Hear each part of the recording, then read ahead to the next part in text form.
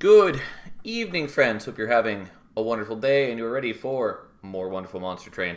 We're continuing on with the Hat Trick Challenge, unsurprisingly, because that's what we've been doing and that's what we're going to continue doing for a while. We are done with 6 of the champions so far, and we are started in on Orechi, which the first run was pretty clean, pretty easy, pretty fun. And that's what we're picking up today. So, we did Reanimator already. We're doing it with Stygian. We didn't use up really any meaningful units. Did use up a couple important spells, but nothing like too crazy. Nothing like really more than what I was expecting to use up at least. But anyways, let's jump into it, see what we get. Oh, I need to pick what we want to do. So, for one of these, I think we want to do Heart of the Pact, just because the extra draw is useful. Herzl's Horde, also very good. Fear's Greed, also good. Life Mother's obviously also good, but I think... well, I'm going to try to avoid that for now, maybe. Bogworms is also good with the Sirens, because it allows us to... as long as it cooperates, it allows us to take draw upgrades more freely, while still putting out a decently strong line. Everyone's favorite allied clan. I mean, Stygian's a good clan, and it's a good, just, like, versatile, like, allied clan for this challenge. Empire of Entropy for draw, how dare you. I would never stoop so low. Anyways... so we've got Brewmaster, and we've got Mad Scientist, or whatever the third path is called, left. I think we're going to take Heart of the Pact, although there's a good chance it ends up not really being useful for me. But I'll still take it.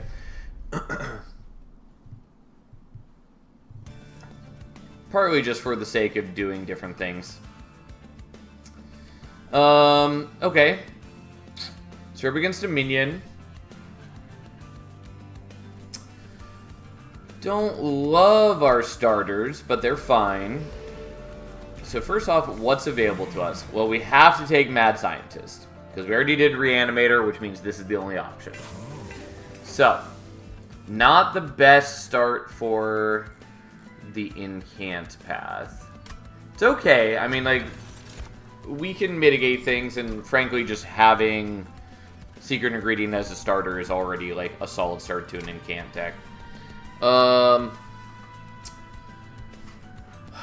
Beyond that, not sure what I want to do here. I mean, like, so I don't really care about taking Titan's Claws at all. At all. Technically, maybe I could get some value out of it, but not really. Trader's Quill, I guess we're probably taking. It just, I don't really expect it to give me much value, especially since I don't have any consume cards to start. And I don't know that I'm really planning to take a bunch of consume cards. Okay. So, I have to decide how I'm lining things up. I think what we want to do...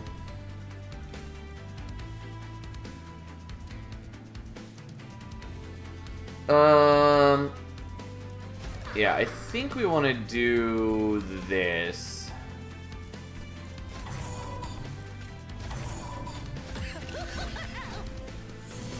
Oh, I meant to do this on, like, mid and top floor, not bottom floor. I mean, we'll leave it for a moment, but I meant to leave capacity open to get the graft units killed. Yeah, exactly like this.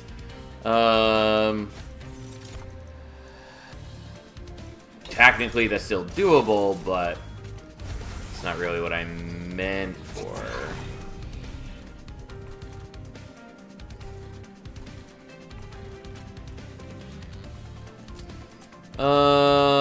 I'm gonna play that just for the extra draw.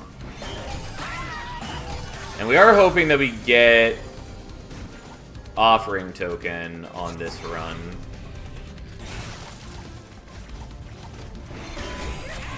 The problem is I really want those Graft units to die, and they're not going to. Like, I can do this now, but it's way late for what I wanted.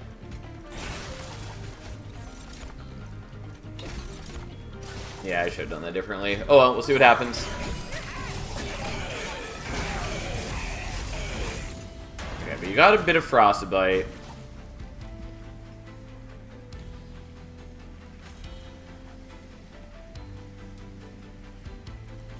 Yeah, so unsurprisingly, that alone is enough.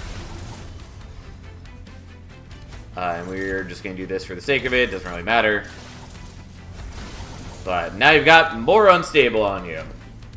But putting that on him gives him the lifesteal so he can withstand an extra couple attacks. And then we just kind of beat him to death and yada yada yada. Does Orechi have the most stat difference between level 3 paths?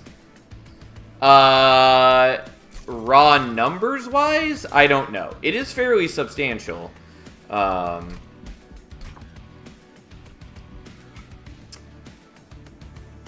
Yeah, I mean, they are fairly different. There are plenty of other champions that are pretty different, though, kind of. Like, for instance, Penumbra has Architect's weird imbalance chunk, Monstrous' high stats, and then Glutton has much lower things. Especially when it used to have only 20 HP on all 3 ranks. But yeah, I don't know offhand what has the highest, like, stat spread between level 3 ranks. As far as this goes, I'm not going to take another Sanguine Assistant. I can't take Explosive Reaction, otherwise I would consider that. And Potion Kit is not bad. But I kind of just want to leave that for the possibility of getting it on whatever the other Orechi is called, Brewmaster. So I guess we'll leave that. Ooh, that's an interesting mix.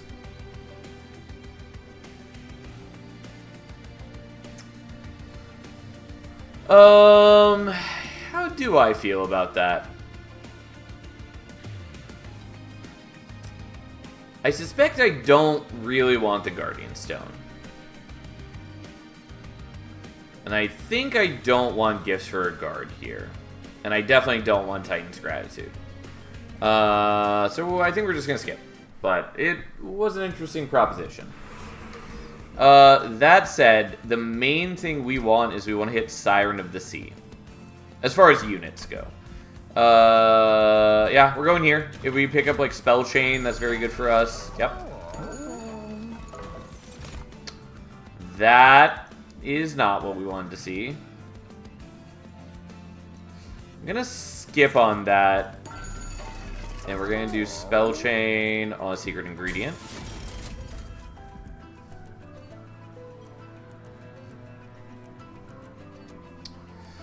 Now the question is, do I want to try to get, like, holdover for that, or do I just want to minus cost it? And I lean towards just minus cost. So we're just going to do that, I think.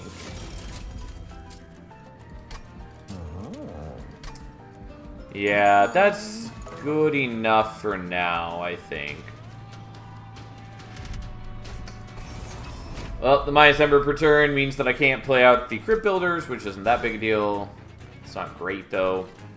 And this is the one with the haste, guys, which is not my ideal turn of events.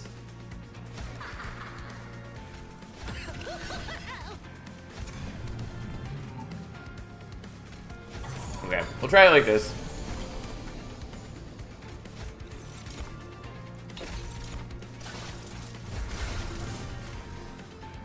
I'm doing that so I get the extra draw off of Heart of the Pact.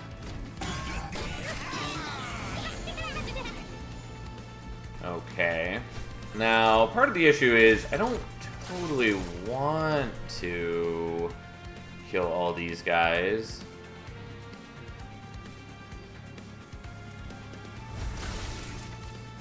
Because I do kind of want people to get up there for you to die. But I could also just kill you with a blue infusion. Yep, we'll just do that.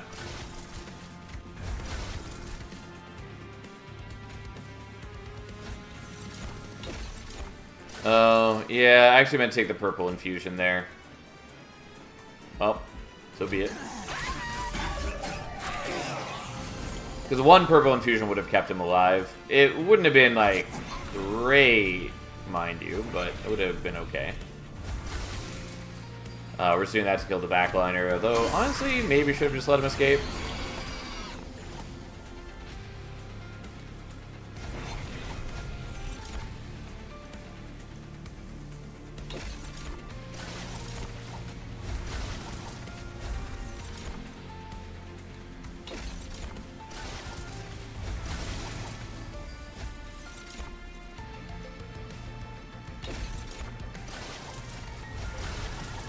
Okay. Yeah, kind of wish I had let you build up more lifesteal, but so be it. We do a chunk of damage. You have some life or unstable on you.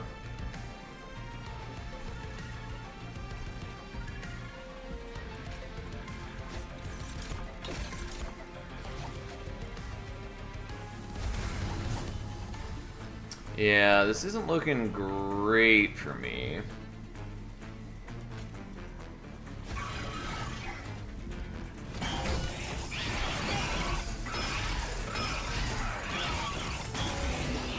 Yeah.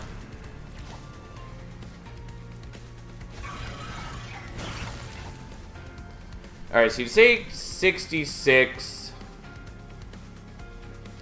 Then you'd get a damage shield going up into the pyre.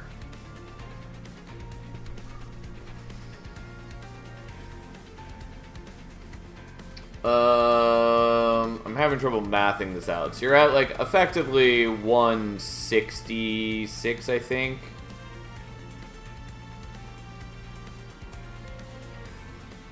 And then you've got 34 unstable.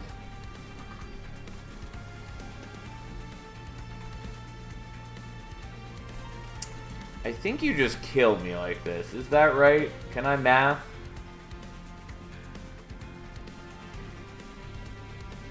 Yeah, I think it does. I'm having trouble mathing right now, but I think that's not going to work. Which doesn't totally surprise me.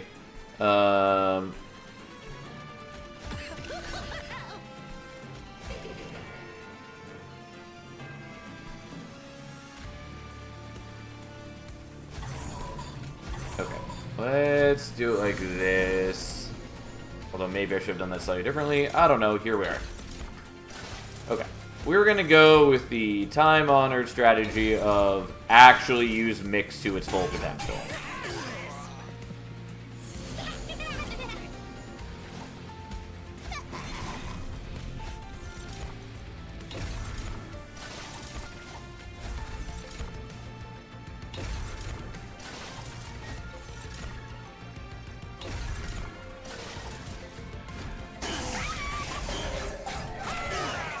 Okay.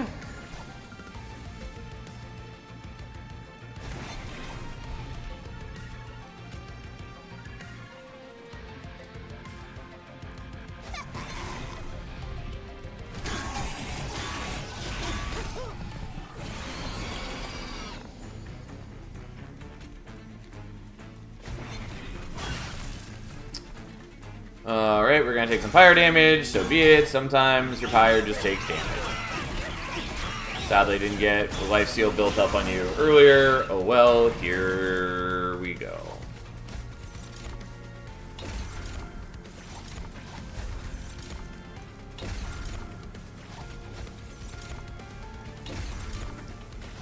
Alright, and the power of mixing shows through. Again, turns out mixing is a very powerful effect. Because again, it's just so versatile, you can use it for largely solving whatever problem you need it to. Pseudoscience is not terrible. I think I don't want it here, but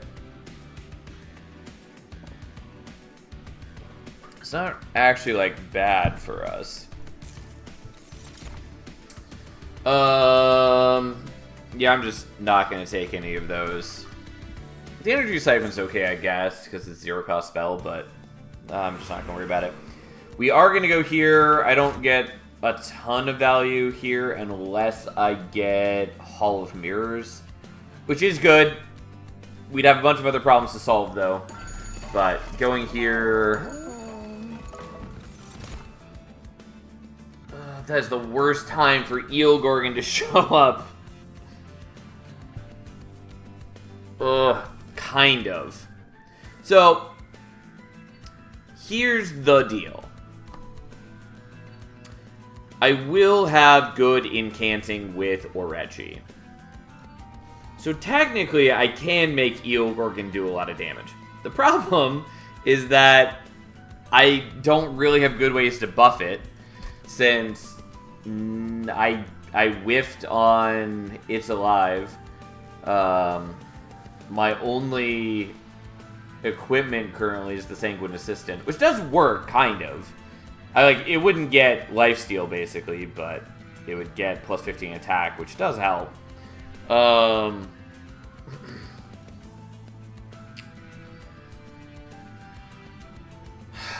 Yeah, honestly, I might take the Eel Gorgon. It's just so awkward for me. But we'll take it. It's gonna get this Smidge Stone. Now, plus 14 attack is honestly not bad, but I'm gonna try for ideally Large Stone. Okay.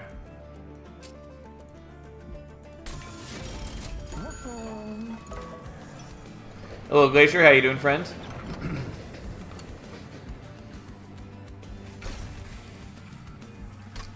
Yeah, these are not really what I want. Like, that's kind of cute, but realistically, I don't care. I have a cat on my lap. That is not a situation that I can relate to at this moment, but a situation that I know well. Alright, so here's the deal. I'm not happy about this, but this is what we're doing for the time being. God, and it's knockback Archeon. Alright, so be it.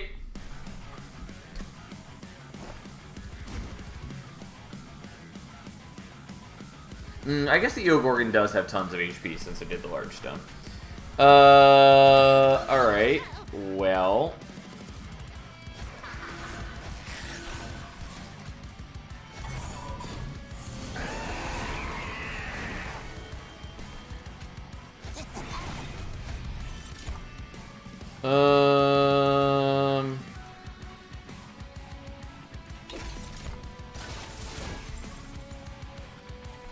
May as well give that to you because I don't actually need to can't hear. I mean, I guess I kind of do. It gives armor. Alright, well, be prepared for some shenanigans to unfold.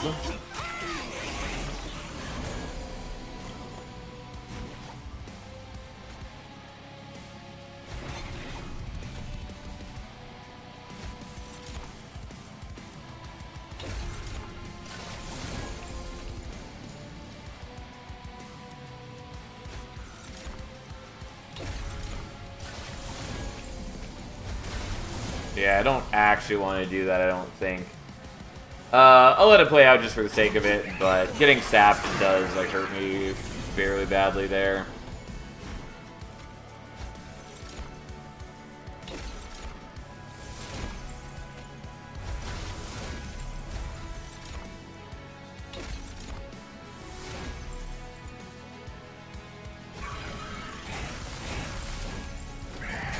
Yeah, like, I could have saved Orechi if I'd done it differently, and I should have done that, but here we are.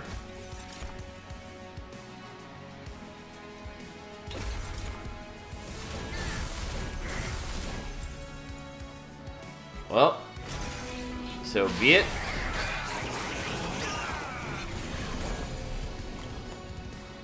Like, I'm still overall in good shape, but I actually don't want the lifesteal. I mean, it's fine.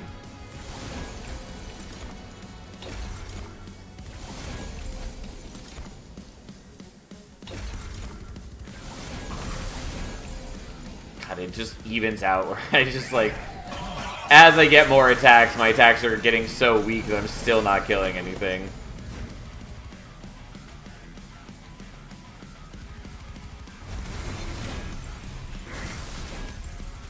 Ta-da! Unsurprisingly, the Eel Gorgon's able to do it, even with my deck not being that great as is. Okay. So, Spike of the League is good. Not sure we really care right now. Combustion Suit. Yeah?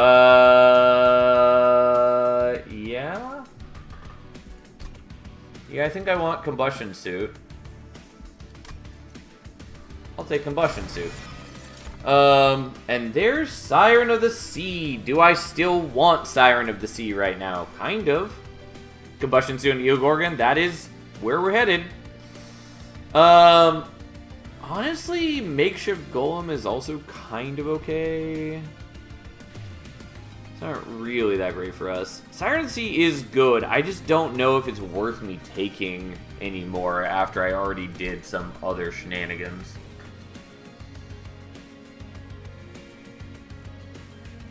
I think we still want it, but, like, I'm a little worried about using up too many units. There's still a lot of, like, good units left for the third run, even if I take her here. Like, Nameless Siren's still around, Test Subject Alpha's around, Plague Doctor's around. Like, there's still a lot of things we can do.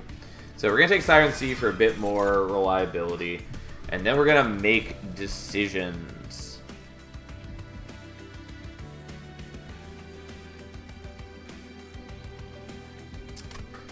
I do really want the draw. More Ember is also sort of interesting. I think I said Ember, I meant Capacity. Ember is also good too, though, kind of. But... also, I'm sad that we whiffed on Offering Token. Especially with the starting Crypt Builders. It was just such a waste.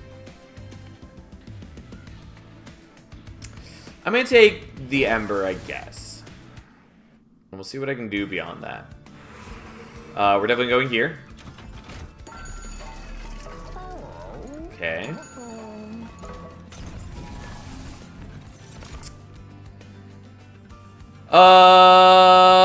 Yeah, I mean, Bloodthirsty Blade is good. It's probably worth taking here.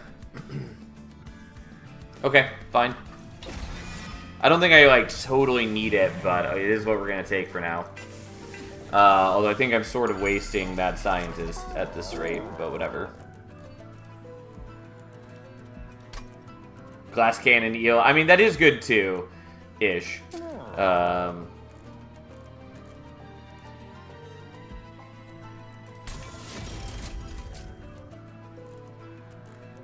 Okay, we're just going to do this so I can have more zero-cost spells. I probably don't need to be that aggressive on the minus costing when I already took Ember. And I probably should have looked ahead to see that I was going to go to a Merchant of Magic. But here we are.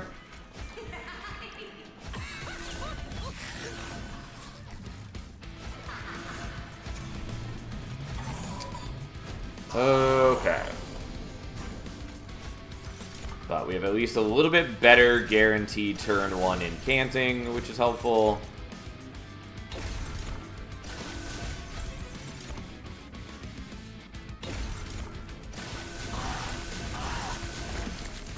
The Sweep Equip plus the Unstable one merged and Eel seems insane as well. So, kind of-ish.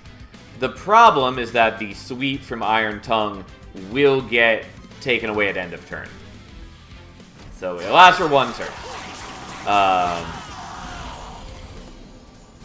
It can still do some good work for you, but it does have a limit to it.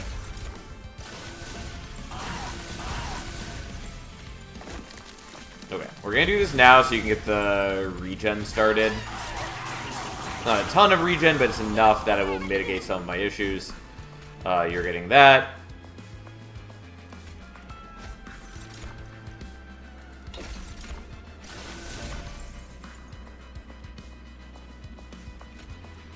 Oh, damn, I forgot to remove sweep. Yep, that it does.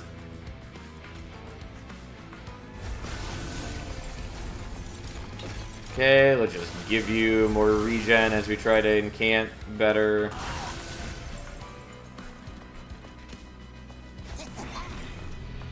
And I could give you the combustion suit, but I also kind of just want to let you kill things. I also do need to keep in mind that if I do merge the combustion suit with a Bloodthirsty Blade, it can cause some weird interactions that are not always in our favor. I'm just going to give that to you. Which, I still might do it. We'll figure it out in a moment. Oh, yeah. We're not getting a whole lot of slays, are we? For that exact reason. Never mind. We're going to go back to using the combustion suit. I kind of spaced out in the whole part where Orechi is already applying a bunch of unstable to enemies. So, that's fine. It's not actually that helpful in the way that we want it to be. Which does mean I've got to remove it, but whatever, fine.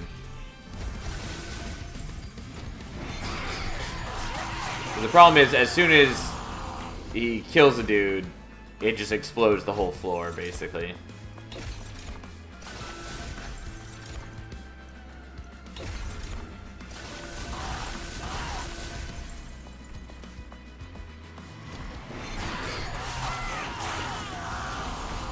Which is good overall, it's just that it doesn't really work with the Bloodthirsty Blade particularly well.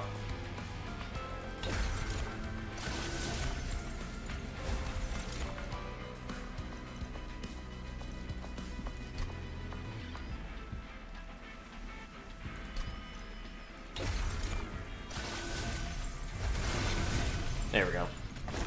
Alright, so get rid of those, and we do all that, and then she survives long enough to get her lifesteal off, and then the Ylgorgon goes on a murder spree. Ta-da! Okay, so, never mind. Not using the Bloodthirsty Blade, which is fine. I'll just remove it. Weaponized Prosthetic is also kind of good for us. Horrify is also good. I think we probably don't need the Horrify, though.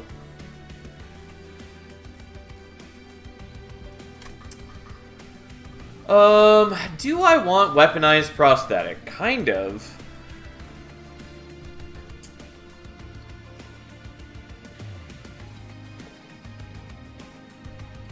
I think we're not going to do it, though.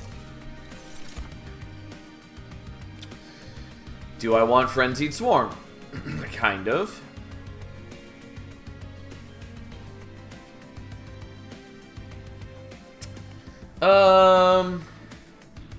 Yeah, I will take Frenzied Swarm, I guess. And then we're going here. I should have looked at other things first, but here we are. I guess we're taking Token of a Traitor. It's not actually that helpful for me, kind of. I think it's mostly actually kind of a waste for me to have it, but I took it, so here it is.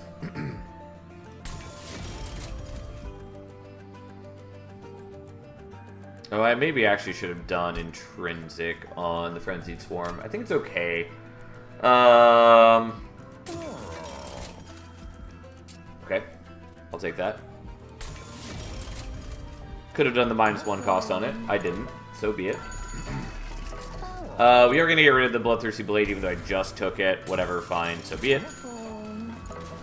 And then we're going to dupe this.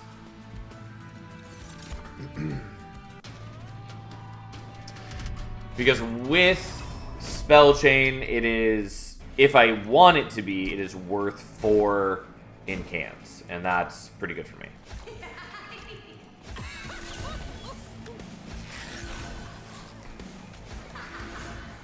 Okay, you go there. I still need to do a variety of things.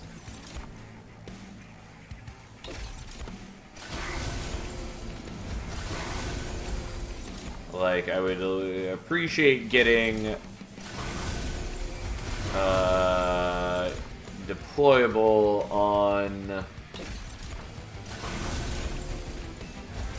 the whatever I'm trying to say. And yes, I know that I'm kind of fucking myself with this because the sap is ruining me. But we're at least getting a bunch of things. I really should have just played out the Crypt Builder, but we did get to the point where it worked anyways.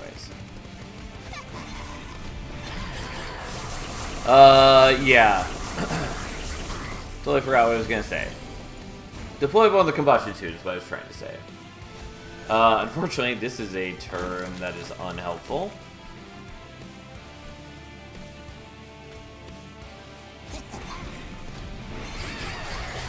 Well, we didn't die, and we did still kill some of the backliners.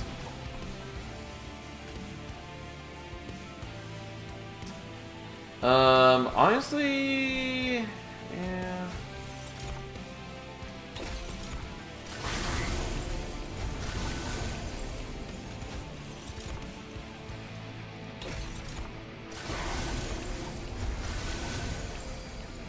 Yeah, I am mostly just making you stronger, and that is perhaps ill-advised. Okay, so you guys are dead. We'll do a little bit of damage to you, set that up there. I can maybe stop you with other things. Okay, so I can hit you with the Crypt Builder, and that will be nice.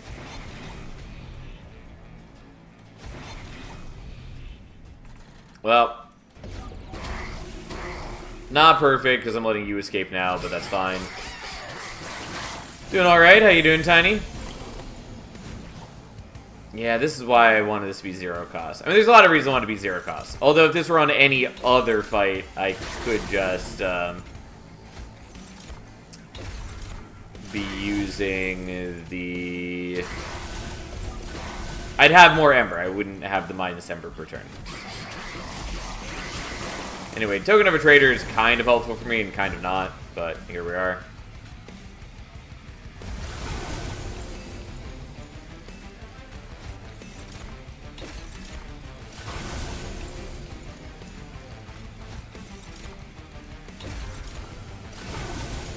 Okay, we have the kill right there.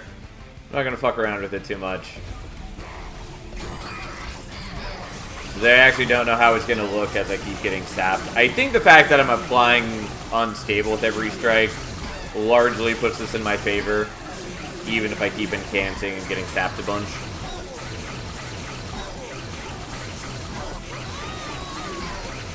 But just for certainty.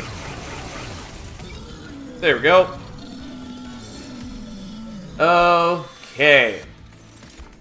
Reanimation Lab is cute, but not helpful here. Risky Operation is damage scaling for the Gorgons. I don't think we really need it, though, at this point, so we're not going to worry about it.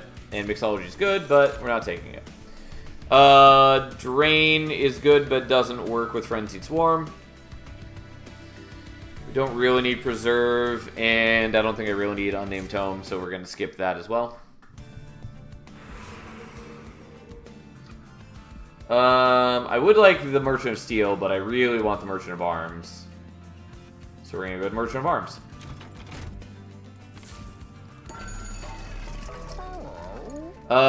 Echo Vault is good, but we're not gonna worry about that. Fight Club is not bad either. But okay. Steward's Quarters is the thing that I want.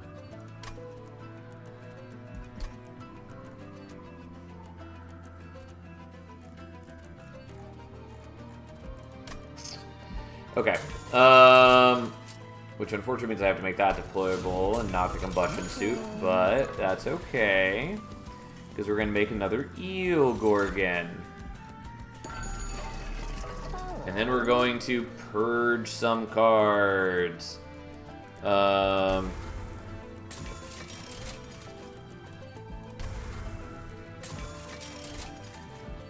guess I'll leave it there for now. merge suit with Carapace. If I had the capacity for that, yeah, that would be good. And yes, I know I could have the capacity. I actually don't really need to be playing out the Siren of the Sea. Well, it's still useful, since we'll still be taking damage from the, during, like, the Titan fight. And things like that. Alright.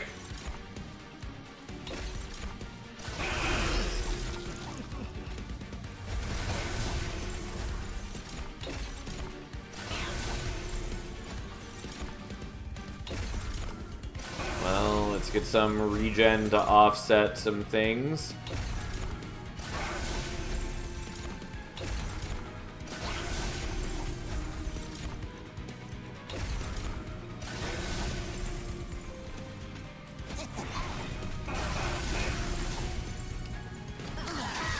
Alright, look at us go. I would like to play out the Calcified Ember, but I would also like to do other things. Oh, I meant to give you the reanimate already. Whoops. Or not the reanimate, but the regen. Either way, it's fine. Like, I'll make do.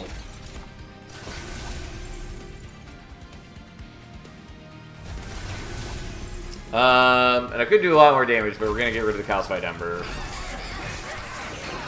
This is legitimately detrimental to my life situation. Okay, we have the Frenzied Swarm now. Sadly, it doesn't cost a 0, but we're working on it.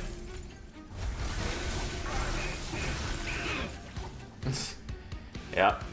And thanks for the follow. I really appreciate it. At least now the crypt builders do their job. Okay.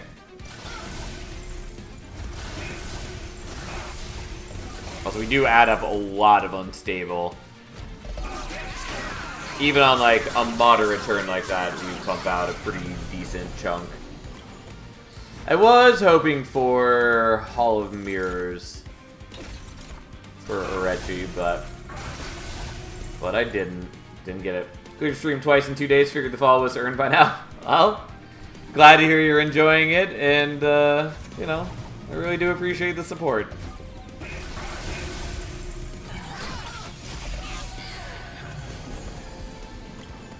Alright, yeah, not the most exciting turn, but that's fine. We just spam out the incants, we watch this Token of a Traitor murders a thing. We play as many spells as we can play.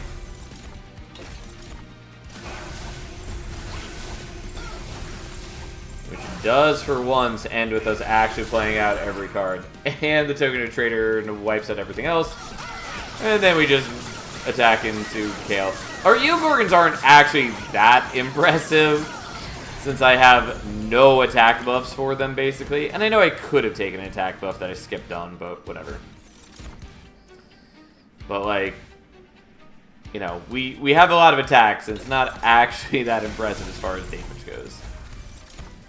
There are sort of ways I can still make it vaguely impressive, like building up a big Rage infusion going into Relentless or into any given turn, but here we are.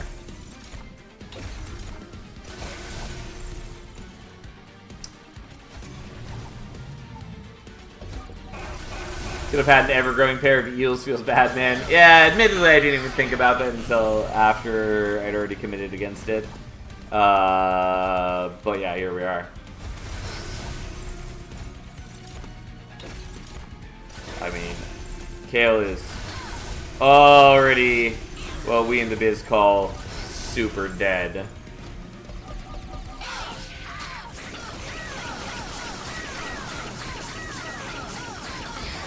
Well, he did make it through one round of combat, so that's something.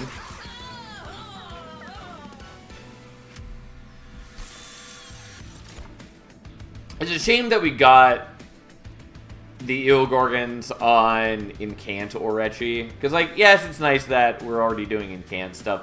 But the fact that I apply Unstable means that I couldn't use the Bloodthirsty Blade with him on the same floor. And yeah, I could have put Orechi on a different floor and just run the Eogorgons. But that's against the point of the challenge, to use my champion.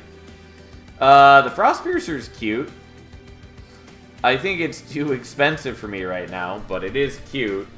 That said, we're not taking Electricity Chamber, and we can't take Tome of Horrors, because we already used it last run, so. Alright, so... do I want Draw? Yes. Do I want Ember? Maybe. Yeah, we're not gonna do Ember. I was considering it if the dupe was on the same side as the Merchant of Arms. Because if it were, then I could have potentially made the combustion suit deployable, then duped it, and then I'd have one for each of the Gorgons right as the battle starts, and that would be good, but it's not what we're doing. I may as well go here right now and just try to make my deck better, because more Spell Chain is still quite good for us.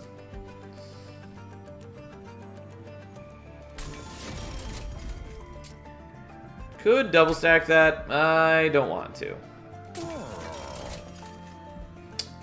Was hoping for Intrinsic, but I'll take that since it's our last shot.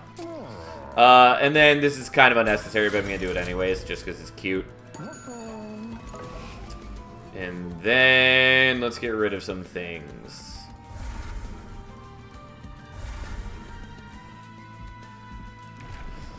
And then we have Mad Scientist 3, which is now 16 unstable per incant, which is a lot.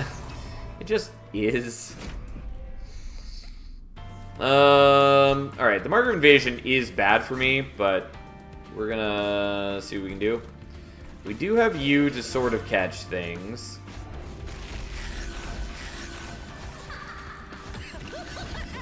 Right.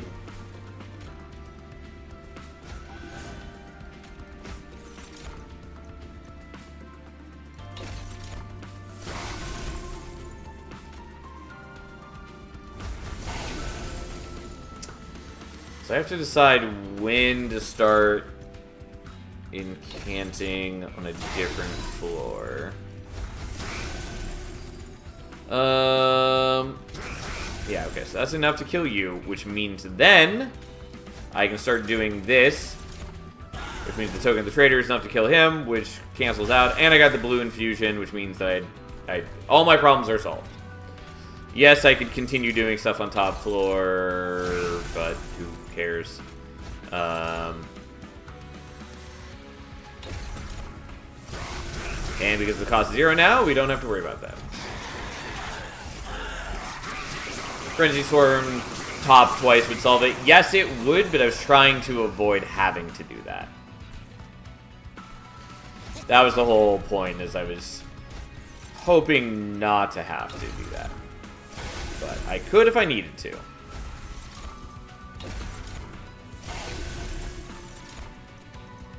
I'll just take the regen, actually. And then he's dead, and we regain 3 HP. How wonderful. Again, the Eel Gorgon largely doesn't matter here, and neither does the Siren of the Sea for the most part.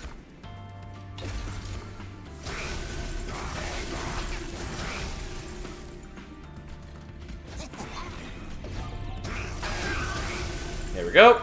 I was pretty confident in the end that we would still end up killing them. And then we just continue machine gunning them down and preparing this for Relentless. I think we'll be okay, kind of regardless, but just in case. I've gotten it to a point where my deck is pretty consistent now. I don't really have the possibility of bad incant turns.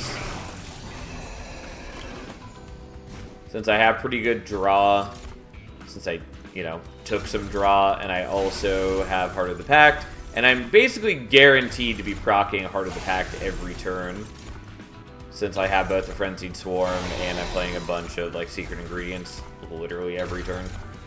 So, I effectively just get, 7 draw per turn, which is good. And there we go.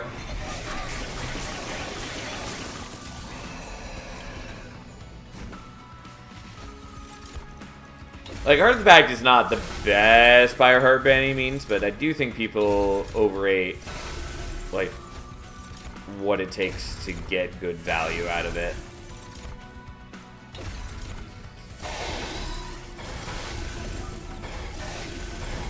But there we go. Yes. Alright, well, Rax is a scary boss, but also not a big deal.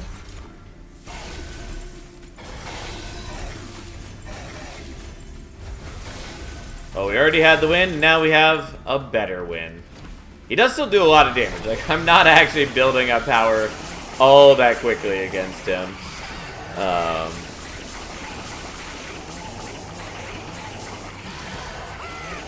Doing alright? How you doing, Goldpoke? Like, even with 7 attacks each, my Eel Gorgons aren't that strong. But that's okay. That's fine. We're getting there. Could take Horrify. Not gonna take Horrify. Acid Shower is cute. Not gonna worry about it. I mean, I kind of like it, but it doesn't really help us at this point. And we're not gonna take Reanimation Lab. I could take Guardian's Amulet. I think we're not gonna need that, though.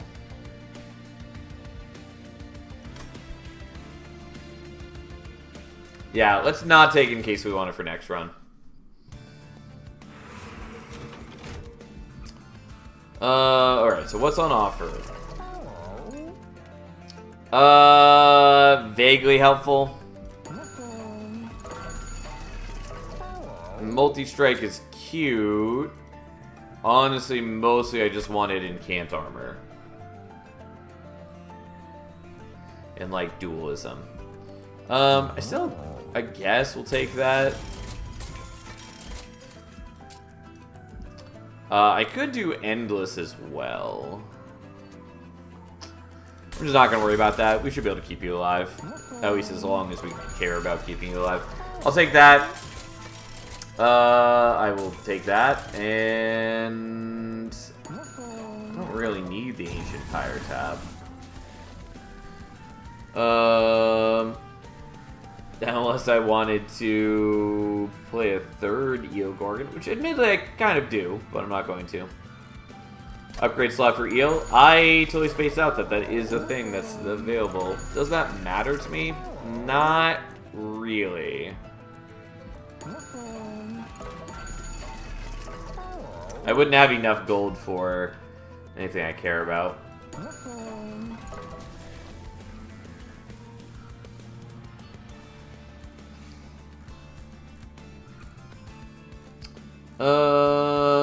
So I could dupe the combustion suit. So that, or I dupe like the secret ingredient again.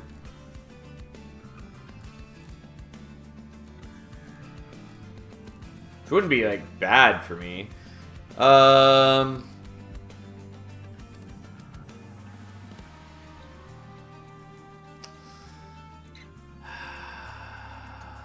Guess I'll do this. It, again, doesn't really matter. But, so be it.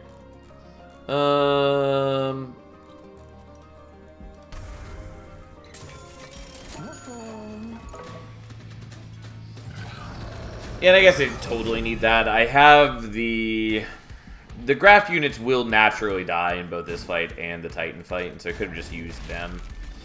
Not that I particularly care in one way or another.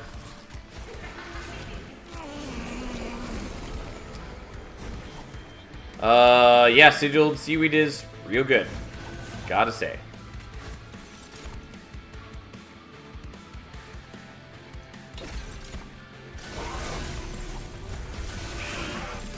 And then we just kind of blow them up. Well, You can have that, I guess. What I really want is the red infusion. Just give me that sweet, delicious rage. And it's not rage.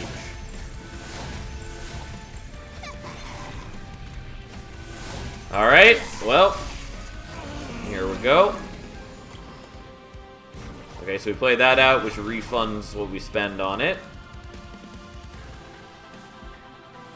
Such a good synergy with the token. Normally that artifact is meh. Oh, token of a trader. It's okay. It's honestly not that useful for us right now. It's doing some good work. It's just that I already... It's sort of limiting our unstable build-up. Since it's not letting me get the full set of unstable on enemies before I cause the chain reaction. Like, it's not bad for us. Well, it's got some downsides, I will say. But it is still doing some decent work for us. If I didn't have the Frenzied Swarm, it would be a lot more valuable, since it would be preventing me from losing HP on a lot of waves. But with the Frenzied Swarm, it mostly just doesn't matter.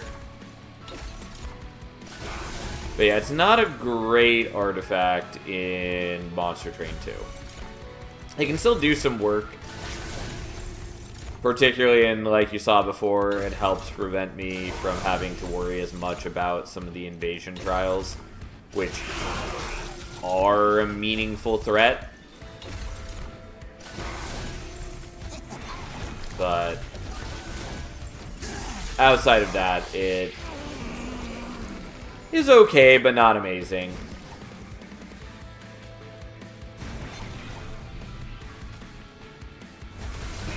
Okay, and then we just try to incant all the livelong day.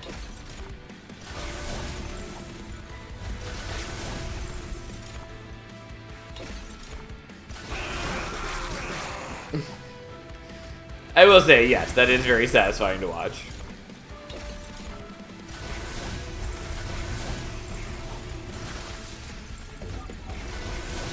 And there we go. Unfortunately, again, even with 12 attacks, we're not actually that strong. It is better than it looks, because we are also building up 5 unstable per hit, so it does go up a pretty decent amount. Although it pales in comparison to the amount of unstable that Orechi is giving off. Also, we are just permanently at max life, since we're also healing 3 from the Crypt Builder pretty consistently. Give me the red infusion. Honestly, I've never learned the actual names of the infusions. I know they have them, and I've just never thought to pay attention and figure out what they are.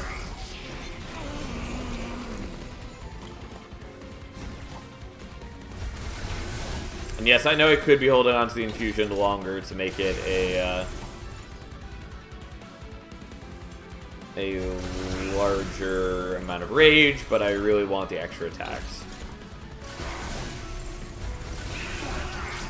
Oh, there's the explosion. And we hit the breakpoint, unsurprisingly.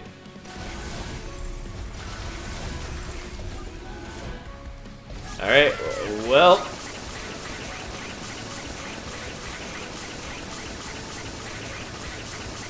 There we go. Unfortunately, it is going to take me a while to kill Savagery in the Titan fight. Particularly because Unstable is fucking stupid against the Titans. It's just implemented the worst way possible. And it just makes me even more annoyed at this fight than I already am.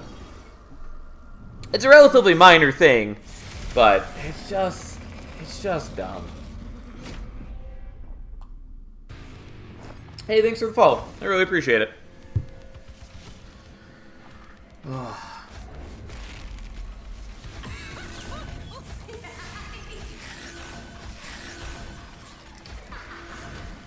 I I suppose I should have played you on mid-floor. It's whatever. Who cares? So...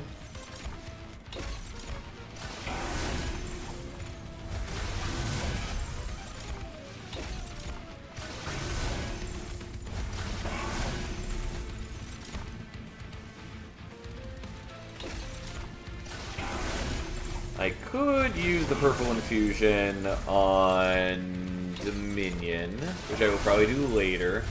Unfortunately, I don't have the Frenzied Swarm this turn, but whatever.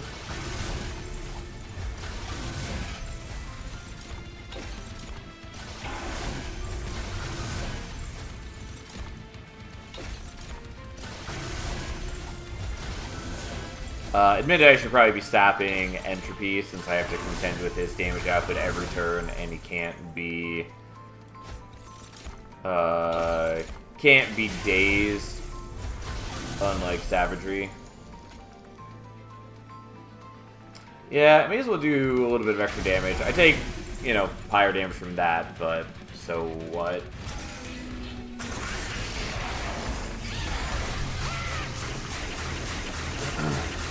Unfortunately, I don't have the combustion suit yet, but also, even if I did, building up unstable and use a frustrating experience. Because they, unlike every other enemy in the game, they don't explode once they hit more unstable than they have max HP.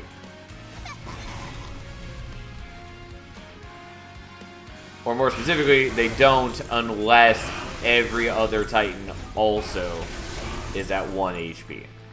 So I still have to get the Titans down to 1 HP, more or less, for the unstable to have any effect.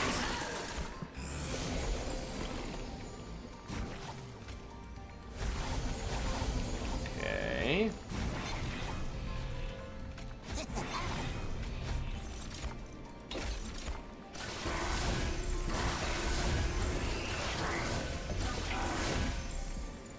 Alright. Siren takes a little bit of damage, but not a big deal. She also does have lifesteal building up, so she'll be able to heal back to full every turn. Could have just discarded the curses. You are correct. I totally spaced out on that. But yeah, absolutely that's what we should do. It doesn't mostly matter. It does affect my frontliners, but who really cares? But yeah, you're absolutely correct. I should have just discarded them.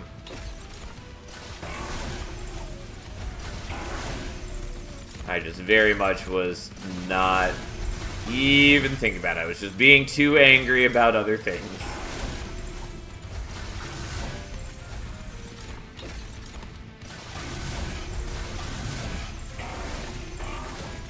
Alright, Savagery's down. We're starting to do some damage to Entropy. I mean, like, we've got a lot of unstable on Entropy, but again, I need to get the other two down before that matters. Luckily, like, we already got Savagery down.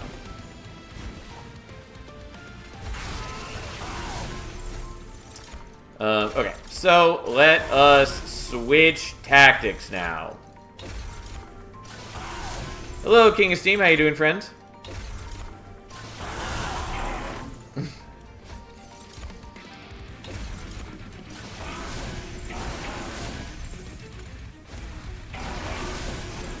Yes.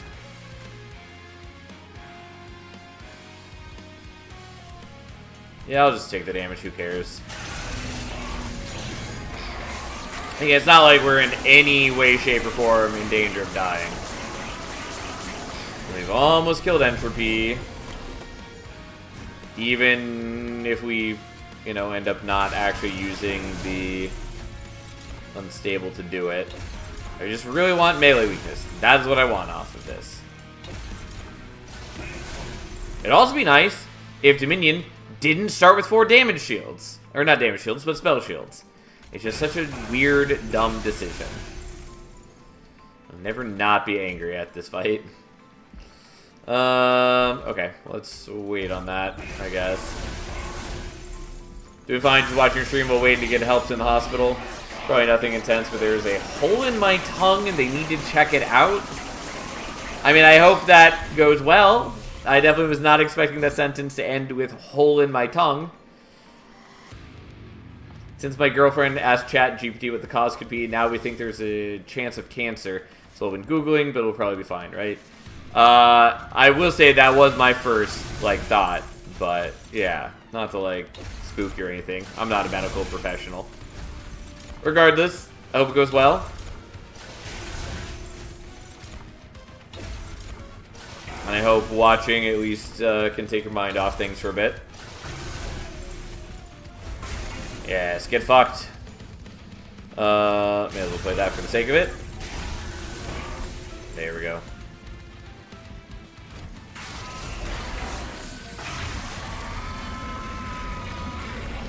Yeah, to be honest, more on the side, and when I look at it in the mirror, it could also be from biting a knight or something. Yeah, I mean, easily could be.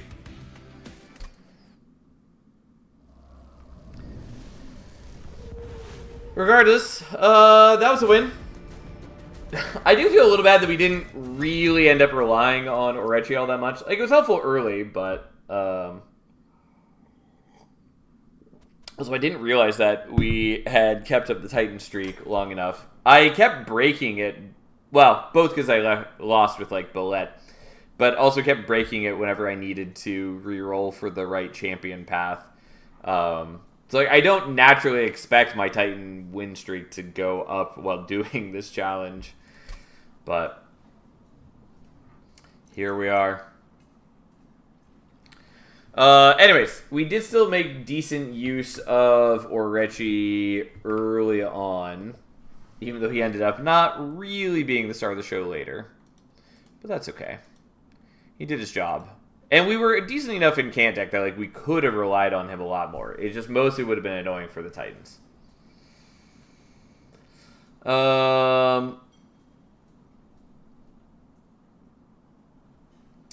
Anyway, so this was Mad Scientist with Heart of the Pact. We're just going to say Pact because I'm not typing out the whole thing there. And we used up Siren of the Sea, even though it ended up being not that important to us. Cold Kalia definitely got abandoned, but was helpful early.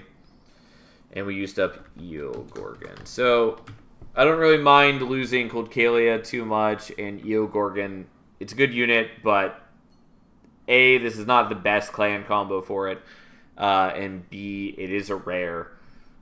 So it's unlikely that we encounter it again. Siren of the Sea is really the kind of big one to lose just because it's such a versatile... Well, versatile is not the word I'm looking for. It's a reliable and strong unit. But that's okay. And I think that was all the units that we used. I think that was everything. Oh, no, that's right. We had Sanguine Assistant as well. Which is whatever. It's a card that I think I'm generally kind of happy to start with, but I never draft. Okay, as far as spells go, we had Frenzied Swarm, which is always a loss because it's a good spell. And then we lose the Crypt Builder because I started with them. And that's it. Those are the only non-starter spells we had. As far as rooms, we use Steward's Quarters. Okay. And then it should just be Combustion Suit to finish it off. Yeah, I think that's everything. Don't think I'm missing anything. Alright. On to the third run with Brewmaster. And I'll tell you right now, kind of the ideal situation is that we just get Test Subject Alpha, and we go from there. There are plenty of other things we can do too, but that is the most straightforward, kind of easy thing for us. Oh, I need to change the Pyre. Which does mean I immediately break the win streak that we were just talking about. Whatever. Not a big deal.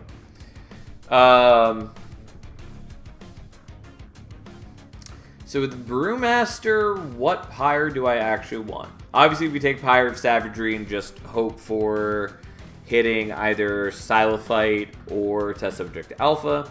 Feels a little cheesy to do that, but it is good. Bogworm's growth is also okay.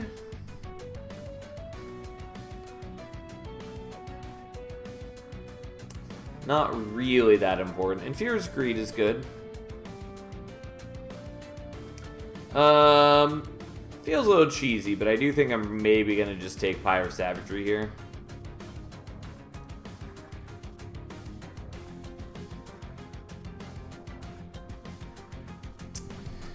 I kind of want to not do that. You know what? Let's take Fear's Greed. Let's do that. I've barely been using Fear's Greed, and I feel like doing so. Okay, do we have Brewmaster? We do. Okay, so we do have Forevermore Serum, though it's on our ban list. We finally got Offering Token. We got Silophyte. Okay.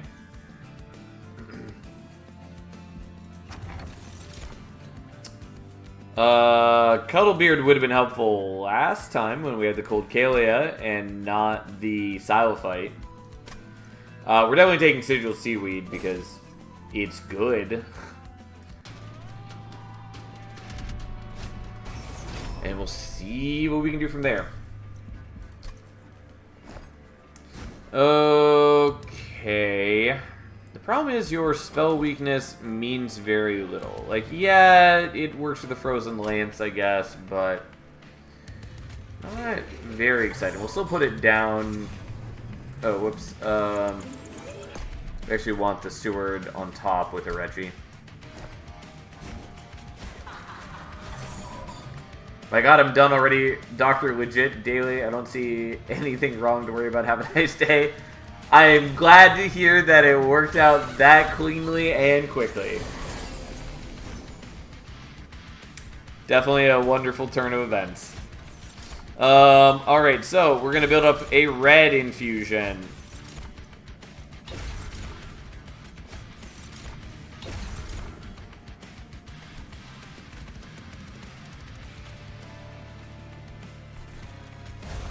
There we go. Thanks, such an anticlimactic thing. I mean, yes, but of all the things to be anticlimactic, that is the one you want it to be. Alright, it's not what I wanted to do, but we're gonna do this so I can have a shot at getting the blue infusion. Okay, beautiful. And I could have done that on him and killed him as well, but then I didn't, and it's fine.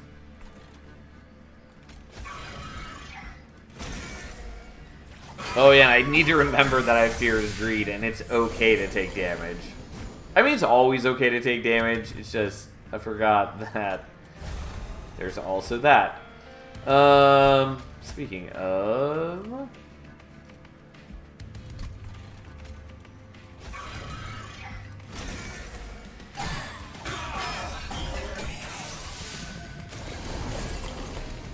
Okay, so your ability is back up. We'll take that.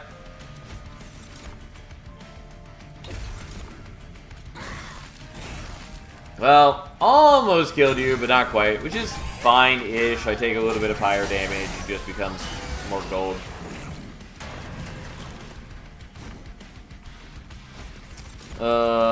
And then we just continue living a life of joy and beauty. I am glad that they fixed it so you can't target the infusions with your discard with Offering Token. And yes, I'm taking more damage. Yes, I could have prevented myself from taking damage. No, I don't care.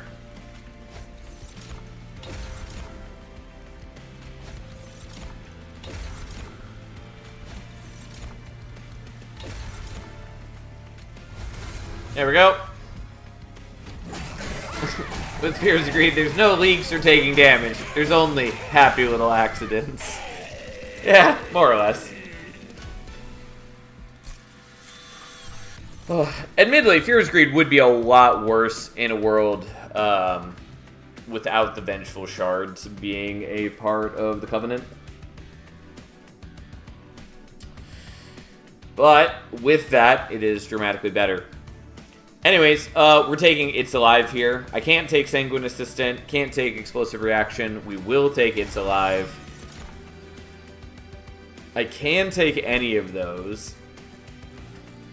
And I think we're going to take Helical, even though I don't know that we really need it. But that's fine. Hopefully we get... why am I blanking on the two Mixology? Hopefully we get Mixology and Mix-a-Lot. Especially since I haven't actually mastered Mix-a-Lot yet.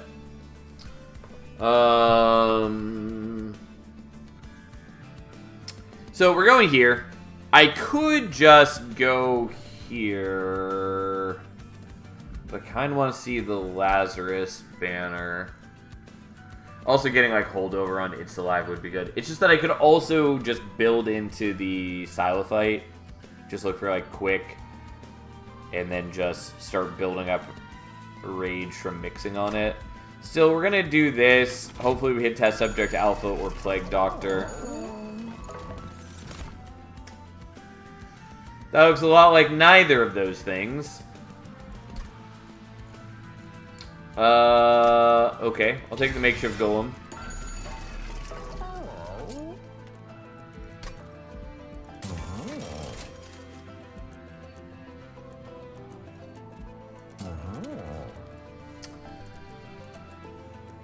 I could do Spell Chain Offering Token, or I can do something like this. I think we're just gonna do this. It's not the ideal, but it is acceptable.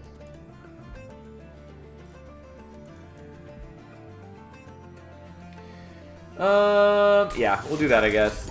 It does bankrupt me, which is maybe a little greedy, but that's fine.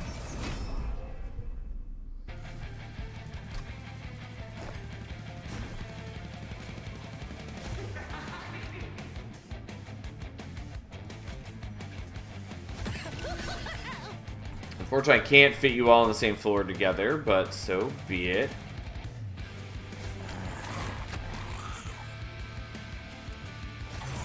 God, I barely ever use Makeshift Golem. Okay.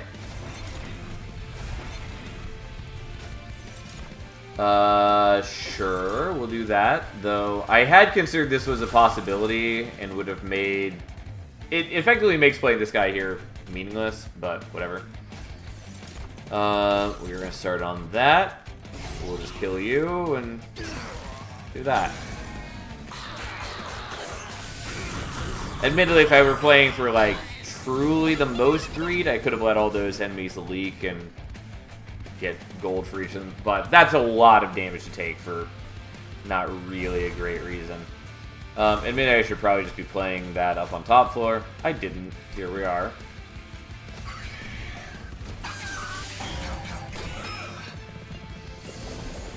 I don't really know why I made that decision, but I kind of got suckered in by him having a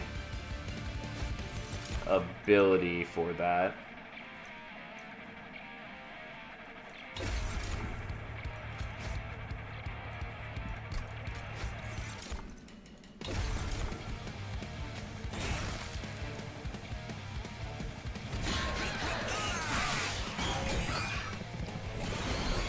Okay. Yep, that's a problem.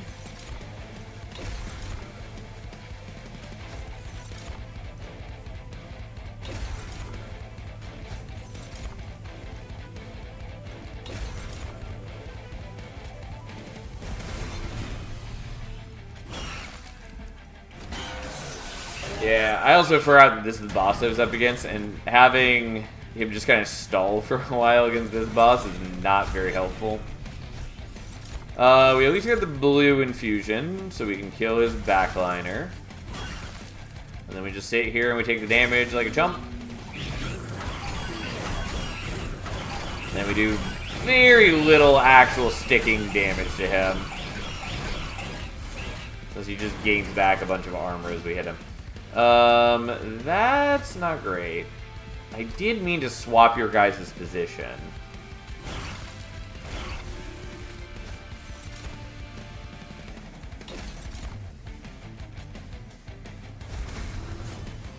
Fine. I survive even if I take a little bit of damage because I fucked up. But that's fine. Yeah, he goes down to 1 HP. And then unfortunately I have to take 2 hits because of the damage shield. So I do lose a lot of HP on that mistake. But fine. I mean, Twisted Assistant's real good. It feels a little cheesy, but we're just gonna take Twisted Assistant. Already have offering tokens. Doesn't mean I shouldn't just take more offering tokens, though. Okay, now... I did already fill up the slots on It's Alive, so I can't get, like, holdover. I think I'm just going here, maybe...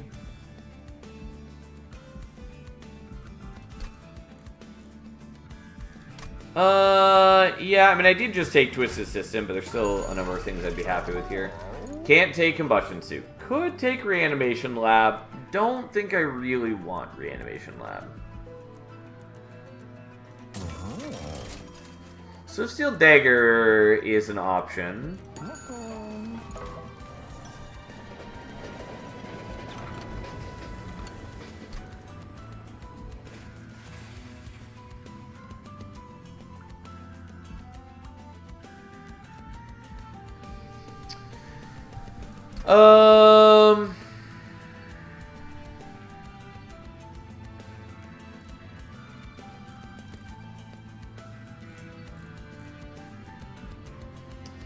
So, like, obviously Argus's wings are pretty solid. And I could just put it on, like, the Silophyte. And that's pretty okay. I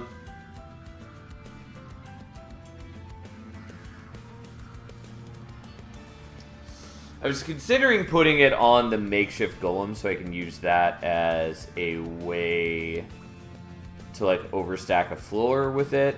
And I don't hate that, and that would leave slots open on the Silophyte for other upgrades, which I don't hate. Could also re-roll, hoping for the Golden Wings, but the chance that we hit the Golden Wings is very low. I'm going to greed and see what happens. I am not going to re-roll again. We're taking this for something. It's just a matter of do we want it on the Silophyte or the Golem.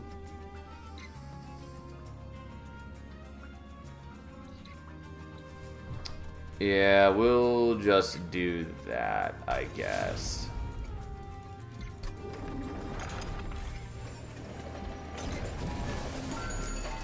Okay, I didn't really want Swiftsteel Dagger, but I will take that, maybe. I know I just took Twisted Back, or Twist Assistant. I should probably be just committing to that, but we'll see what happens. It's like the option for having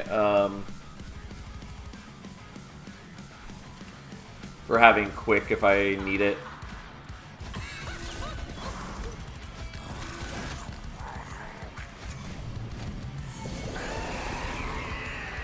Okay, so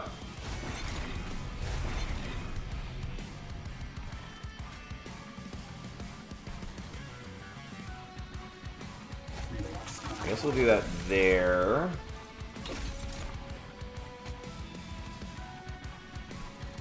We'll use that so we can kill at least one of the enemies outside of his eyesight.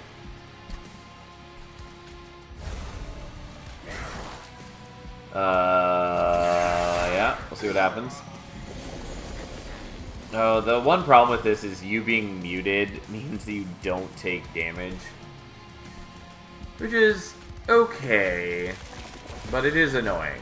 Oh, and I don't want to discard that. I keep forgetting.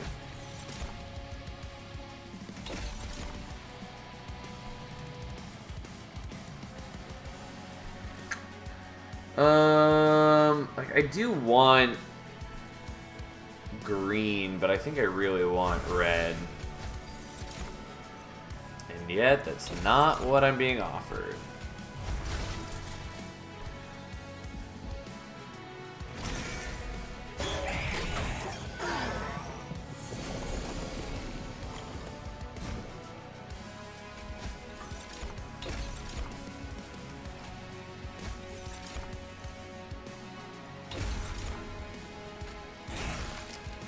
Well, you are wasting the lifesteal, but that's fine. We'll leave it be for the moment.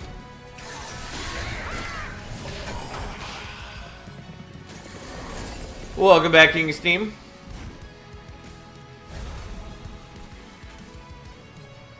Yeah, I want more rage is the main thing I want.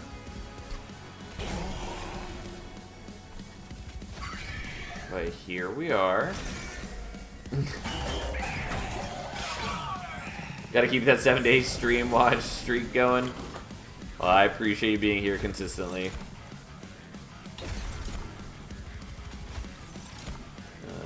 Okay. Alright, so you do that and you murder some folks. And then you fly up to block. You do have one of your reanimate stacks popped because he just has way too high of attack for us. He's a cruel, terrible creature like that. Alright, fine. We'll just do it this way. Admittedly, I should be putting a focus on mixing as much as I can. That is not what we were looking for.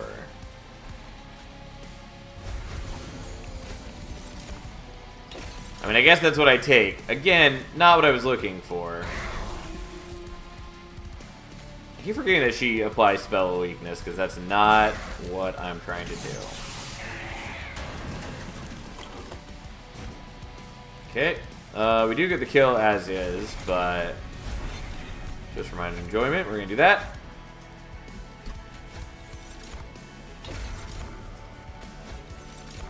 And now you have more reanimate, which means you protect the backliners a little bit better. And that's fine. We take 1 damage for Fear's Greed, and then we just kind of kill. Ta-da! Okay, Double-Edged Bearer is interesting. I don't think I carry enough to use it, but it's not, like, bad. Ancient Synergy is a good card that I don't think I want here. Deep Offering is a maybe. I'm willing to take Deep Offering. There was a world where I was going to consider taking Titan Sentry. We are not in that world anymore. Can't take Cold Kalia. Can't take Guard of the Unnamed. So here we are. I mean, Titan Sentry is not bad, but it doesn't really suit my needs. And I think we're just taking draw at the moment. So there we go. Never understood the value of Deep Offering. Costs 3 mana. It's so expensive. Yeah, but it's in a game where you have a lot of access to cost reductions. In a variety of different ways. Like, consider it with, for instance, Conduit Tethys, who, as a reminder of Conduit Tethys' ability, so, Conduit Tethys reduces the cost of all damage spells on the floor by a certain amount. So, rank 3 Conduit Tethys, you're reducing the cost of all spell, or all damage spells by 3. You can afford, even without taking any Ember upgrades, to spend all of your Ember on Deep Offering for the turn. Draw into 5 more cards. Like, if 90% of your deck is damage spells, then you just spam out every damage spell in your hand, play Deep Offering, spam out 5 more damage spells. Real good. Wait, they used to be all damage spells, right? What do you mean? Oh, I'm blind. It is damage spells. Yes, it is damage spells. But yeah, so like, for instance, there's that. There's also plenty of just like low-cost good spells. It also helps filter into the spells that you care about more. Like if you're fishing for something, like if you really want to draw into like an Imp or one of your Graft units or something, it helps you draw through your deck faster.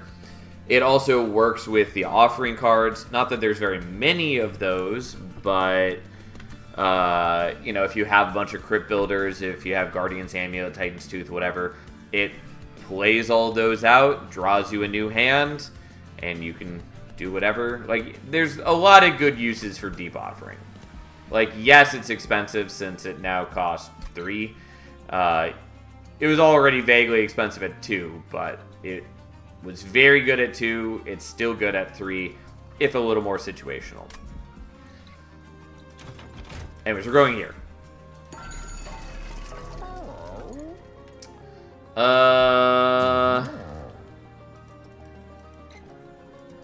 That's kind of cute.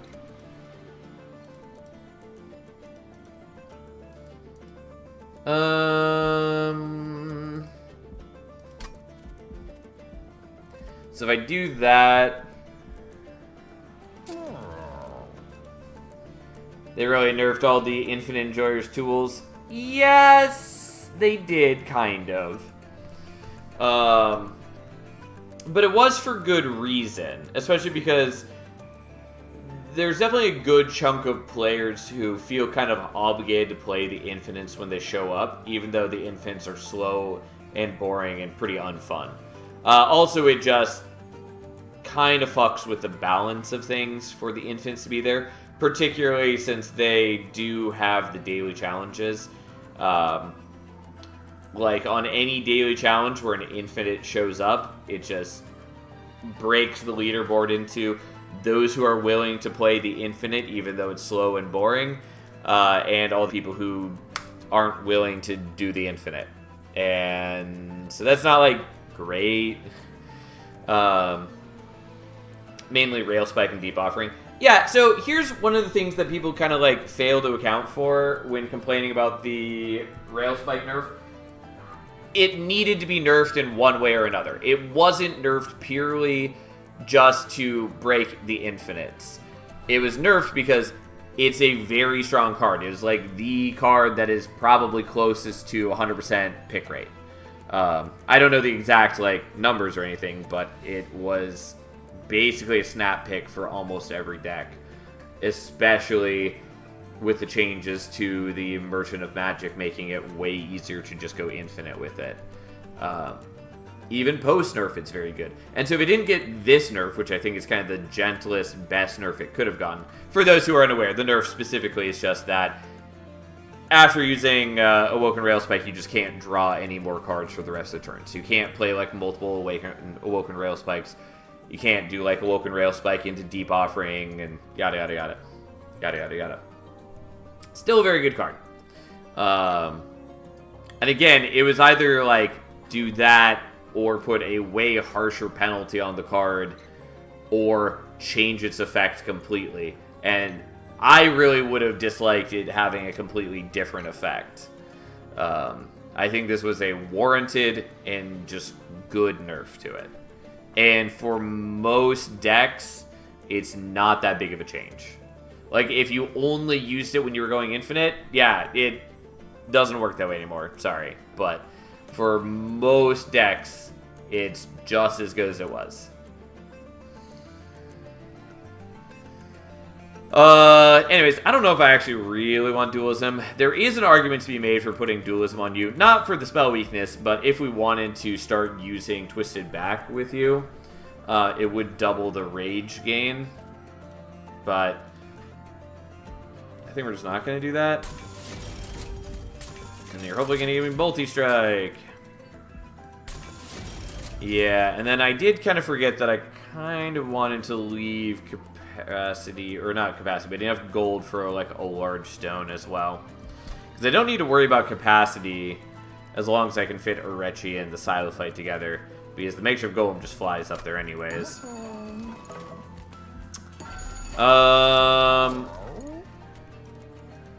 I mean, the plus 14 is not bad.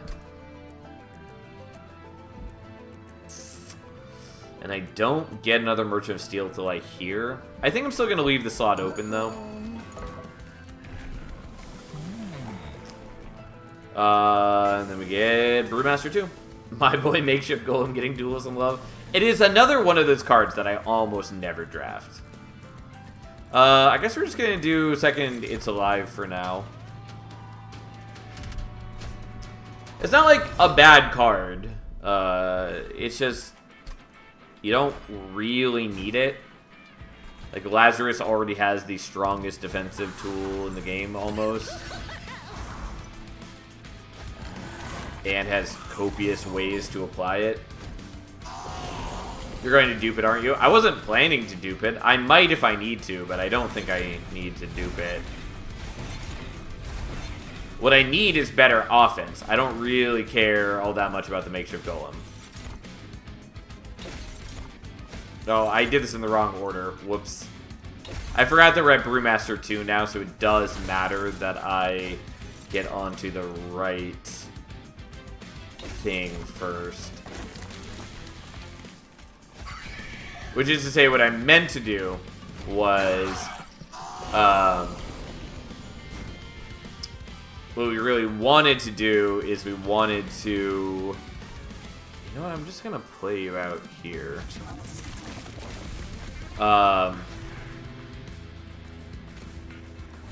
Eventually I'll say the words that I mean to say. We meant to use the mix first to try to get onto the red infusion, and then from there have Orechi like super boost it. Probably should have done the helical, especially since he gets extra Titan skin as he goes up. Also, fuck you.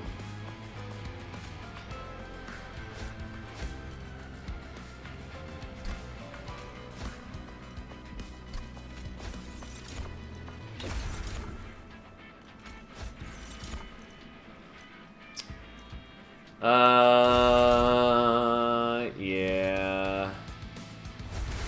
Okay, so we do kill you that way. I don't get the collector. Oh well, fine. I am still getting a bunch of extra gold, just regardless anyways.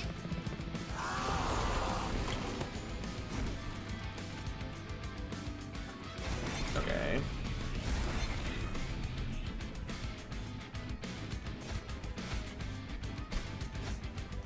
Well, continue not playing out those guys. So...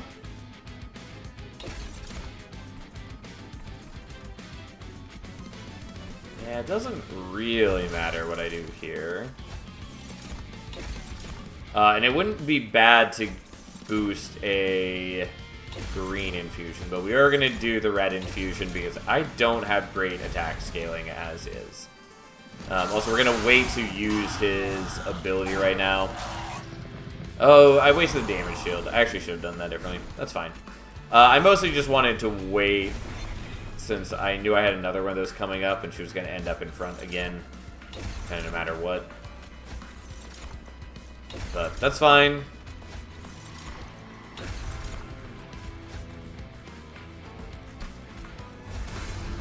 There we go. You are still taking a little bit of damage because she just doesn't quite kill him in one blow yet. Oh, and you got muted. Get fucked, Kel. The worst of all bosses. Yeah, unfortunately, Deep Offering, really not that impressive for me yet.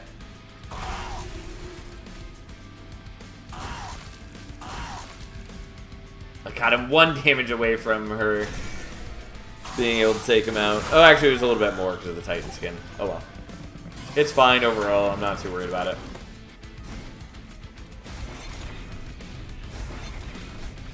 My deck is definitely not quite as strong as I want it to be, but it's most of the way there.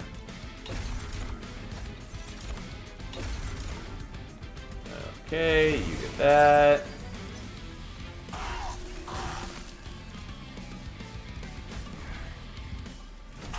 And here we go. Unfortunately, I am depriving him of things, but it just doesn't matter. We just let our team go. There's no point in us incanting when it's just going to give us corruption. And then we'll just murder his ass.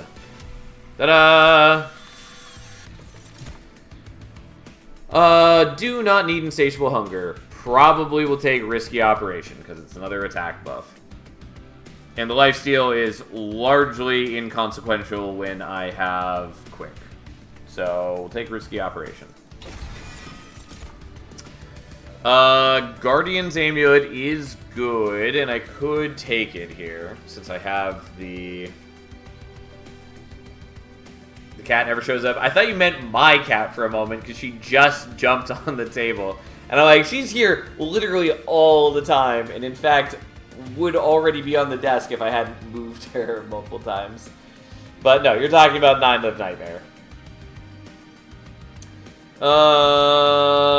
And admittedly, yeah, it's a rare unit. They don't show it very often. Turns out it's a very strong card and deserves to not show up all the time. I've heard people complain that they want the rare units to show up more.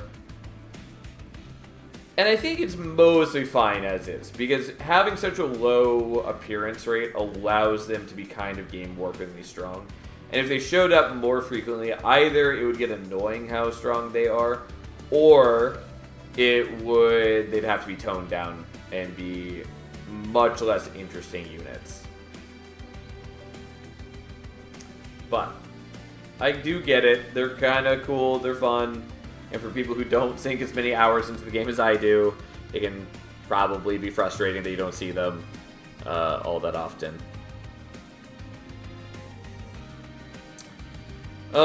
Anyways, am I taking a Guardian Amulet?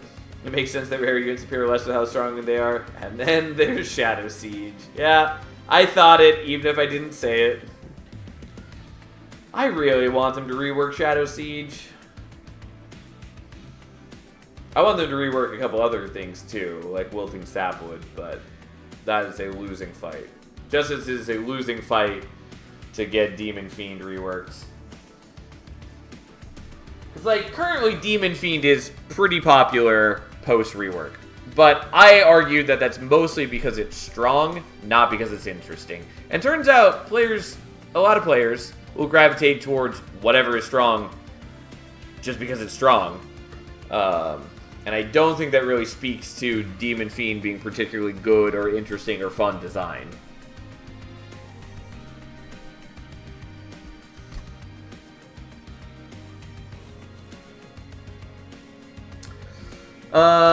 Do I want to take Guardian's Amulet? I kind of don't, but I'm gonna do it anyways. I don't know. We'll see what happens. There is some good stuff at the Celestial Alcove. We are gonna go here, try to find, I don't know, hopefully like Bloodthirsty Blade. Who knows? There it is. And we're up against Dominion, which isn't too big a deal. Especially if I hit Bloodthirsty Blade now, I can set up on bottom floor from here on out, basically. And with the mute, I don't even have to worry about the corruption from enemies. I still sort of need an answer against Seraph itself, but we kind of have that solved.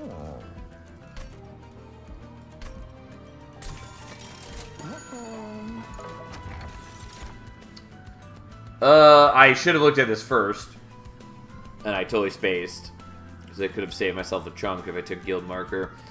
Do I want to take Shadow Sheath? I think the answer is no, but I kind of could. It is not actually bad for us. Kind of. Nope, we're just gonna keep things simple, take Guild Marker, though again, should have taken that first. We are not gonna do that. Don't think we want Inferno Room. Is there any room I care about? Currently we're spending 4 Deployment Ember, which is what I've got.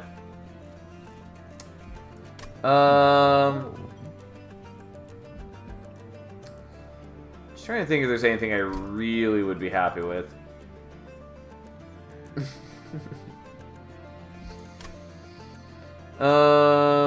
Organ Harvester I also would have been happy with, kind of, but here we are.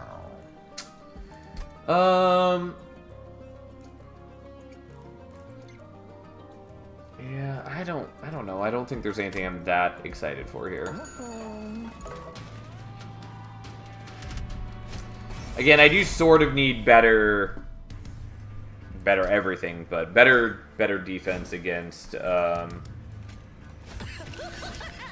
against Seraph. But we'll see what we can do.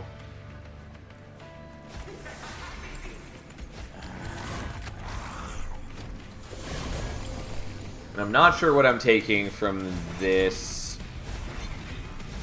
upcoming boss upgrade. I lean towards... we're definitely doing green here.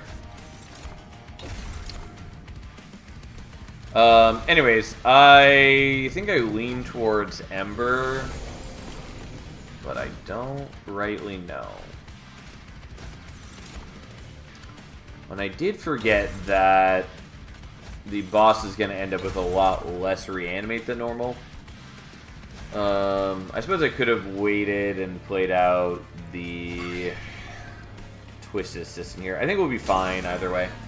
Anyways, it's going to have less reanimate than normal because it's going to be muted on turn 1, and so it's not going to build up. Oh, you don't do enough damage yet because I didn't plan this out somehow. Kind of space out in the whole I need to actually be doing more damage situation. Yeah, that's on me.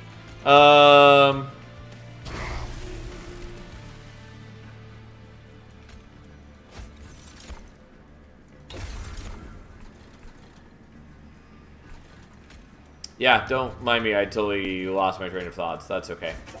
And this is exactly why I should have left capacity open there for a little longer. Oh well. Time to take the fire damage.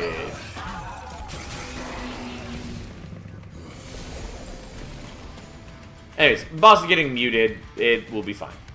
Is ultimately the name of this situation.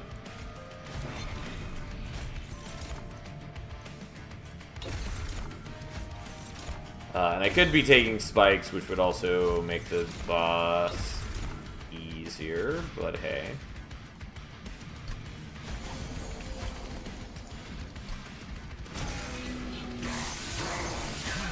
Alright, we're trying to funnel as many kills to our dude as we can.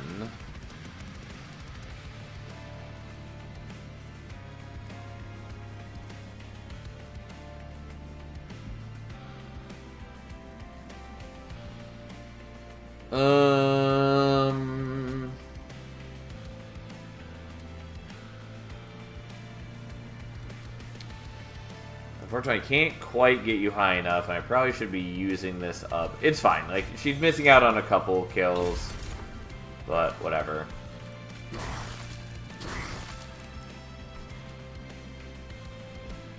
She's almost strong enough-ish, kind of. Alright, so you're not going to gain more reanimate on this turn. It's just how it is.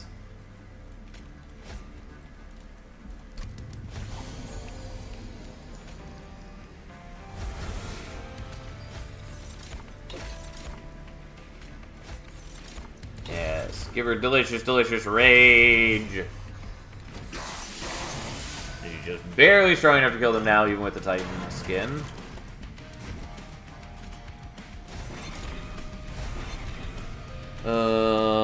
Right, and yes, I know I haven't used Deep Offering a single time yet. Oh well, these things happen.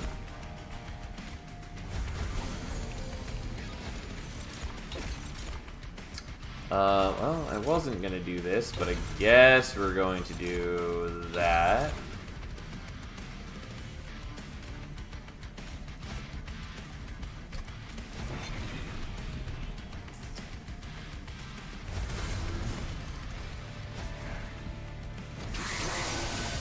Okay, I mean, we should be fine here. Yeah. We have a chunk of reanimate on him, so every time he dies, he just gives armor to the rest of the team. And we just kind of farm him for slay triggers.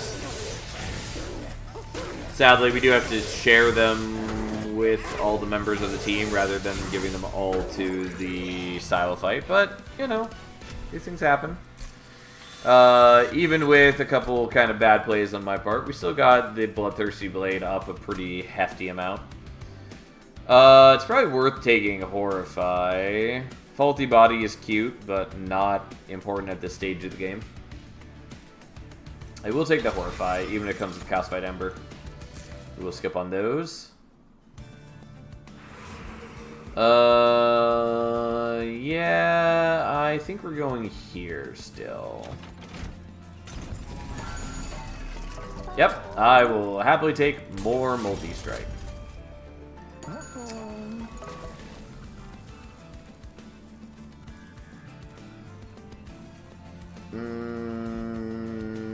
Yeah, I guess we're doing that. I do want to get the Horrify more often.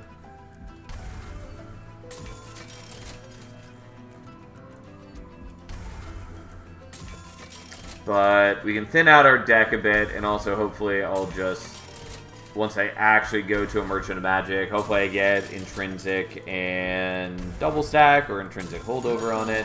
We'll see what happens.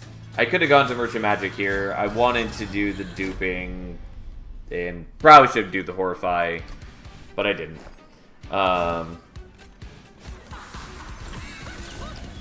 And I wanted to, oops, wrong thing.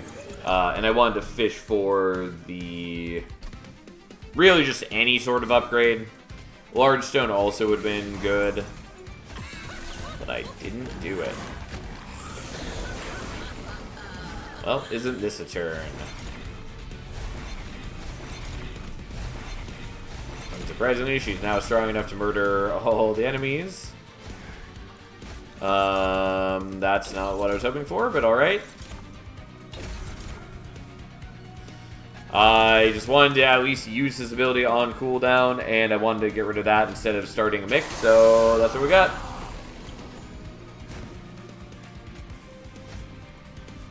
Yes, become sapped, you foul creatures. Alright. Reanimate, reanimate. Sap you a little bit. And then start doing the green. She's got enough attack that she'll just wipe every wave from here on out. And so we just kind of leave that to her. For some reason I was thinking for a moment that that was the...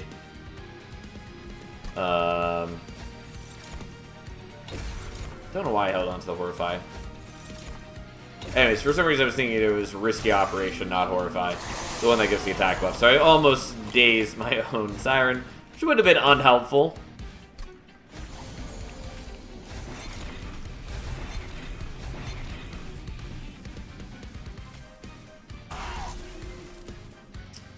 I guess I can just let you take the hit here.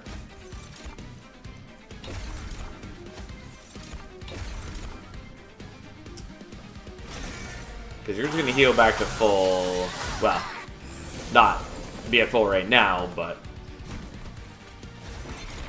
it allows our Makeshift Golem to maintain a bit better defense. Again, not that that really, like, matters, but still. Well, I will say the Twisted Back on the Sweeper, the Quick Sweeper, not Twisted Back, Bloodthirsty Blade on the Quick Sweeper, it feels a little cheesy, but that's fine. Turns out it's a good and powerful combination. Alright, we need to protect you because otherwise you will die since the sap over here wore off a little bit. And now he is in range to one-shot her. Luckily, since this has a 2 cooldown, even if I don't draw into something helpful next turn, I can still just fly him back up front to block if I need to. Also, I have enough Reanimate that it doesn't really matter. Like, this is part of why I don't take Makeshift Golem or Hulking Mass all that much. Like, I have plenty of Reanimate, so if I just need defense, I can just put it on whoever's in front. I don't need a unit with a special, like, tanking ability.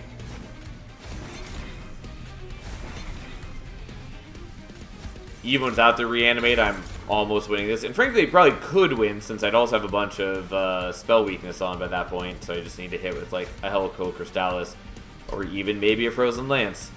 But here we are.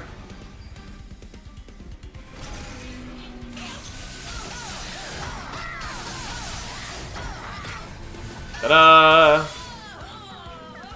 Look at us go. How exciting. Brain Transfer is a no. We're going to take Mix-a-Lot, because both, we are doing a fair bit of mixing, and it's a card I haven't mastered. And yeah, we'll see what happens.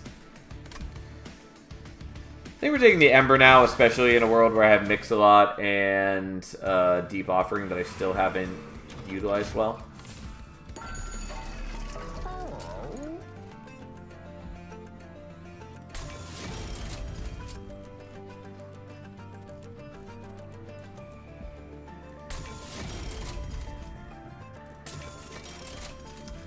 Okay, so that's gonna get the -2.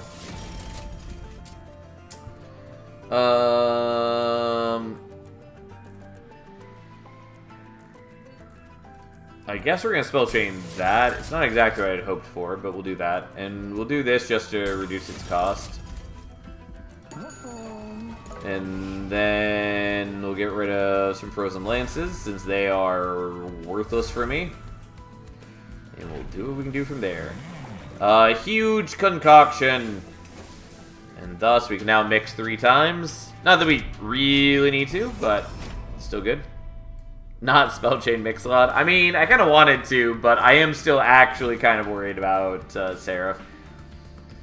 I think we'll mostly be okay, but still seems best to prepare. Oh, I could have set up on mid-floor. Keep forgetting that I have Sideward Seaweed. I mean, it's probably fine as is.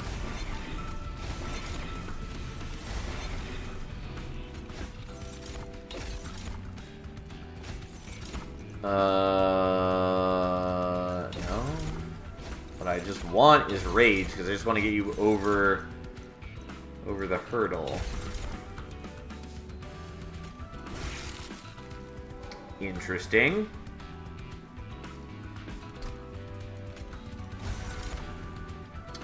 Well, now has 16 Rage and some Lifesteal and Damage Shields.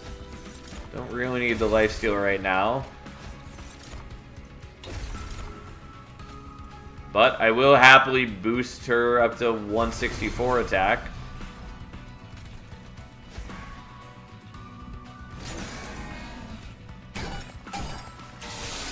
Not quite strong enough to kill him by 5 damage, but so be it. Yeah,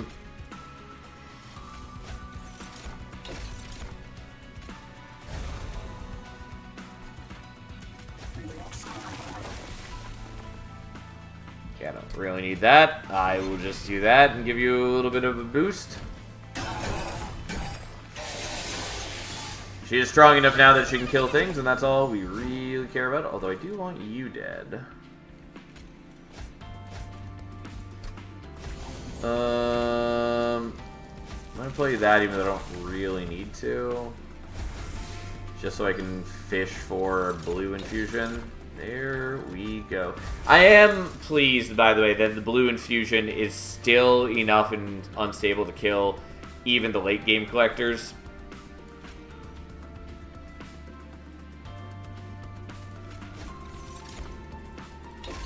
Well,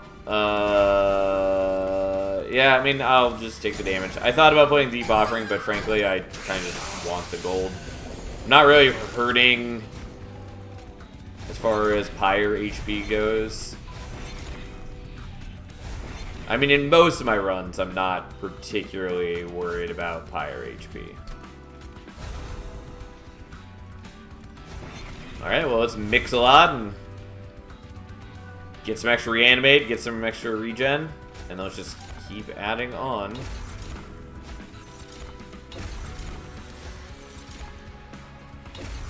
I would take the spike except I don't actually want my dude to kill anything ever.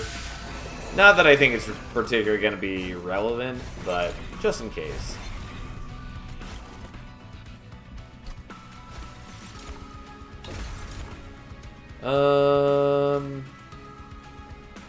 Yeah, let's just swap back to red potion now.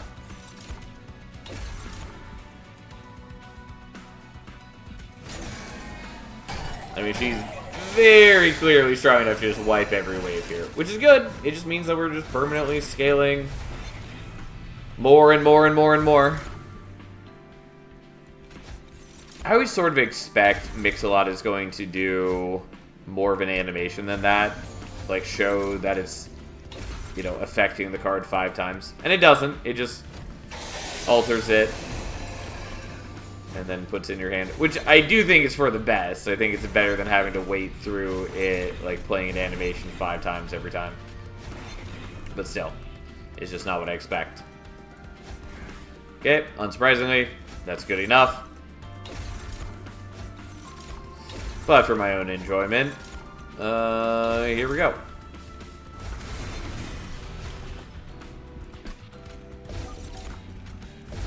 Yeah, there's a lot more we could do there. Also, I could just not take that damage, but I have chosen to take that damage. And then, unsurprisingly, the Silphite just murders them all. She's all of our damage right now, so that's just how it works. Organ Harvester's good. We're obviously not taking it right now. I'll take the Mixology, even though it doesn't really matter for me. And I'll take the Guardian's Amulet, though again, it doesn't really matter.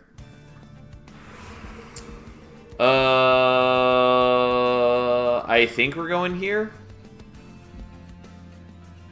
Yeah, I mean, mostly doesn't matter. We're mostly pretty solid at this point.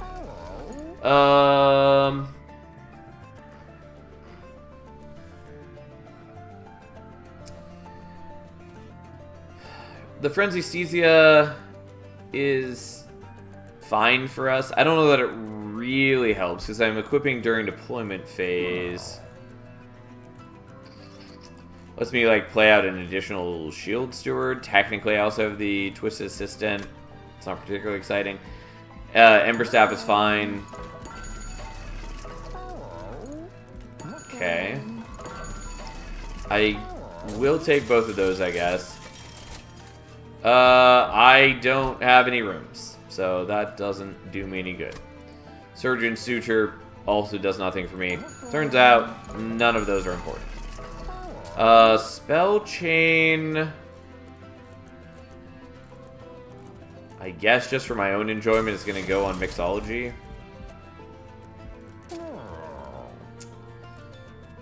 I think we're just going to do that. It's also good on Guardian's Amulet, but here we are.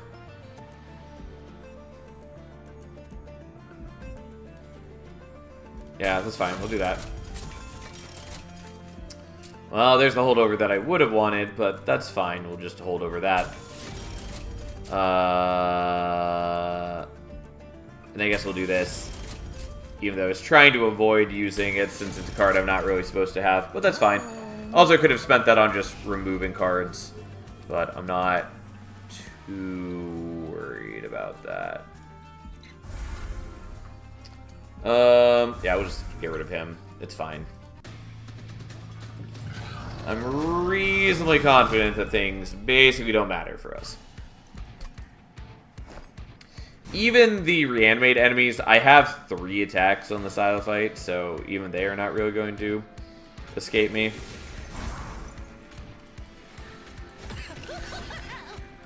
Also, forgot that I just have extra Ember because I took this, so I don't even need the extra deployment Ember. I still could have played out the other Shield Steward. I thought I had played it out in, like, the last battle, but then for some reason still talked myself into thinking that I needed to remove one of them. Turns out, not even close to true.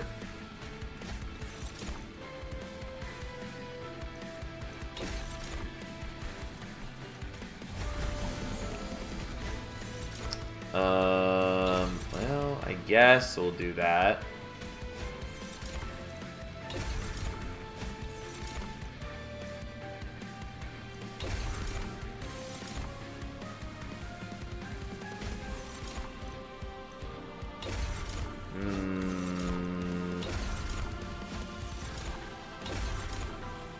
Yeah, I don't actually need to take the damage here, so I'm just going to play that out.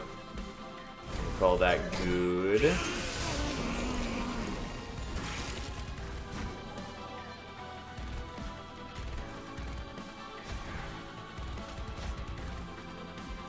I guess we're doing that.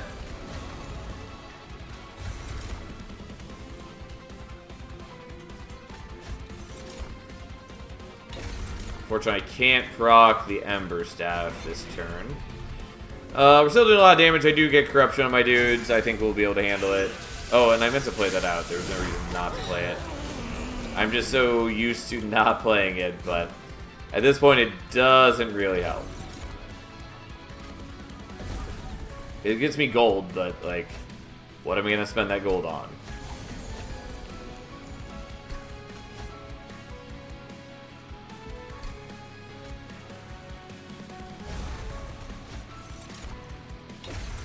Alright. Hookers and Blow. Wouldn't be the first time. Won't be the last. Alright.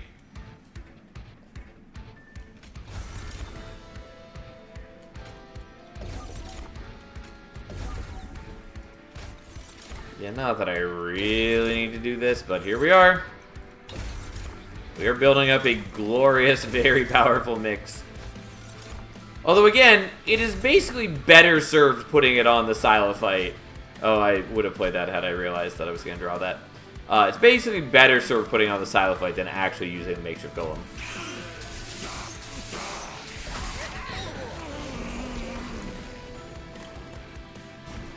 Does anyone other than me actually remember where that is from? I don't, even though I have been known to say that on more than a few occasions.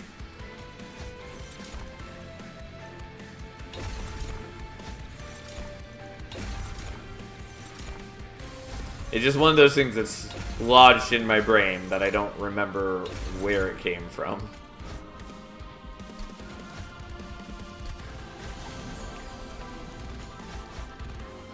No, I wanted to be able to play on the Calcified Ember next time it showed up. It didn't even occur to me that that might be a problem.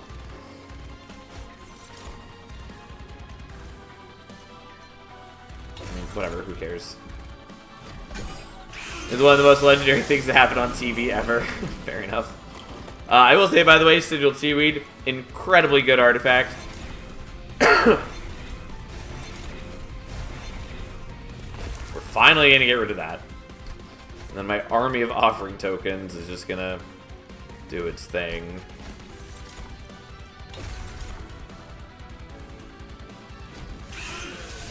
And then he's still just dazed for multiple turns since we applied a lot of days to him all at once. Honestly, forgot that I had 2 Guardian Amulets. I do kind of wish that I was building up a red infusion at this point. And honestly, I could and probably should just swap to it. But, you know what? Fuck it.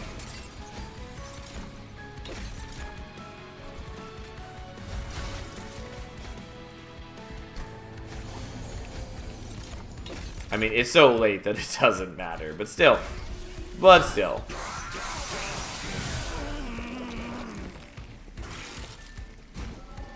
Right. Mix-a-Lot. I will say, it's a little annoying using Mix-a-Lot on a red infusion, just because there's sort of a redundancy on getting a bunch of lifesteal and getting a bunch of damage shields. They don't really need to both be on the same infusion. They're both good effects, but they don't really play well together, so they end up feeling unnecessary. Regardless, you still end up with a lot of good stuff just by using Mix-a-Lot. And then he finally wears out of the daze and he just dies. We had so much reanimate and other things that it did not matter. Like I said, I wasn't really expecting Orechi to be particularly difficult. Orechi is definitely one of the strongest champions in the game. And Lazarus as a whole is a pretty strong clan as well. Stygian also solid clan. Like, we had a lot of good tools to spread across all 3 runs. Even if I didn't end up with a Bloodthirsty Blade situation here, we still had a lot we could do. That said, look at us go.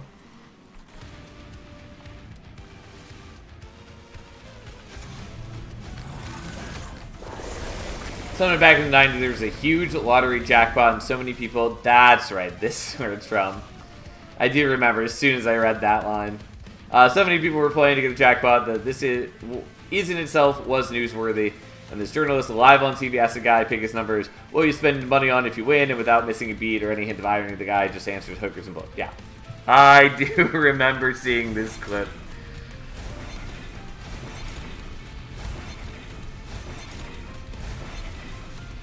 Alright, let us get rid of the Curse of Entropy.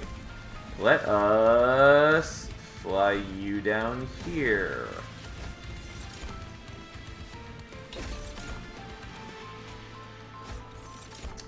Alright, reanimate. More reanimate. Even more reanimate. I mean, I do want to do other things too.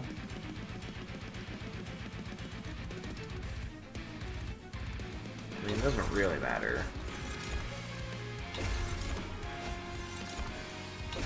But anyways, just getting a bunch of that set up. Oh, I was like, I thought this should be at 2 because of the Curse of Entropy, but I didn't actually play the Curse of Entropy.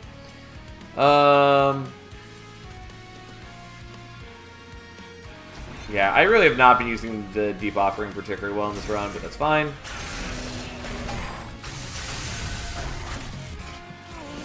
Also, it's a bit of a shame that I've been building a bunch of spell weakness and I don't really have any good spells for it. I do have the Helco Crystallis, I just basically never use it. Okay.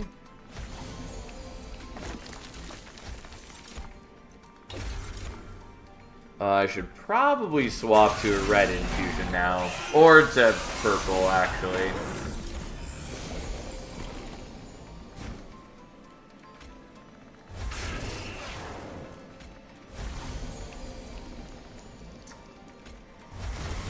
You get that. Right. Come on. Nope.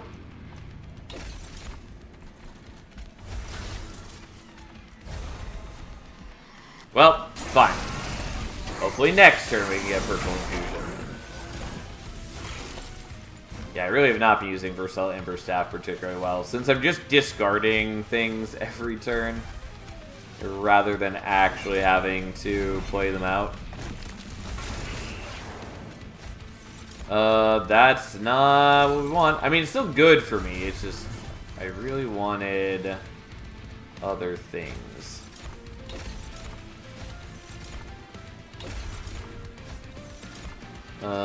Okay, well, we're gonna do mix a lot, and hopefully it ends up with what I want. Sap, melee weakness, and 3 rooted. Really didn't want the rooted. I'll still do that just for the sake of it, but it would have been a lot better.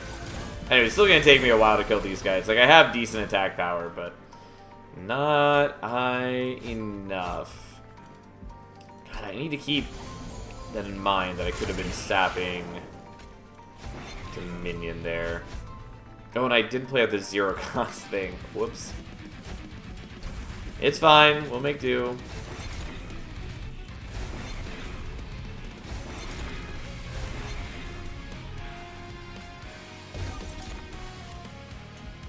Yeah, there are better things I could have done, but again, it's not like we're really in danger of losing to anything here. Okay, so one of these is going to do that. One of these is going to do that.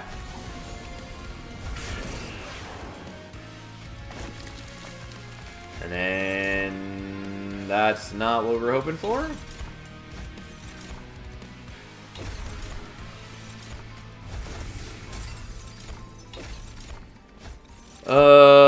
Sure. We'll take the melee weakness. We already got a chunk of sap on him from the Guardian's Amulet. Speaking of...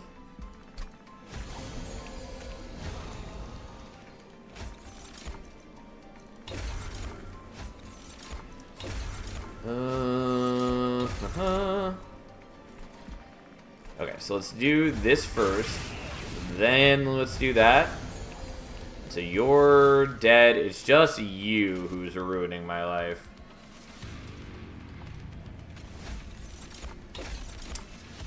Honestly, didn't realize that I was that far away from killing you. Well, let's daze you for a couple turns again, I guess.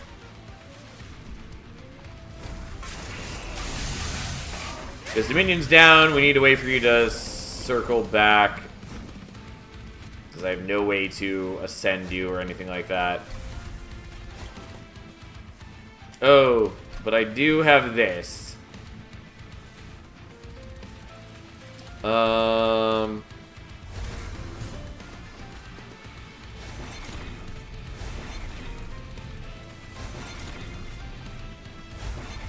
if you had your flight, I could just fly you up here to bop him for a little bit.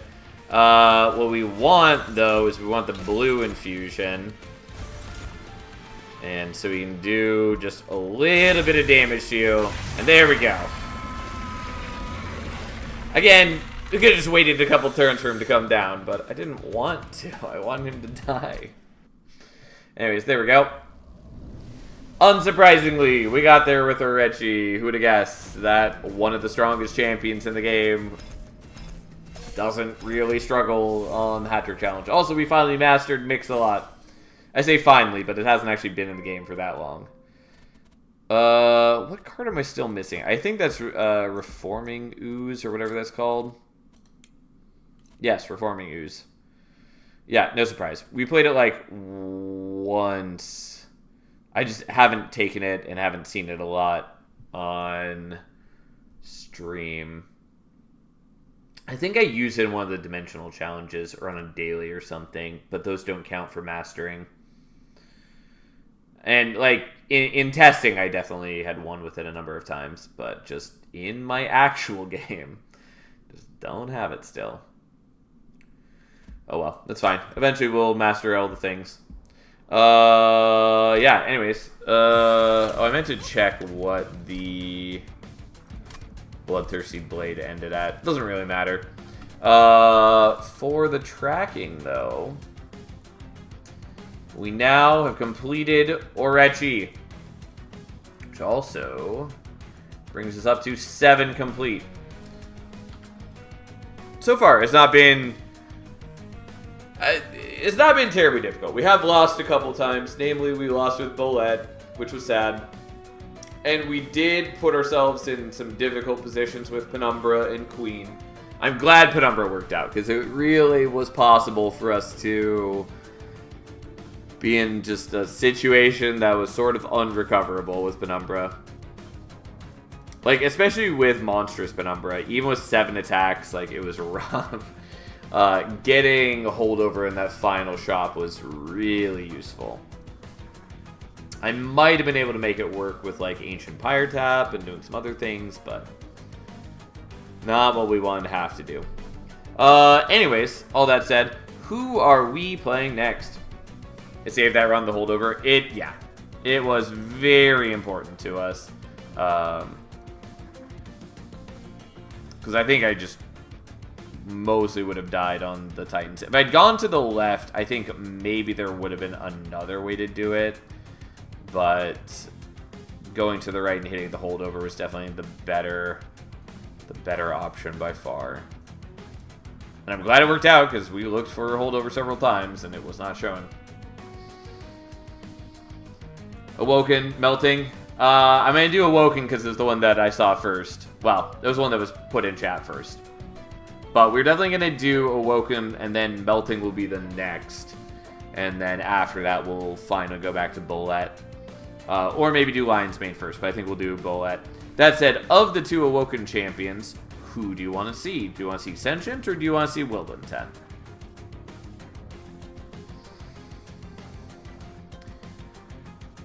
For Sentient, we might pair with Luna, oddly enough. Might just want to pair with Stygian again. Banish is also good, kind of. But honestly, might go with Luna. For Wildentent, it's probably Stygian. The one thing I really don't want to do with Wildenton is Pyreborn. And, like, that combo is less bad after the Lost Arsenal update, but it's still... I still have trauma. Sentient, the other one will, again, be sweep. I mean, there's only sweep on one of the paths, but yes, they also do have a yada yada yada. Anyways, sure, we'll do Sentient. There we go. Okay, so, Sentient, and then... I might do Luna here. Weirdly enough. Because on our 3 paths, we've got Rejuvenate. And having the extra Witch Weaves to proc the Rejuvenate is not unwelcome. And technically, the Witch Weaves can just be used to actually heal HP on any of the paths.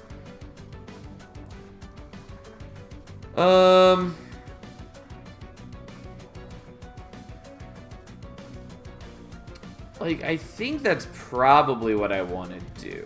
I'm just trying to think if there's anything else that I'm forgetting about. I mean, obviously, like, stacking armor on, like, Cultivating or Bristling Sentient is good. You can still sort of do that with Luna, since there is Phase, Blessing, and Tidal Turning that can do overhealing. It's really only Explosive that explicitly needs a bunch of Rejuvenate procs. Anyways, I think we'll do Luna, at the very least, just to do something kind of different, since a lot of the pairings are going to end up using some of the same supporting clans. So, that said, which Pyre do we want?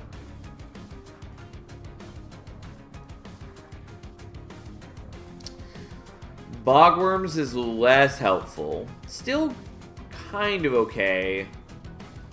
But Logan has really big problems scaling more than one unit. Luna also is sort of not great at that, kind of. But Bogworms might be okay. Herzl's Horde, I think, is probably what we want. Fira's is good. Life Mothers is good. Heart of the Pact is probably worth taking. Here's the deal. We're going to take a Heart of the Pact, and we're going to try to take Explosive if it's offered.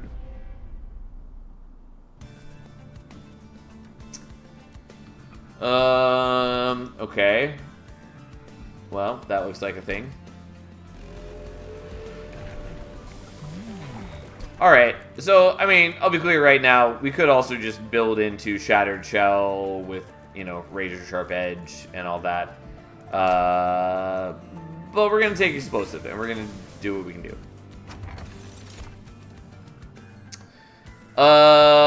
Wanderer's Talisman is kind of nice. But I'm probably taking Bloating Fungus, especially in a world where Restores now give regen too, and so are less totally awful than they used to be. But yeah, here we are. Okay, so you go there, you go there, you guys man the walls. And we should have no problem proccing your ability.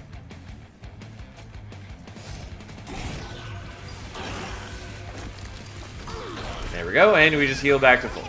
Again, we are depriving our dude of Slay triggers. Oh well, that's fine. He'll just have to suck it up.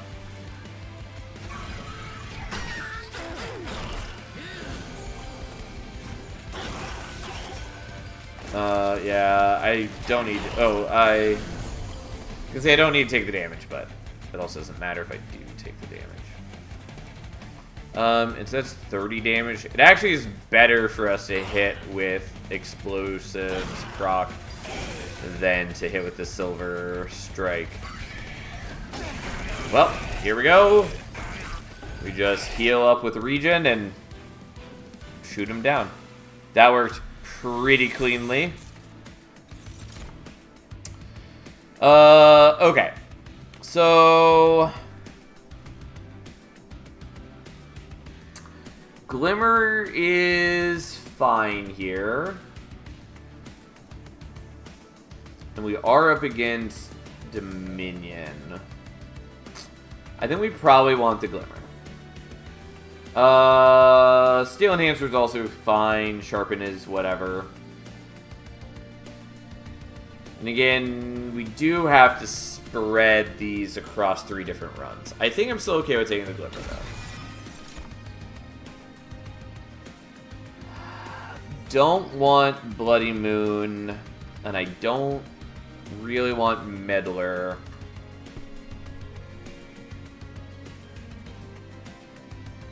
And I'm pretty sure I don't want another Silver Strike. Especially because, again, Silver Strike is basically just largely worse for me than just doing Explosive. Because at rank 3, it's going to do 120 damage. And, well, yes, Silver Strike can hit twice and is also affected by Conduit. This is a lot more reliable. And mostly it's just better for us. I think we're just going here and we're looking to like minus cost restores and maybe hold over the Glimmer and or put like plus 10 on it. That said, I would kind of like an Awoken Hollow.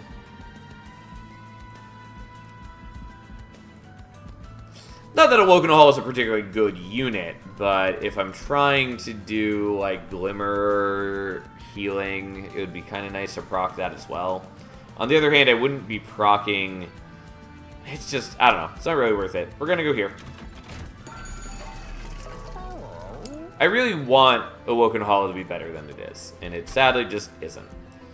Yeah, I was really hoping for not that. I will take this, I guess, and we'll just take the -1 on, frankly, a Restore.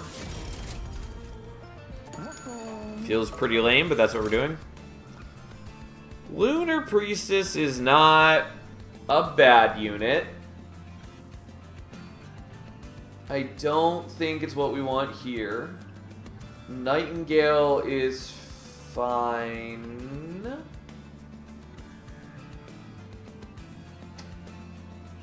I'm just trying to think, is there like a time where I am actually going to want the Nightingale more than this? Maybe?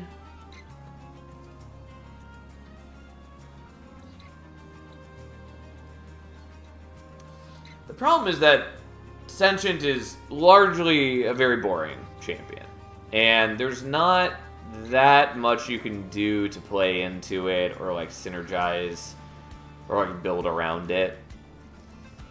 I'm just trying to imagine what the other runs are going to look like, and it mostly involves just Sentient just kind of existing and we make whatever deck shows up. There's nothing that I really like strongly need to save for any of the particular runs. Shattered Shell is fine. Kind of want to take Nightingale and try to get like Eclipse Chamber and just live the Nightingale life.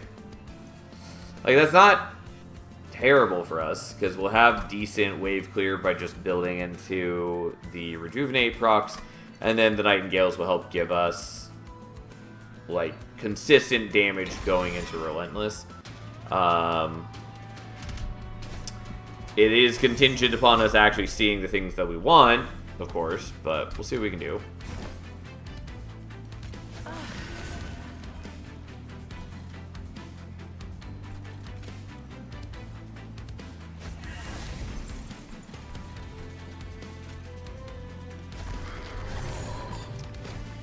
Alright, well, we'll see what we can do.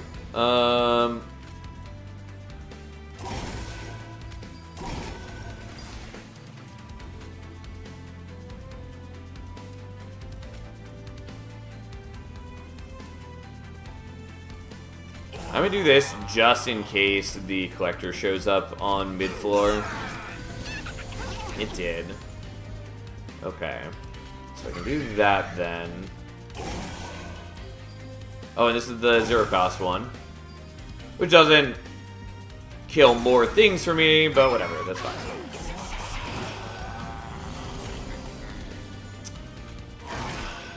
I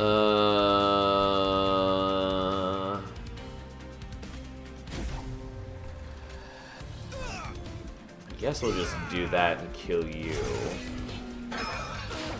The minus Ember does really hurt me, but hey.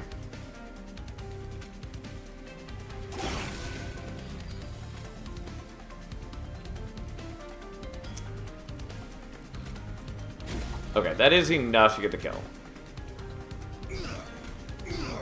I also could have just shot Sentient twice there, and that also would have been good. But I didn't. It's fine. We're getting there. I will say the Bloating Fungus is certainly helping. Because I'm not playing like a great amount of regen. I don't think we need more Razor Sharps here. We definitely don't need the Vine Grass. Like, Vine Grass is kind of interesting because it allows us to do things with, like, pull up a vulnerable enemy and then shoot them to death with Sentient. But I still just don't want to do that.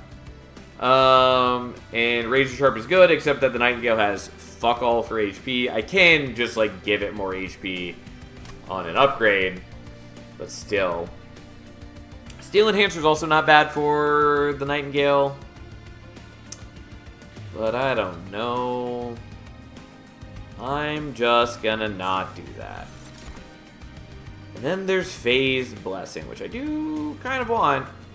I think we're gonna skip it though, and try to leave it for the other runs. And then there's all this. I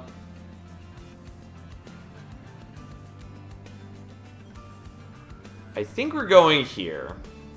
Merchant Magic does still do some good things for me, though. Like, it would allow me to look for, like, holdover on that, or let me minus cost more of these, or, like, Spell Chain them is also pretty good. But going here, I could look for, like, Eclipse Chamber, I could look for Old Growth, I could look for, Meat Shield is the other one that I really would want. I don't know. It's a bit of a stretch, but let's see what happens. It's not what I was hoping for. It's not bad for the Nightingale, kind of.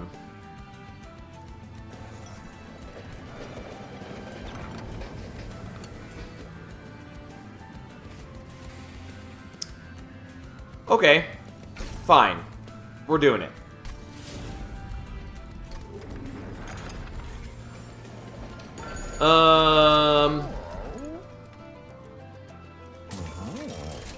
I will take Eclipse Chamber.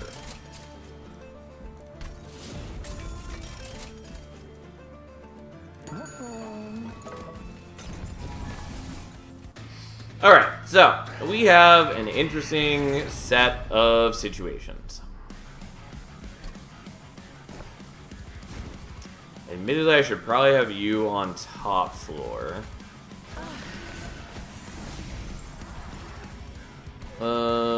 And then I guess we just do that so you can kill some of the weaklings.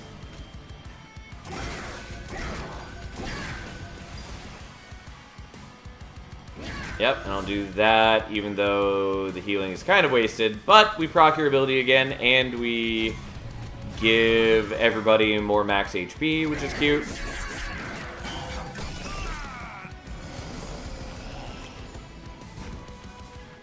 Okay, and you are just barely surviving and preventing us from taking fire damage. Right. How exciting.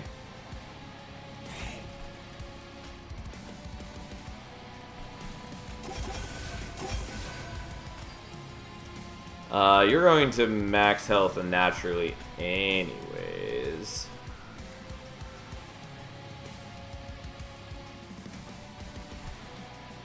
Yeah, I mean, none of this matters. Like, we're just gonna kill you by shooting Sentient with a healing spell.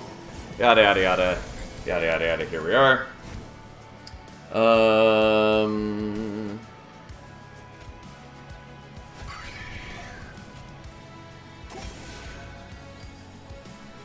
technically that's useful. I'm not convinced that's very useful.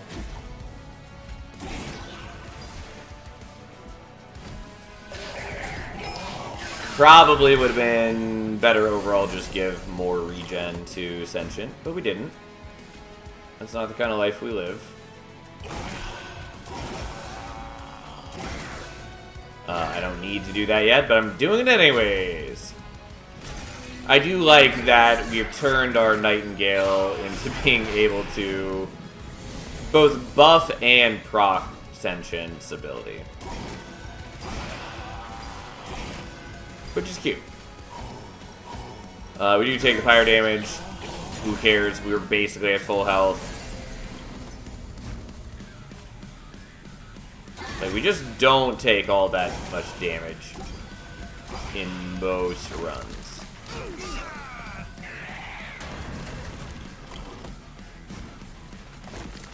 So yeah, we definitely just want to focus on playing out the restores. We want to get the extra regen going. We're going to wait till this turn to use this because, you know, it's not going to come off cooldown anyways. And then we just kind of absolutely murder him. Alright, well, this is working out real well. I'm glad we got what we got from going to the right on the last path. Alright. That's the thing. Well then. I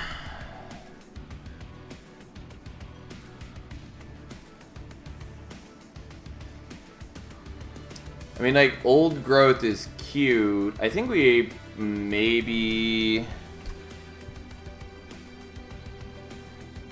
It does restore friendly units to full health. Okay, how do I want to do this?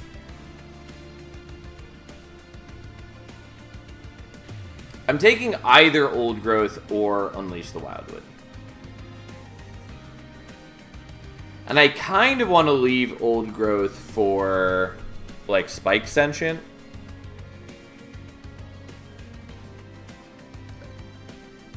I don't know that that really matters.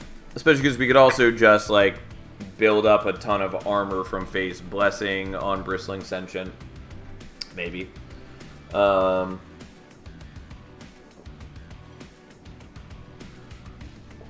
Unleash the Wildwood, also obviously a good card. I think we're just going to skip that, though. I think we're going to skip all these. They're good, but... And again, if this were a normal run, I would definitely take one of them. We're not going to take these. I'm pretty happy with the Nightingale. I might even get rid of the Shattered Shell later on. I mean, the Shattered Shell does fuck all for me. We are going to take Capacity. Draw would also be quite good for taking Capacity. We are going here, and we're hopefully getting, I don't know, Smidge Stone?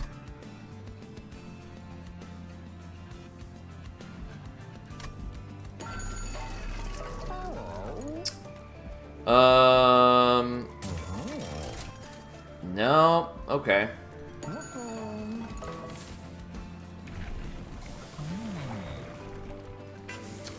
Well, then. There is another Merchant of Steel upcoming.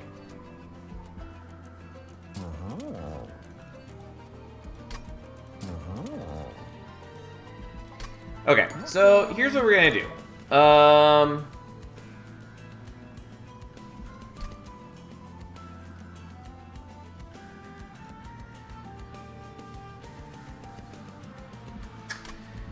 We're gonna dupe the Nightingale now. We are then going to give one of them just some HP. Is that true? Yeah, we'll just do that. That's fine. And then we're going to move on with our life. I maybe want to get rid of a couple things, though. I think we do want to get rid of a couple things. Just to make my situation a little smoother. Okay. Yeah, multi-strike is scary, but shouldn't really be that scary for us. And thanks to Eclipse Chamber, we're easily going to be able to overcome Ajax.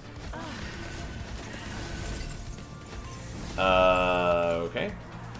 And then we just play you there, I guess. Just in case we'll use this to just start buffing. But in case the Collector comes to mid-floor, they'll be able to get the Collector. Assuming they live that long, which is maybe unlikely.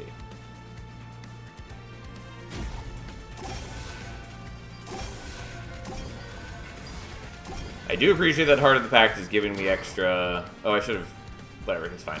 I do appreciate it's giving me extra draw. It is definitely helping. Okay, excellent. Now, that should not be overly difficult for us to get, since we just explode him immediately. And then the Nightingales just keep stacking up. And every third turn, they'll be able to proc their abilities. And increase the max HP of the whole floor. And proc the ability several times. Which is, turns out, not bad for us. They don't even get to attack most turns. And if they did attack, well, enemies beware. Speaking of, they do get to attack this turn, and that's fine. I do take a lot of damage from this, guys. Even factoring in that I've got double regen. Like, I'm not applying that much regen, but still.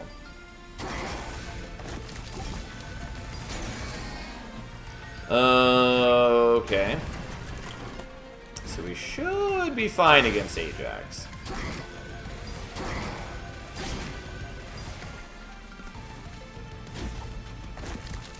And we're going to save their ability for this turn, because, again, it's either it gets used on this turn or it gets used last turn. It's not coming off on cooldown fast enough for it to change.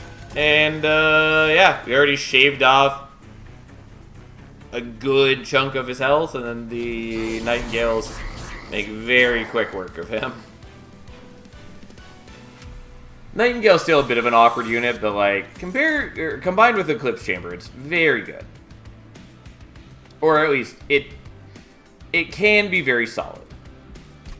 Still low on health and just low on base stats, but like, Multi-Strike 2 with continuous scaling in a clan that largely lacks scaling, or at least offensive scaling, is very nice. The Ensnare is cute, but we're gonna skip that. Same with the Preserved Thorns. And the Wildwood Custodian is kind of nice for us, but we're just going to skip that too, I guess.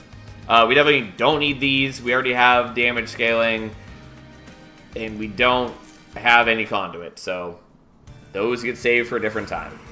This is definitely going here. We're going to hit Smidgestone. Certainly doesn't look like Smidgestone. God, I just wanted like Smidgestone or I wanted Multi-Strike, and we didn't get either of that. God, there's Vine Mother. I mean, I want to take it just to master it, but it's not good for me. I'm just going to skip it. Someday we'll master it.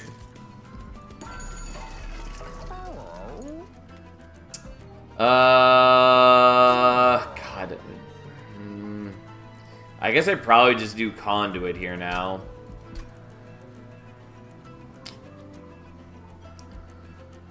Yeah.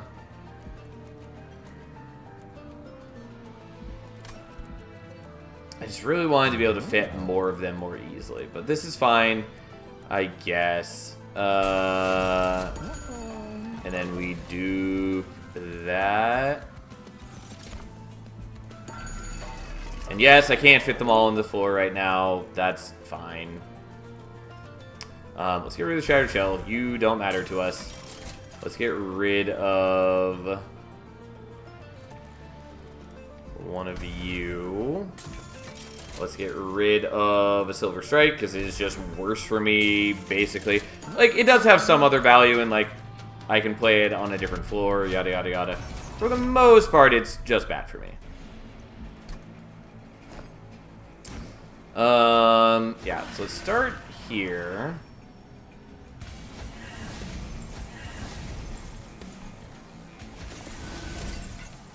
Kind of no matter what, I'm guaranteed to have at least a decent turn 1, since these guys can pop their thing, even if I didn't draw into any other healing spells.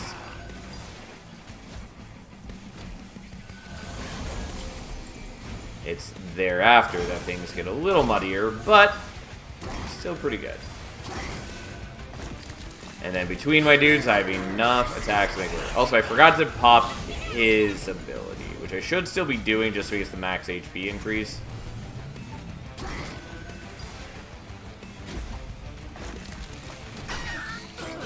I don't think he's going to matter too much. We're probably and hopefully finishing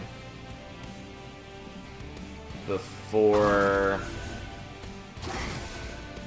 Like, hopefully we're killing the boss on bottom floor. I'm pretty confident that's going to happen, but still good to prepare.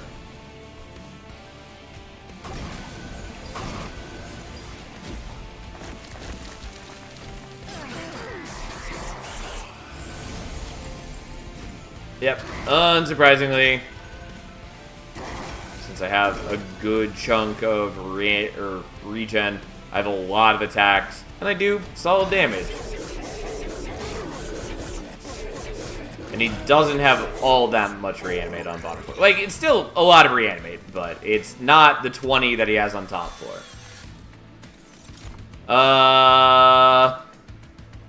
I could take Restoring Retreat as a way to overstack. I feel like I should probably leave that till later, but on the other hand, I do want it. I'm gonna take it, even though we're probably into really unnecessary territory. I'm definitely gonna leave these for later. And then we're gonna do this.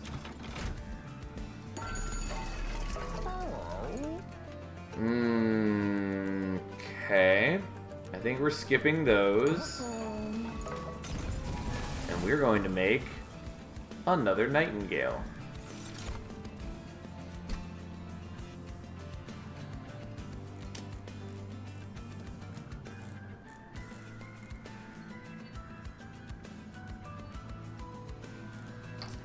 Okay. Well, we'll see what we can do. I definitely need to take Ember from this, or I need to get, like, Artificial Firestone. But we have to take Ember anyways, because we don't know if we're going to get Artificial Firestone. And then you do have Stealth, so I don't actually need to worry about Kale murdering you on turn 1. I was hoping that we were going to get Restoring Retreat right off the bat, but we were not that lucky, unsurprisingly.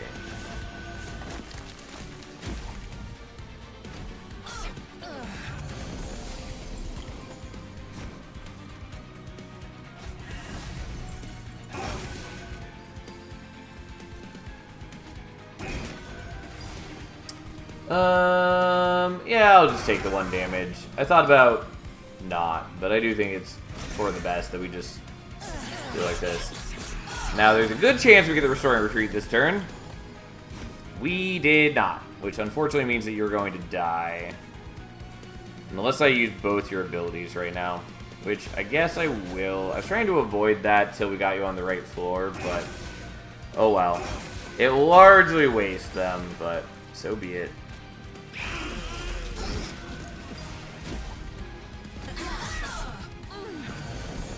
But if I don't do that, then they die, so...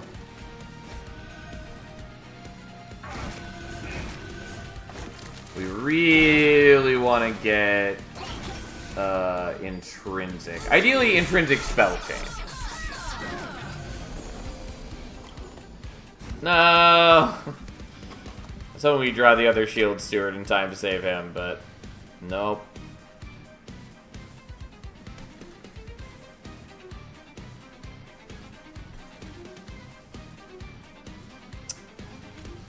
Alas, unfortunately, you don't have the extra max HP that the other guy does, so you are still within kill range, and that's just how it's gonna be. Alas, we tried. We tried so hard, we got so far, but in the end, he just kind of died anyways.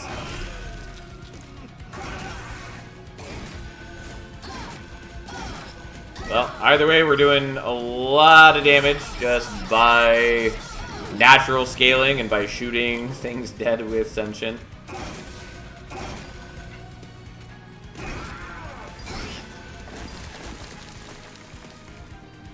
Alright, we'll wait till next turn, I guess.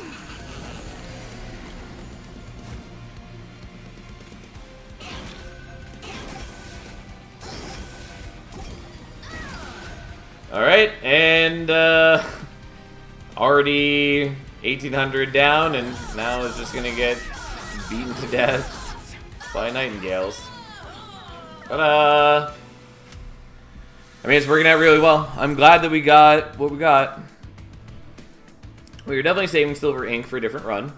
Woken Rail Spike is real good. We don't need it here. I kind of want it here just because it's good on any run, but I don't actually need it. Cycle of Life is okay. It does not really suit our needs too much. I mean, the extra max HP is nice, and the spikes are actually pretty decent. With how large Monster Train 2 waves are, it does represent a fair bit of attack, well, damage, every time you cast it. And with the Merchant of Magic changes, it's pretty easy to get decent value out of Cycle of Life, even if it's not the flashiest, most exciting card. Either way, not what we need. We're skipping it. And then we're taking Ember, and this cat is in my way. Okay, we're going to the Merchant of Magic. Going to the Merchant of Magic.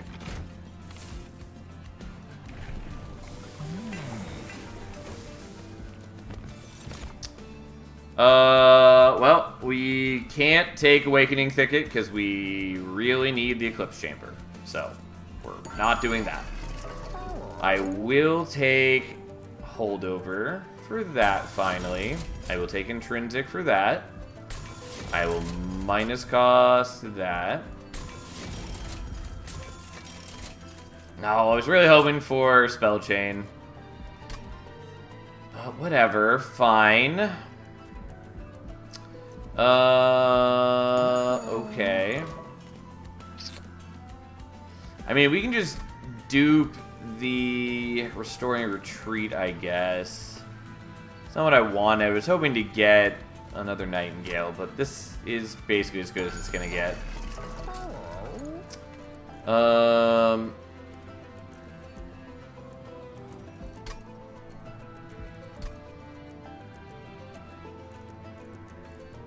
Yeah, I've got room for one more Deployment Ember, so I guess I just leave the Steward, because I'm using 4 for the Nightingales, 1 for the Chamber, and then I've got 1 left for the Steward, so I'm not going to bother removing him. I'm just going to get rid of the Silver Strike. I could also get rid of the Razor Sharp Edges. They're not that important to me, but I'll leave it for now at least. The Reanimate is kind of a problem for me, but not really. Especially now that we do 120 damage per thing.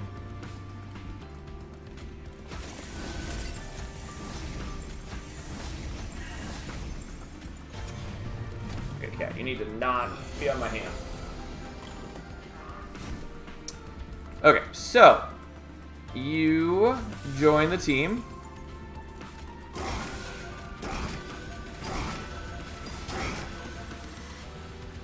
And then we'll just go ahead and do that. And then you don't actually hurt the backliners because they have stealth for a couple turns. And then soon we're going to get the Glimmer, which will also just kill you before you get to attack. So, I'm not too worried about the sweep guys for the most part. Okay, well that's annoying. We're going to gate with a Glimmer, because there are no sweep guys this turn. And even if there were, we could maybe kind of handle it. Alright, I'm not quite strong enough here.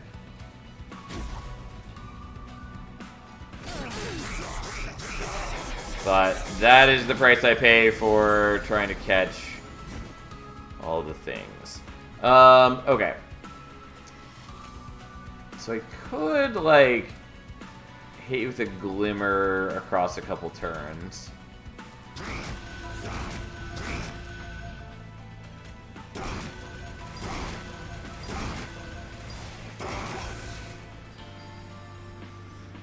Obviously the backliners will take a lot of damage this way, but can I actually kill you? Yeah, I can if I do that, and if I'm willing to use that on you next turn.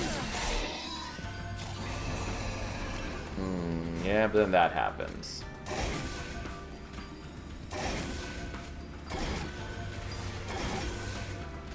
Alright, well, we can take a little bit of pyre damage. That's fine. I was trying real hard, but I don't particularly want my dudes to all just die at once. That would be pretty bad. And this is exactly what we have the Glimmer for, so. I will wait on your ability because there's no reason to use it now. Alright, so 1, 2, 3, 4.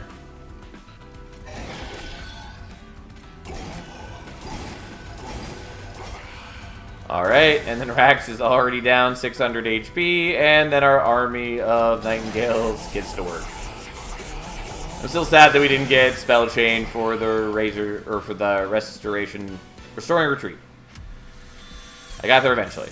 But we at least got Intrinsic on it. I'm going to skip these. Edge Prior's a bad card. Doesn't really matter that it got changed to also affect regen spells. Wildwood Custodian is fine-ish. And we are not taking those. Okay, we are going here.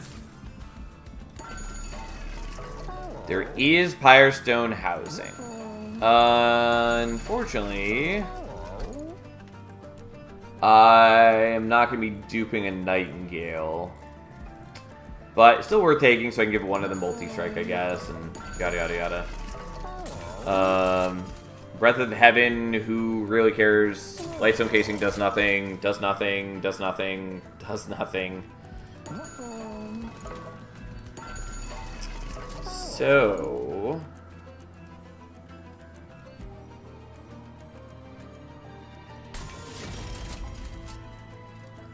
I guess we'll just spread around some upgrades.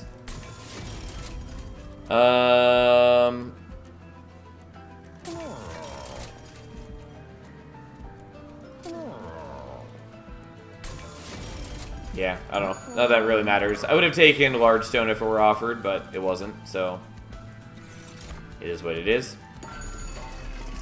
We didn't get anything too terribly exciting from the shop here, but that's fine. I guess I'll get rid of a Witch Weaver too, because they're technically worse. Could also get rid of a Razor Sharp. You know what? I'll get rid of one of those. It's fine. I don't have protection from the corruption, but I think we'll manage okay anyways.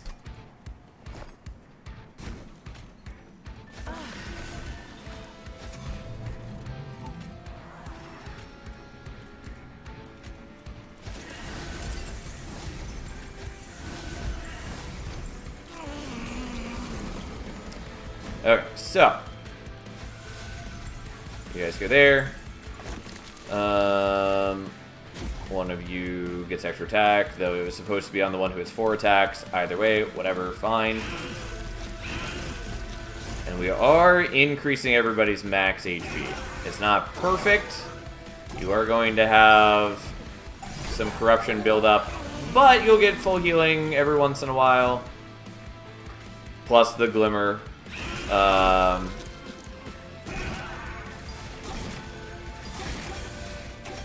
And you will have increasing max HP. I don't know if that's enough, though. But, like, every couple turns, you guys are going to get an extra 20 HP. I could also be setting up not on bottom floor, and then I could use the Restoring Retreat to move him. I thought about this. I was trying to avoid it for reasons.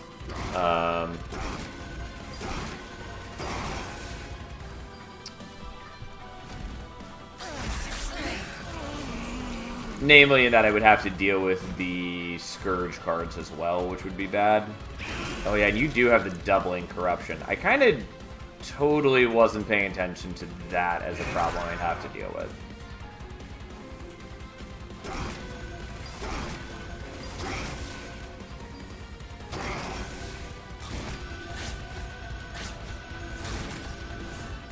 Yeah, that's bad. I wasn't really counting for that.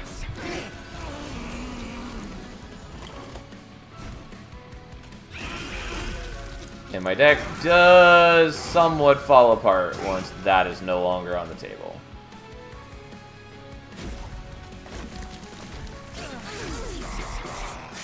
And we'll see what we can do. But you're about to die here.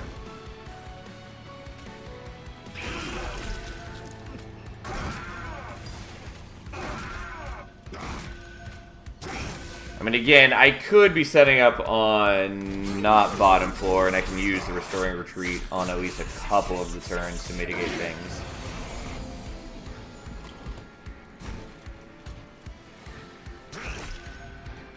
But yeah, otherwise, my deck doesn't really do a whole lot. I mean, I guess the Witch Weave still do damage, since I've got Conduit, but like, mostly my deck is just a bunch of healing spells. And turns out that's not very good. It is enough, apparently. I wasn't sure that we'd get there, but it does get there enough. Alright, fine, I'll take it. In fact, we'll get rid of you. Alright. Well, a little surprised that we were able to brute force that. This is why I took the Benevolence and made so many Nightingales. I was really hoping to get more Nightingales than that. What are you doing, cat? Just ran from one side of my chair to the other so she could sit on the other armrest. Oh, man. But yes, that did get scary. I thought I was going to have to be a lot more fiddly with it, but nope. We just tanked it long enough, and then the Nightingale squad did their thing.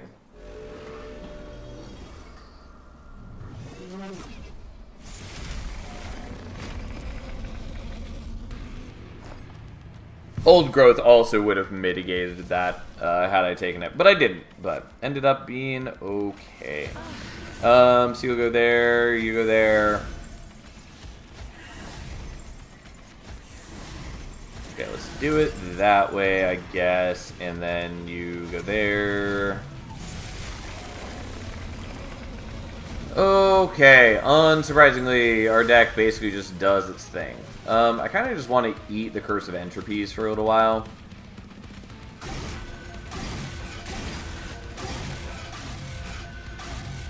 Like, I do have natural scaling, but also Sap does affect me fairly badly at the moment. And I would kind of like my dudes to just build up, at least somewhat.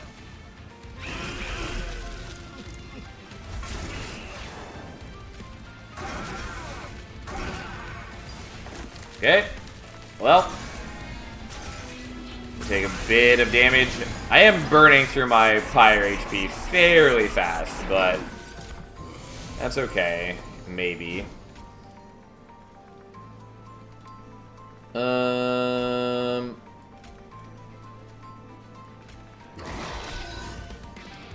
Okay, that's enough that these guys don't die.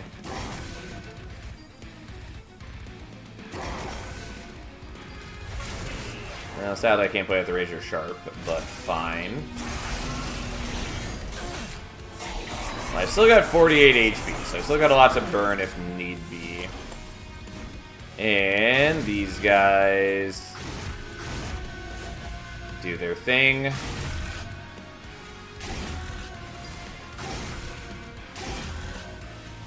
Okay, so we're most of the way done with Savagery. Still a long ways off on Entropy, though.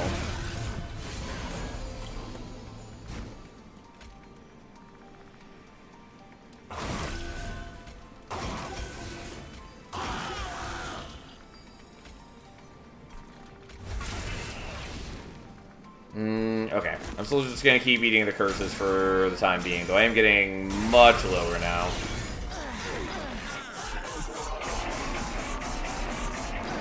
You are getting quite a lot of corruption, but hey.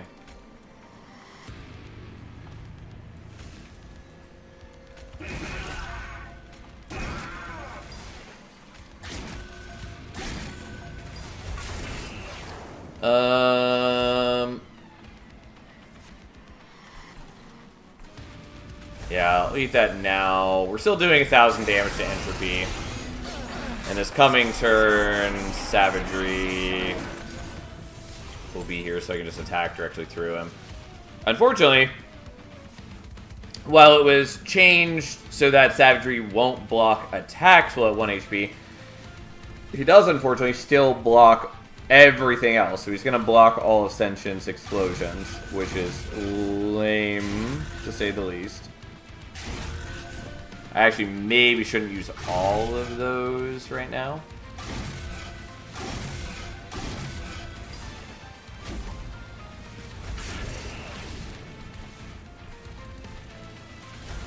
Okay, so we're about 100 away from killing Entropy. We'll make it work.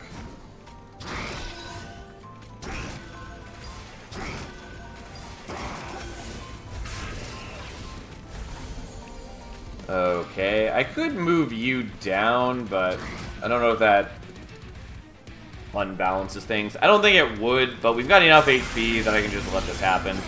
I did take a lot of damage on this. I mean, no surprise, my deck is... Oh, that did not kill. For some reason, I thought that was enough. Now it is. There we go. Anyways, no surprise. My deck is not particularly strong, but it did its job. And that's all we needed, even though we took 66 damage to get there. Ooh, boy.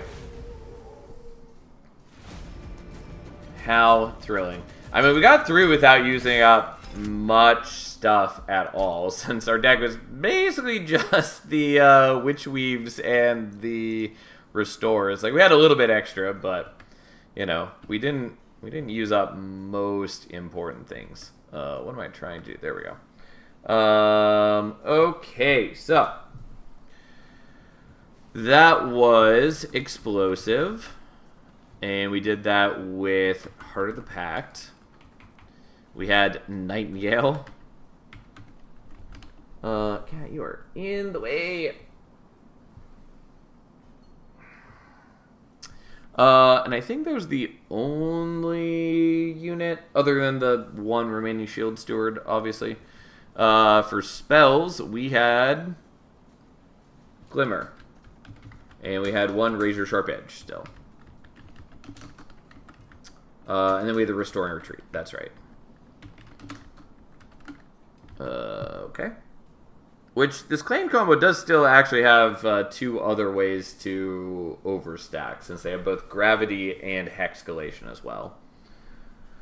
Okay, so that is, I think, all of the spells, since, again, our deck didn't really do other things.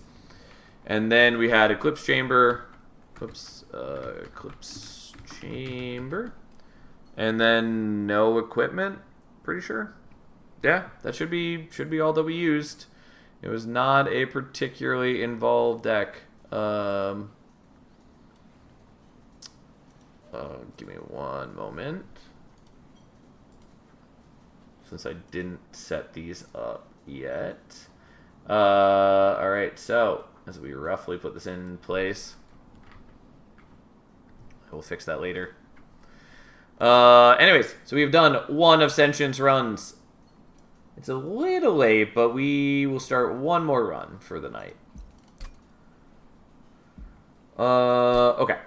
But yeah, we barely used anything on that.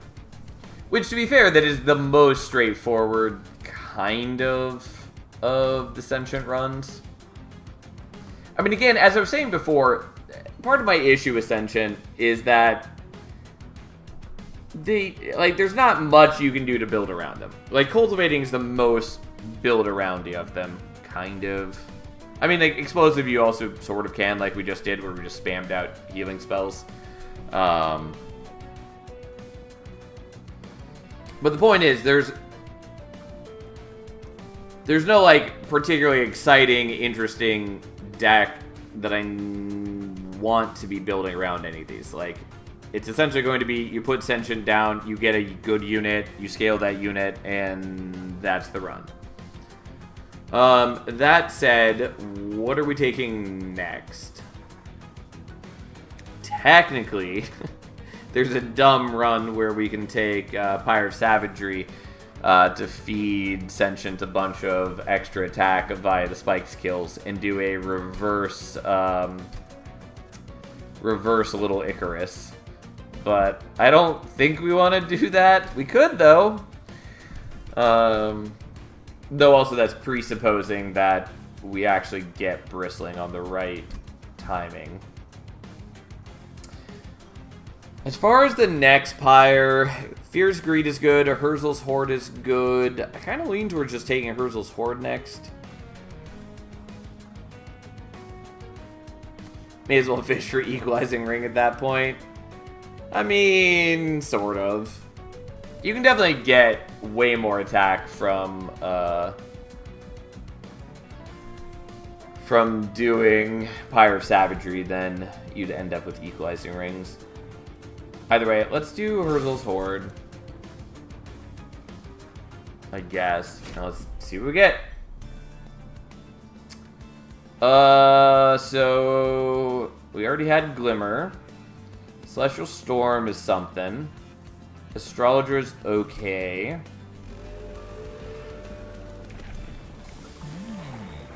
Okay, so we have choices. What choice do we want here?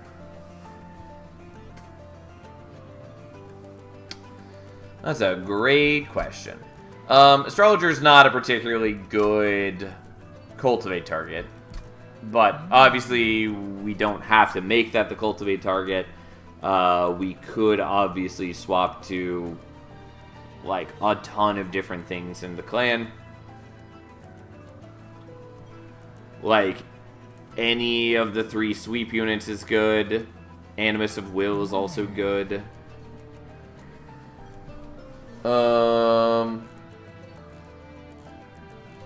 I think we probably want to do Bristling right now, though.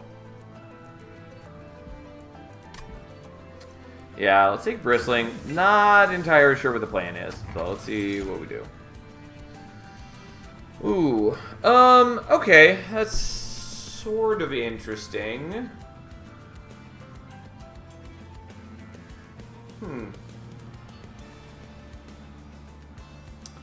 I really like Golden Idol. Both the game and the artifact.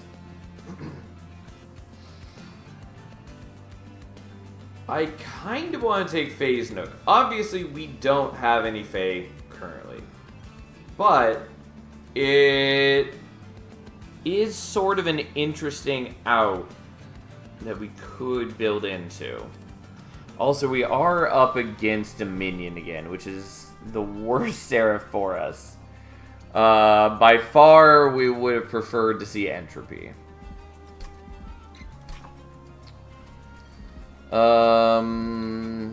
Just out of curiosity, is... I guess I'll just do it this way. Yeah, I couldn't remember if Ethereal Celia was also a Fae. I knew it should be, like, visually, but I couldn't remember if for some reason it was still a Selene unit. Yeah, I think we're going to do Fae's Nook, and we're going to see if we can do something interesting with that.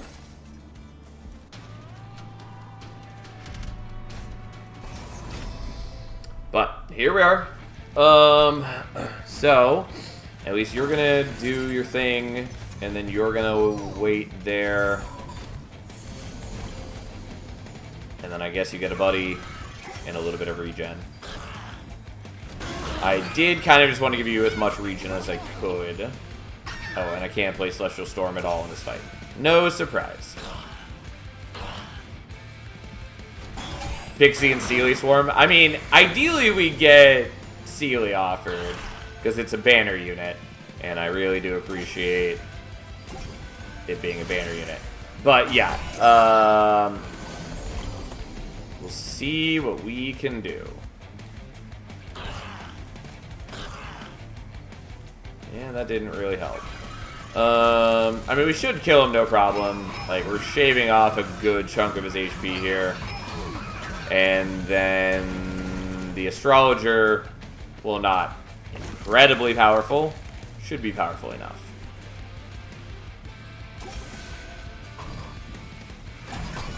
Endless Meddler spam could also be funny due to Astrologer. So, Meddler is the one that I'm hoping for. Well, again, I mean, really I'm hoping for Sealy, mostly just because it's a banner unit. But yes, I'm hoping Meddler is offered right here and now.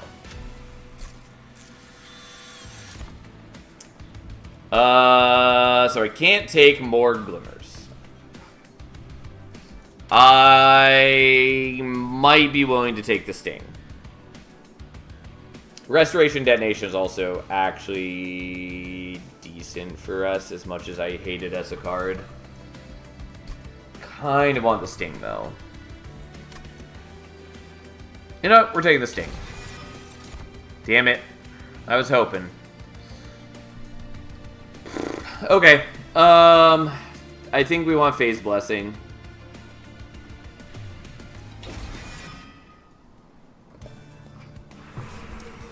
Alright, both to power Phase Blessing, and also on the vain hope that we get Sealy. I mean, that's at least good. Nope. Okay. Lunar Priestess is not a bad pickup here. It's probably what we want.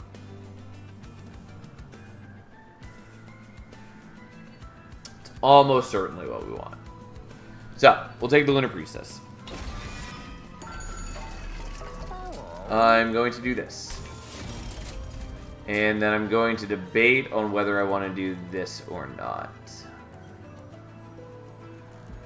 And I think the answer is yes. The other thing that I kind of wanted to do was hold over on Celestial Storm. I didn't. Oh well. We are going to -2 one of those, just because it's so unwieldy currently. But we'll see what we can do.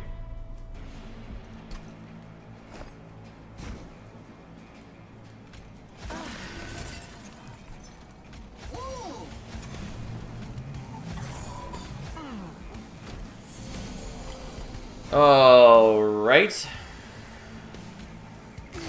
Well, let's just reduce how much damage we're taking, I guess.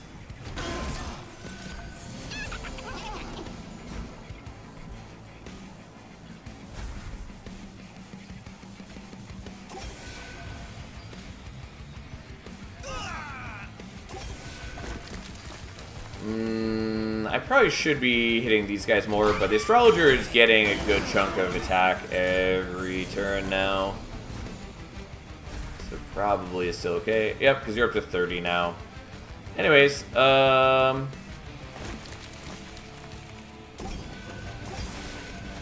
now just start stacking armor. Turns out, attacking into a big block of armor is going to cause them problems.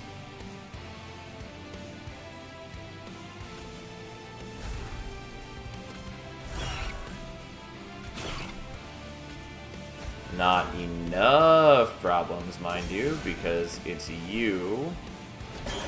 And I really should have put the Astrologer on the same floor as you, and I didn't. So we'll see what we can do. I did kind of forget that it was this boss, who specifically is bad to play shitty little chip damage into.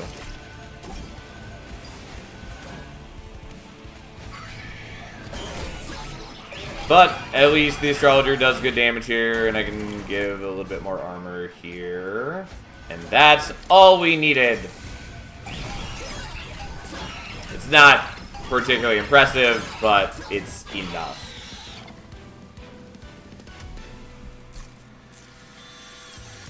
Okay, so I cannot take Razor Sharp Edge. I cannot take Glimmer. I can take Wildwood Sap.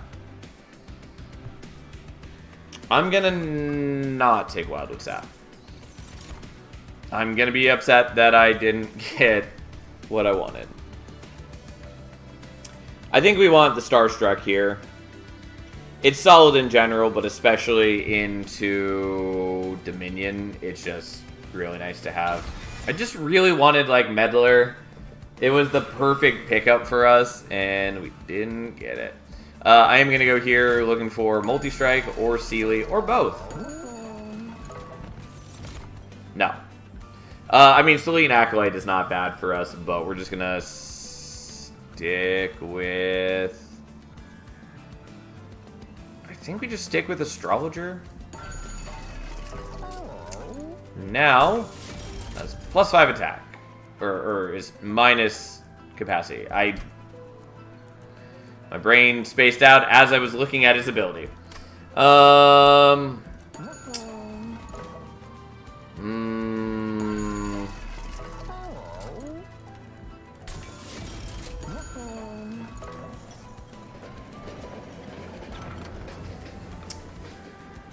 don't hate Canio. Chico is not bad either.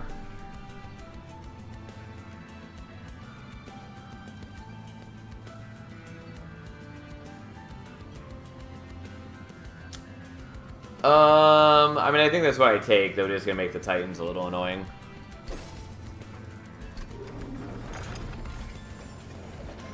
Alright, well, here we are.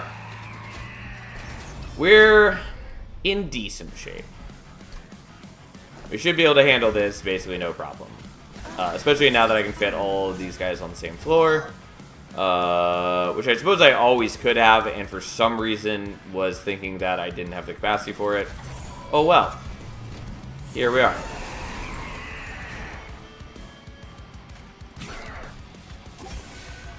I am not going to play the Celestial Storm right now.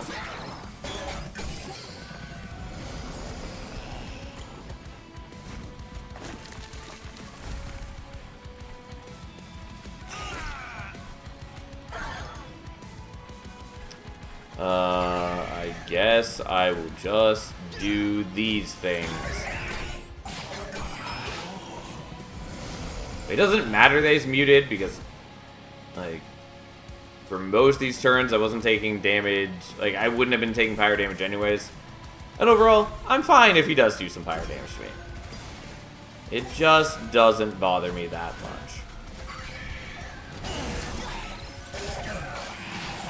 Okay. Well, we take a little bit of damage. Oh well.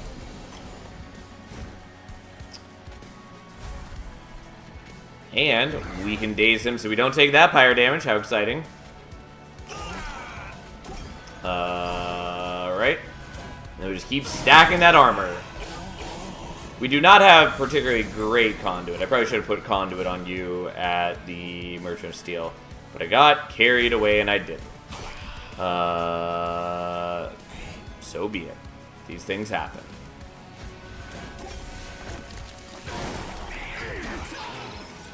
Yeah, I don't have particularly great wave clear at the moment.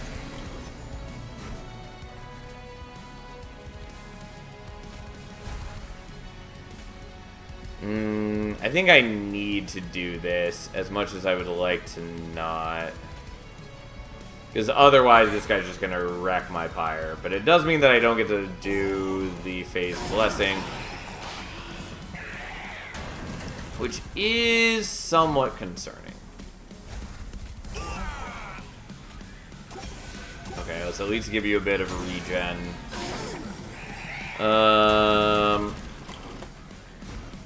Yeah, this is more or less what I was afraid of.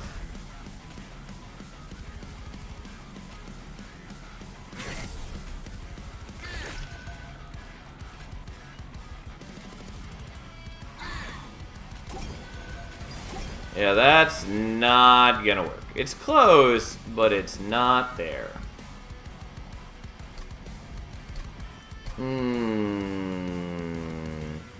That is a problem.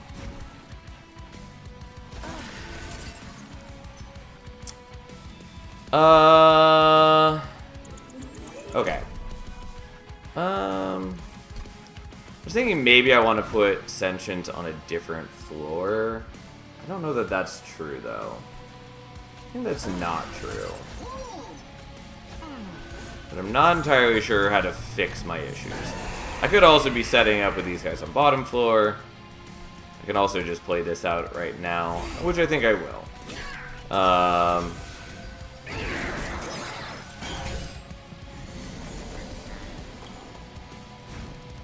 But, like, having to let go of the Phase Blessing on that one turn really does kind of cause issues.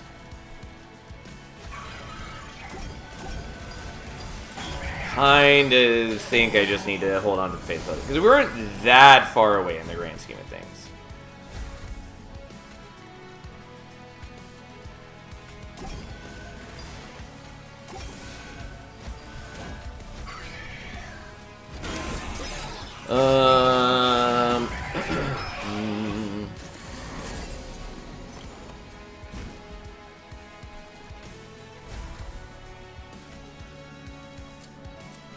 Yeah, also I do just lose a lot of armor by being on top floor.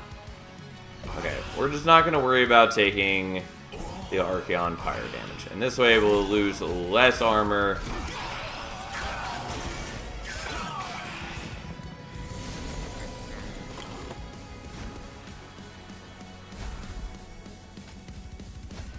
God, I do take a lot of damage there. Which is not great, all things considered, but hey.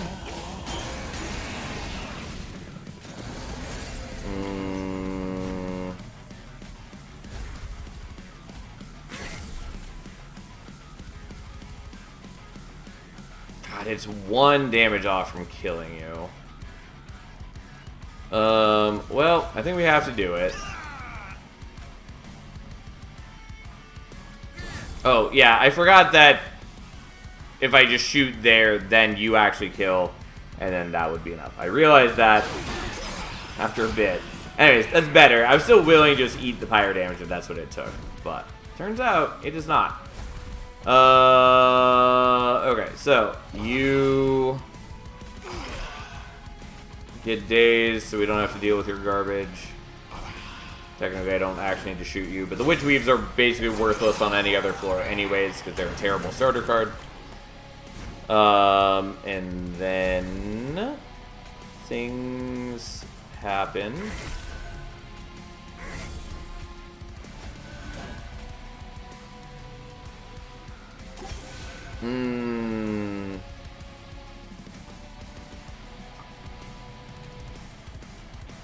God, are we still not close enough?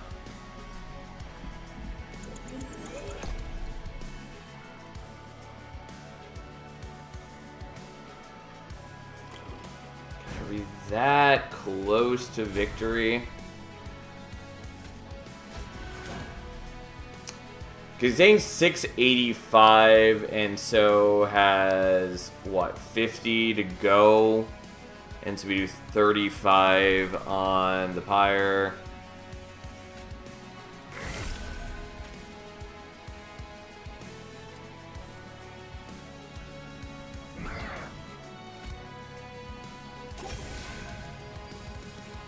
Oh, so that does help because then you have the regen to heal back the spikes damage. I mean, that should be enough. It's not good, but we do survive it.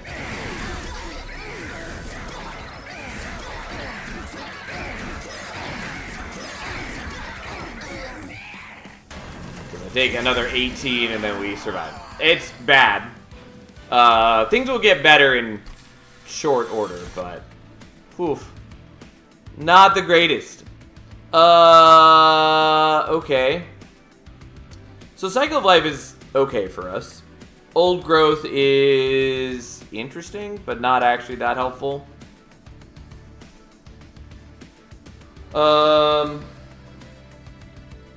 Heavenfall is a good card, and I do have phase control for it. God, if we just hit the phase, it would be such a good pickup for us. But it's not like we didn't get the things that we wanted. Because unfortunately the phase are essentially 2 of them are commons, and so they can't show up past this point. And Ethereal Sealy, we're just not seeing. But yeah, man, that's a disappointment. I think we're taking Cycle of Life here.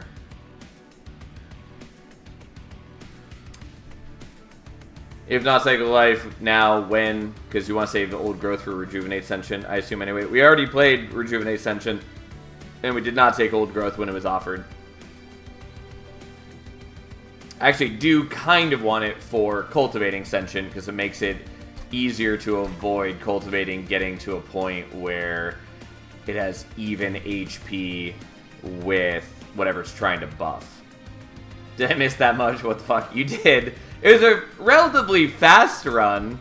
It only got really spooky near the end, but yeah. Anyways, we'll take Cycle of Life. Okay. It might be worth taking another Astrologer here. I'm planning to dupe the Astrologer I've got, I think. Could also take the Lunar Priestess. It really just depends on what I'm doing. I think maybe we take a Lunar Priestess here, we take Capacity. We do have Herzl's Horde, so we can put down a bunch of units pretty easily. And that does greatly speed up the Astrologer situation. I think that's what we're doing. Take Capacity. Technically, I can fit everything as it's, but like I want more capacity. Unfortunately, I really wanted like a Merchant of Steel here, and then dupe next. We're going here for a number of reasons.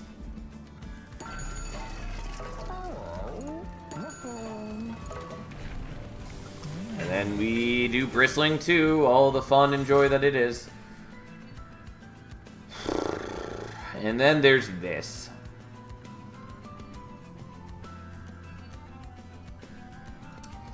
I think we're not taking these. But on the other hand, maybe we want to take one of these. We actually probably want the Void Armament. I will take the Void Armament. 3 Nice Blades.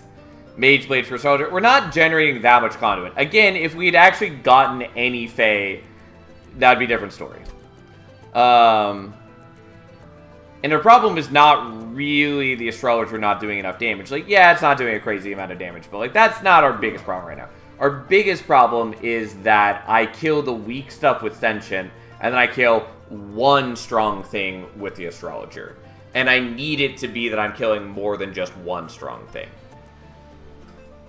Mind you, I have a bunch of problems in using this at the moment, but we can overcome that in times to come.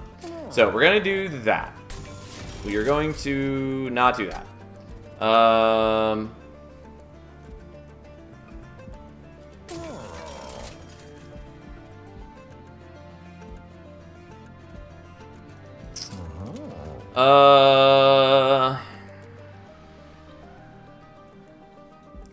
So here's the deal. I kind of want to do Spell Chain Cycle of Life. I also kind of want to do Intrinsic Cycle of Life.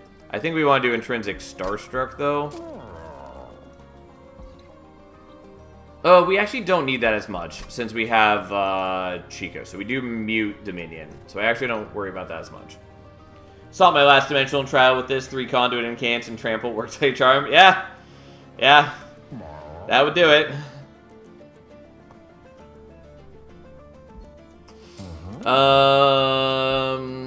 Turns out Trample is real good, especially with something like Mage Blade with Conduit Echo.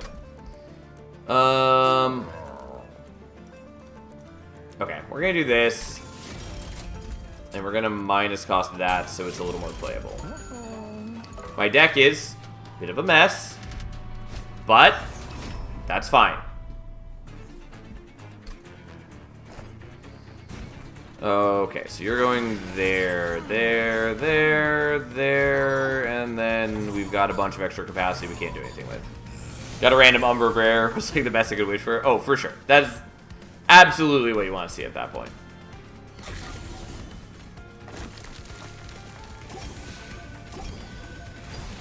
Ugh, we're at the point where Witch Weaves are just so disappointing. I mean, building up a little bit of Conduit is going to help, but like, God, are they just a bad starter card. Cat, you are so determined to be in the way, aren't you? Okay, please don't be in the way, though. Alright. We're going to check what's actually happening up here first. Okay, we should be fine to do that and get the Collector. And then we just barely reach high enough that we get the kill. It ain't looking good.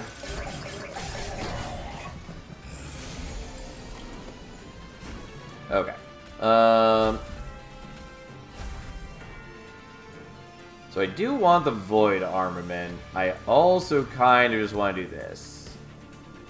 Because it does actually represent a fair increase. I'm going to do this now, though, because we don't have the Phase Blessing and stuff, so it's a decent time to do it, since I can afford to just spend my whole turn on that.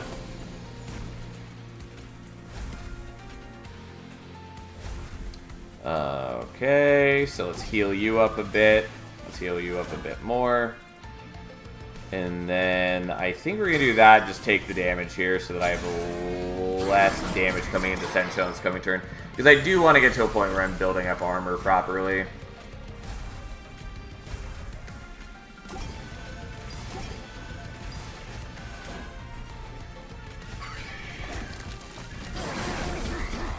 Unfortunately, his mute is going to wear off by the time it, like, matters. But well.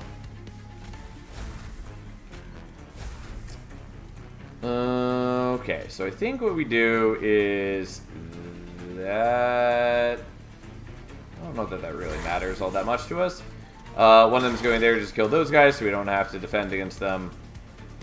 Unfortunately, that doesn't actually prevent us from taking any damage here. You still do all of your attacks. If I'd gotten the Cycle of Life up earlier, it'd be a different story, but we didn't. Either way, ends up not mattering. We're doing enough damage, and he also hurts himself decently against the spikes. Like, Ajax isn't that threatening as long as you have actual damage scaling. It doesn't even have to be particularly good damage scaling, but just as long as you have actual damage scaling. These are decent cards that I'm not going to take.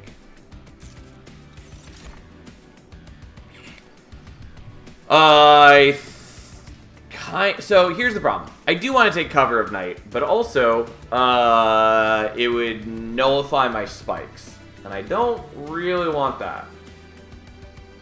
I do like the phasing aspect of it, though. The other options, on the other hand, are also pretty decent.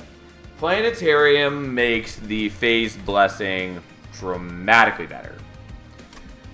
Moonrise is okay. I think we're taking Planetarium.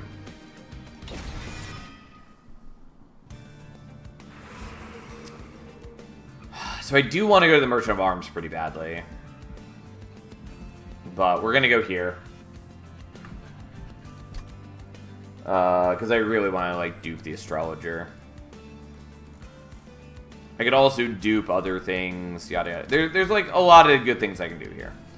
But the removals are not bad. Being able to make the Void Armament deployable, or making the Planetarium deployable. All good.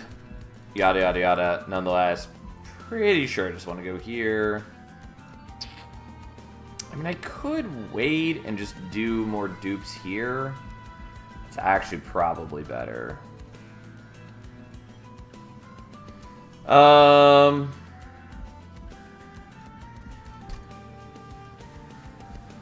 Yeah, okay. We'll do it this way.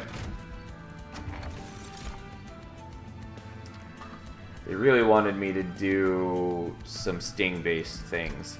How do I feel about Shattered Halo?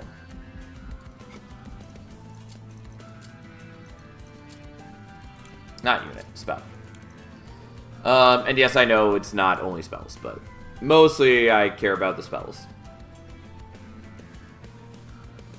So, Heavenfall, not great for us here. Star Disintegration would be okay. Duality doesn't matter that much to me. Silver Ink I would maybe take. Problem is I don't want to take, like, every single thing here. Because I do need to save some of these for the next run.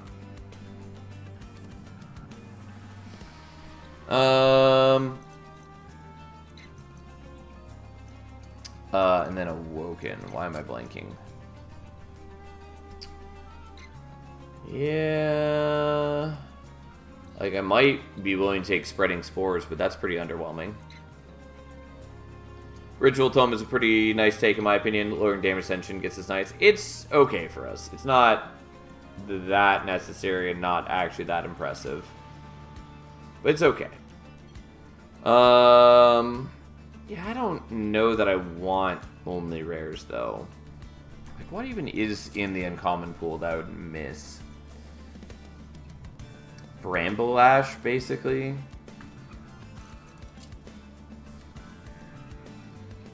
It's basically Bramble Ash. Cosmic Bolt would also be okay, but I'm not really planning to draft most of these cards. Mostly because we're doing Hat Trick.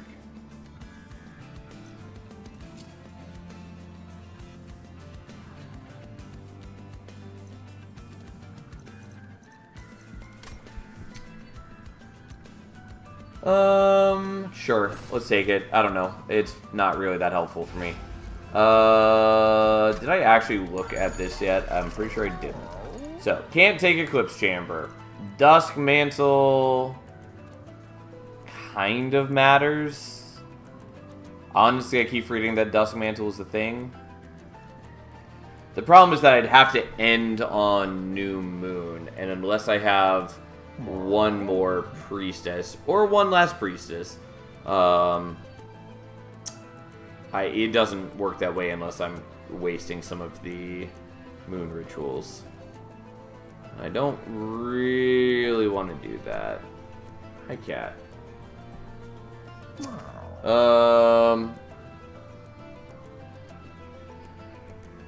Yeah, I think I just don't want that. And we already took Planetarium. We're not taking the Glass Cannon. Glass Cannon sort of can work for me since I do a Phase Blessing, and I can generate just good chunks of armor that way. Regardless, we're going to do this. That's good enough. And you are in the way, cat. Alright, let's start by getting rid of some Phase or Witch Weaves.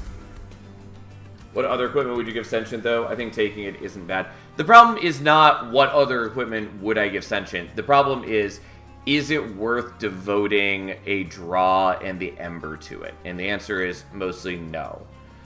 Because I'm not going to put Deployable on that when I have two other things that are way higher priority, which is Planetarium and Void Armament. And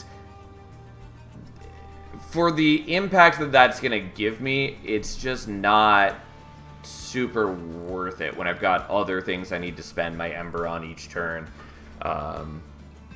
And things I would very much like to draw into. Like, I very badly want to draw into the Phase Blessing. And so, like, if I don't draw into the Phase Blessing because I'm drawing into the Dusk Mantle instead, that's a problem. Like, the impact it gives is not that high. Especially because I also have the problem of I'm not consistently going to be ending in the right phase.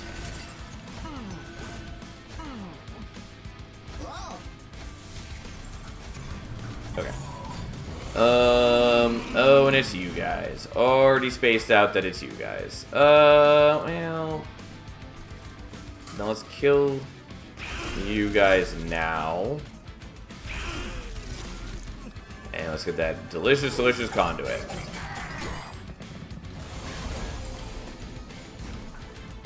Would have been really nice to have drawn you last turn so I could have had you eat the corruption, but alas.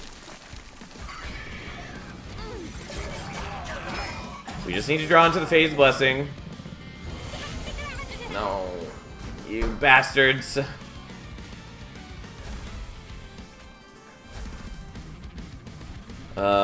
I guess we'll soften you up minorly.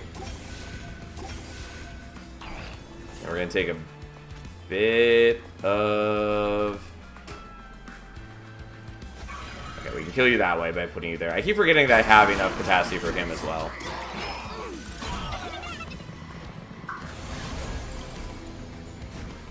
Okay.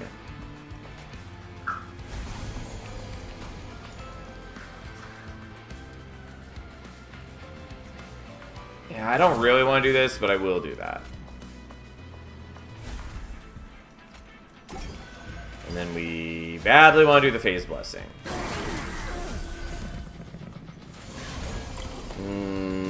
Okay. What's your champion skill? All that my champion does currently is they have spikes. They have a good chunk of HP, and they have spikes. That's all it does. Not the most exciting champion.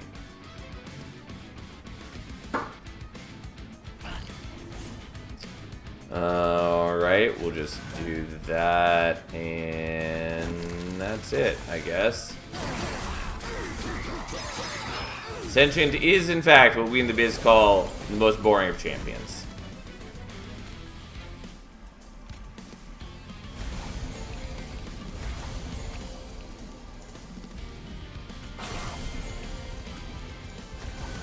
Yeah. I'm not killing you, nor you. Alright, time to take some fire damage, I guess. And we do have plenty of fire health to burn, I guess, but not really what I wanted.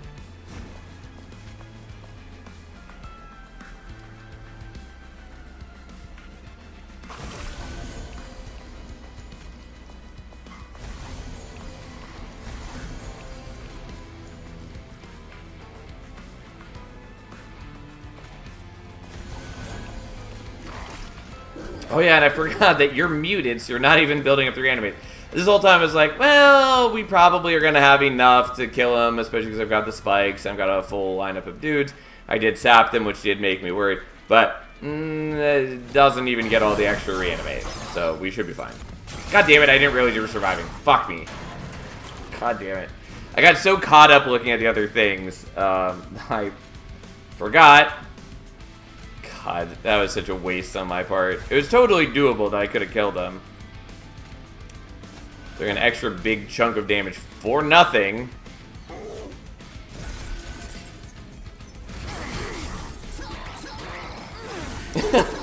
That face when top 3 Monster Train 2 streamer slanders your OG waifu champion feels bad, man. Oof. Well, you just need to have better opinions, Tiny. Like, again, strength-wise, Sentient is okay. It's like a B-tier champion. Not particularly bad, not particularly good. Maybe C-tier, really. I imagine that isn't the sentence you thought you'd say today. With you, Tiny, I have no expectations. Yeah, so here's the thing. Shard Channeler's cute, but I would have to take more capacity, really, to use it. Since I'm about to dupe the Astrologer. If not now, when? I mean, yes, but also... So what? Like, it does make the spikes do sort of a nice amount. You have 2 space? Do I? Am I crazy? I do, because you're right. I am playing out the, I have been playing out the Spear Steward, so I definitely do have space. Anyway, sure, fine. We'll take it. Now, I do kind of want that silver ink. The problem is actually playing the silver ink. Sure, we'll do it. Right, we are going here, I think. Although healing is actually sort of appealing. I mean, we'll get through Kale, no problem. That's not the issue. Yeah, we'll go here, I guess.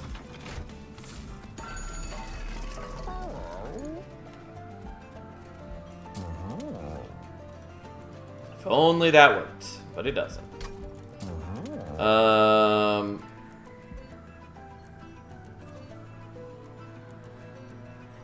I could do that in Dualism. With you already being muted for several turns, I am less worried about the defense situation. Sure, this feels a little bit unnecessary, but it's not terrible. That is what I want to see.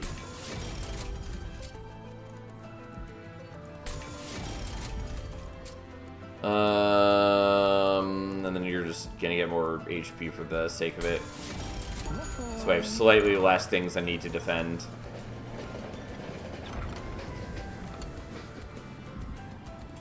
Well, isn't that an interesting proposal?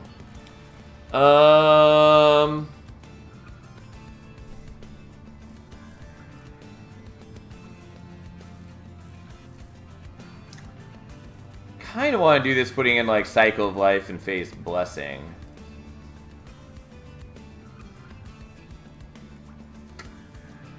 Let's put the Sting in there. I don't think that that's that great, but I'm gonna do it. There's still some interesting things I can do with that. Sure. I would love to put the silver ink in, but currently there's no way I'm gonna have enough Ember to do that. I am gonna take Ember from Kale, but even then. So I think we're setting up on mid floor. We actually might set up on bottom, but I think we want mid. The damage from the spikes will sort of be wasted, but it gives me a little bit of time to set up and scale.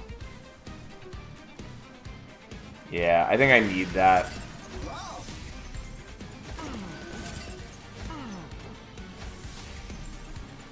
And then you guys can just die. Who cares? Oh, there are haste dudes, which I always forget.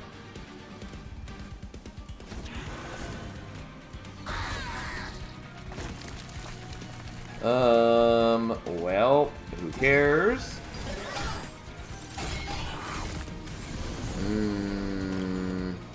At least Kale is muted for a couple turns.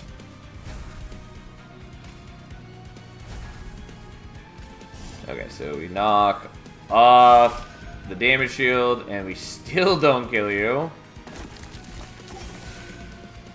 Oof, that's annoying. You literally go down to 1 HP and survive. How irritating.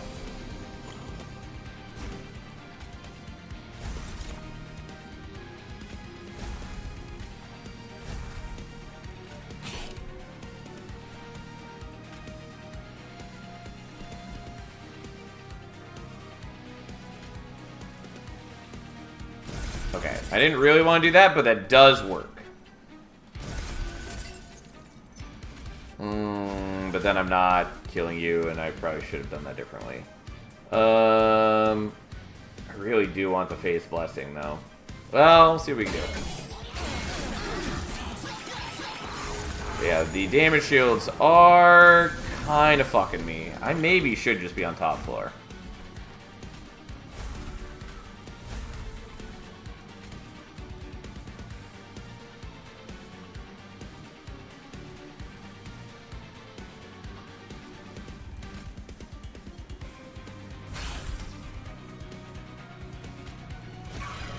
Okay, that's all we need to do to save that. And so then this... Just go there, and then we're getting to a point where things are acceptable. Is it messy? Yes, absolutely. This is why we want another astrologer. Also, that is nice to see. Not that, like, I'm particularly powerful in this regard. But it still helps. And then whatever you aren't doing anything. This guy's unfortunately giving damage shields to Kale, but I don't mind that so much. That is not my biggest problem. My biggest problem is literally every other thing that I'm dealing with. But hey, here we are. And yes, he gets more damage shields. I still think that will be okay. Sadly, wasn't able to play out the Silver Ink because it would have made the Phase Blessing dramatically better.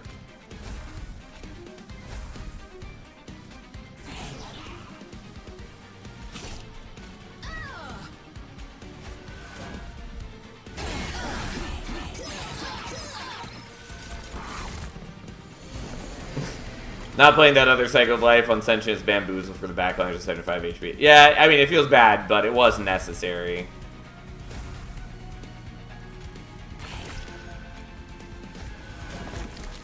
Because I wouldn't have had the Phase Blessing if I had done that. Or I would have had to have a dude reach the pyre, and I really didn't want that either. So yes, was not ideal, but so be it. But, anyways, we end up in a situation where we pretty cleanly murder Gale.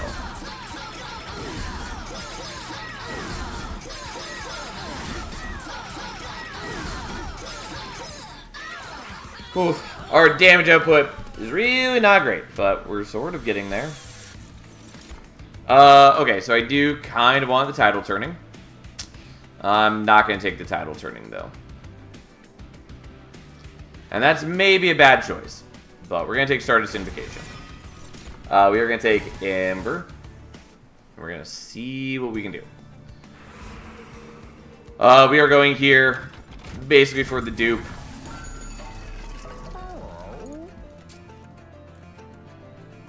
Honestly, giving you HP is not bad. I could also reroll and get you Conduit, but I'm pretty okay, I think, just doing that and saving the gold. And then we're duping you, which is quite helpful. And then we get Bristling 3. Oh boy. Look at all those spikes. Truly the greatest of all time. I will tell you that most of my deck is unhelpful. Also, I didn't check. Do we have another Merchant of Magic coming up? We do. I thought we did, but then I realized I hadn't actually checked.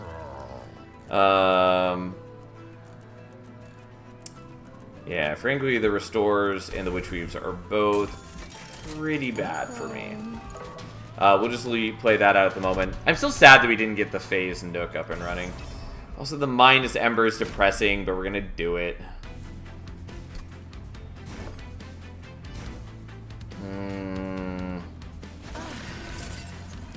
God, it might be best to leave you on your own floor. I was trying to avoid that, though.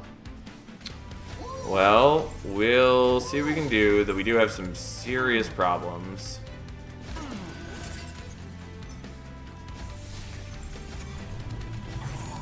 Good, we need another Shard Chandler for that 150 damage spikes. I mean, don't get me wrong, would love to have another one if I could have the capacity for it. Yeah, this is the problem.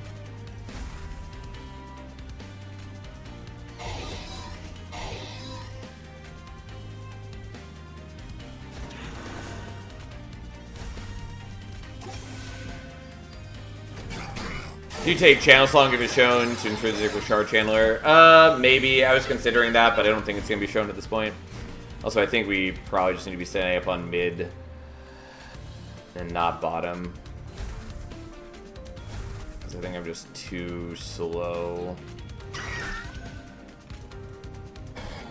Yeah. Let's not do it that way. I'm gonna take amalgam damage. Not happy about it. Oh well. Like, I could also play Sencha on bottom floor, and I maybe could do that, but it's bad. You know what? Let's try it that way.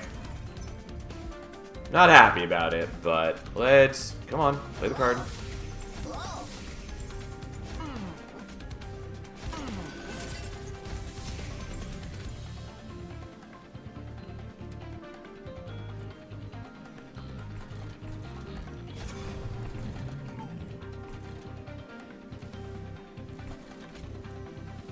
Okay, let's do it like this. So you get that. Just blow you up. And then give you a little bit of regen and do 1 measly damage.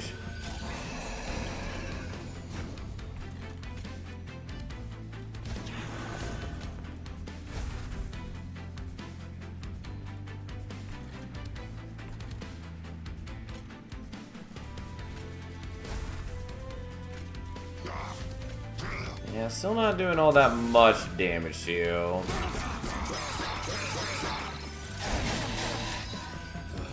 But it's more a matter of, are we able to catch everything else going forward?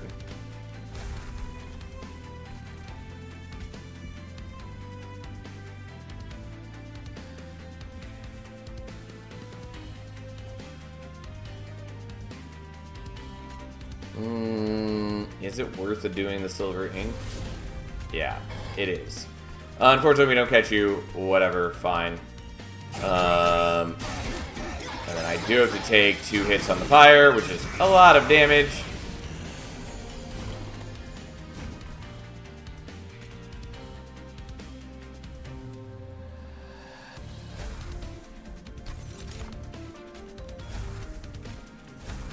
Fortunately, I don't actually have the Ember to utilize these very well.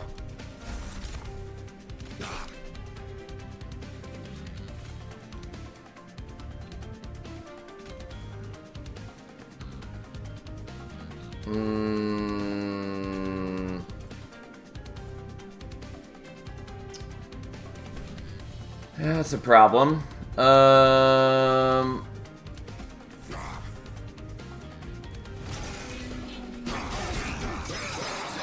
Yeah, this is why I was afraid of the minus Ember trial.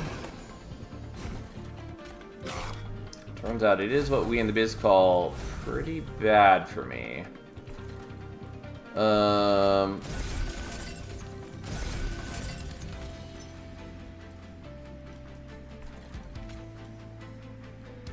Yeah, sadly it's not enough to kill those guys. I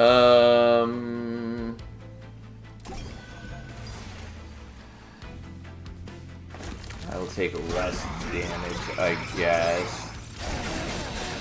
I'm still gonna take some amalgam damage upcoming, as much as I would like to avoid that.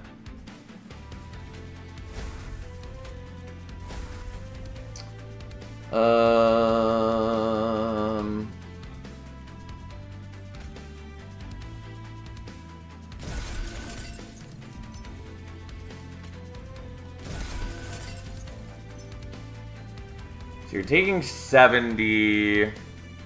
Just trying to, like, I don't really want to math this out hard, but I was trying to imagine if hitting with the Witch Weaves changes the break point on when you die.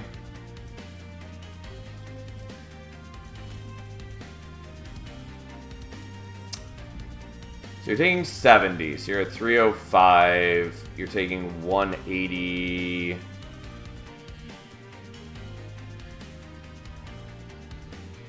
And so that brings you down to like 120. Yeah, so that does kill you a little faster. Okay. Still not perfect, but you know, we're doing what we can. And then there's this.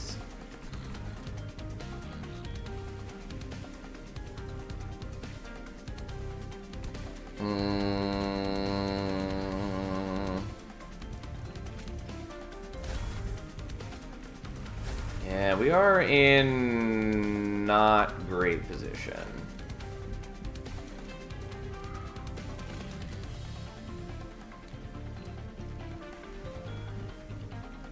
did forget that you're attuned. If I had played both of those here, it would be an extra 10 damage.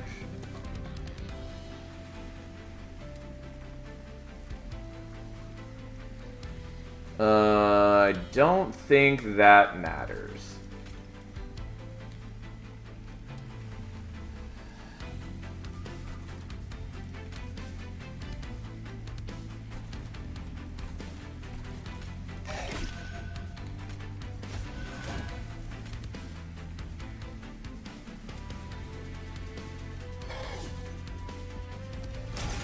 Maybe should have just played out the Vengeful Shard since I'm already taking damage. Because I take 6 from you and 6 from you, which puts me in what we call bad shape. But we are killing here. I can even do these to give myself a little bit more power. I just had to make sure that our dude wasn't dying, because then we'd lose him thanks to the Void Armament. I was pretty confident that wouldn't be the case, because, yeah, there was the sweep dude, but it only does 7 damage. That was real bad for us, though. Another Shard Channel, which is cute, but not really going to solve my problems. Spreading Spores is something. Like, I don't hate it, but it's not really going to be what we need right now. Would have taken that Cycle Staff a long time ago. It's so late to get it now.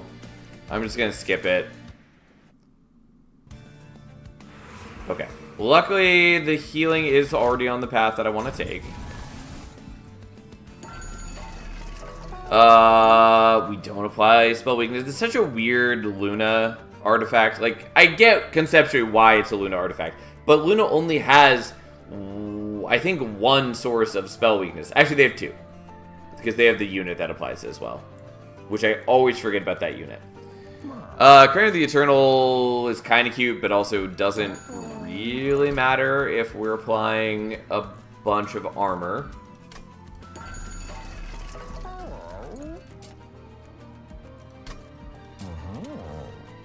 Okay, so I think we're doing this. Even though it's proven itself difficult for me to use. We'll do that and that.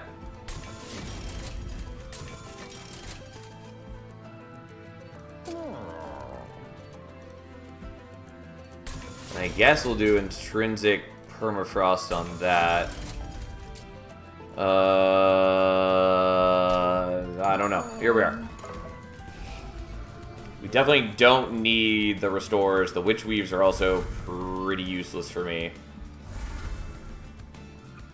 I guess I'm gonna take this as a bit of safety. They really wanted me to have Stings this run. I will take Kingdom's Tears. It mostly doesn't matter, but it does give me a bit better safety. Okay, so we should be fine. Kind of. I don't have particularly great offense for the Titans is the big thing, but I think we'll get through alright.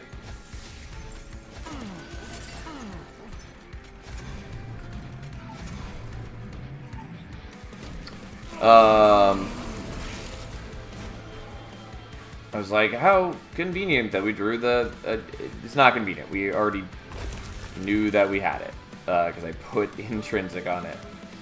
Yeah, it doesn't really matter to daze you. Oh, actually, yeah, except if I had done the Stardust Invocation, it would have phased. I was thinking that I could dupe the...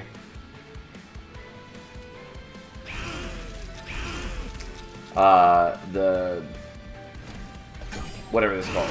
Do you want to say Stardust? I'm pretty sure that's not the right name. Starstruck. There we go. I knew I was saying it wrong. Anyways, I kind of wanted to dupe it, but it wouldn't have been actually that helpful since it would have phase changed so that I wouldn't have been doing the days anymore.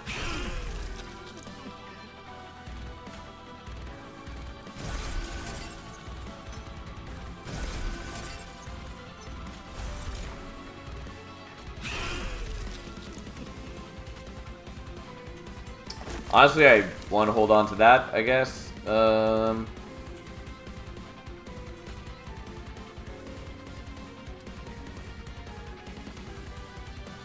Yeah, we'll just do that, and... I mean, nothing really helps here. Not having a Toon Sting feels bad, man. Yeah, well, sometimes you just gotta.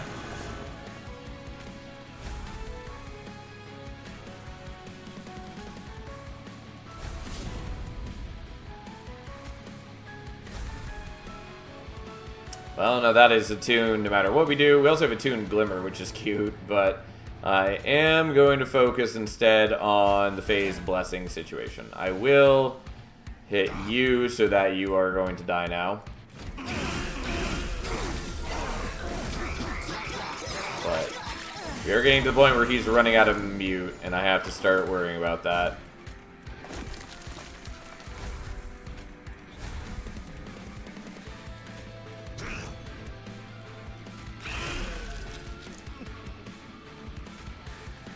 Okay, just for safety's sake, we're going to do that right now. So even with corruption build-up, you're not just going to suddenly die. I did figure we were probably going to draw into the Starstruck soon, just because that's how life works. So it's not that big a deal. But just for safety, we'll put some on the backliners. That guy does survive, which is not ideal, but shouldn't be a big deal. Because he's not really going to make it to top floor.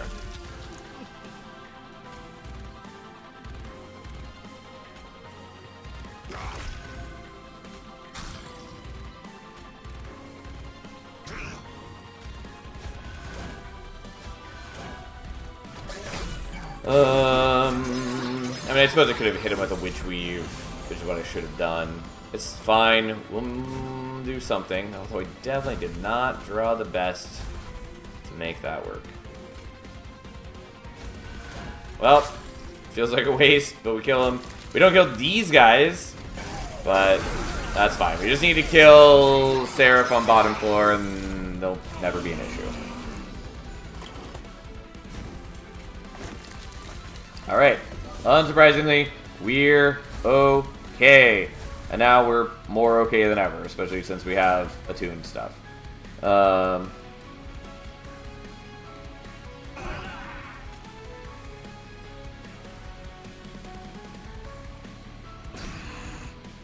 mean, Sen'jin still dies even with 1200 armor because we're not that quick at the kill. And so once he runs out of the days, he does double the corruption on strike.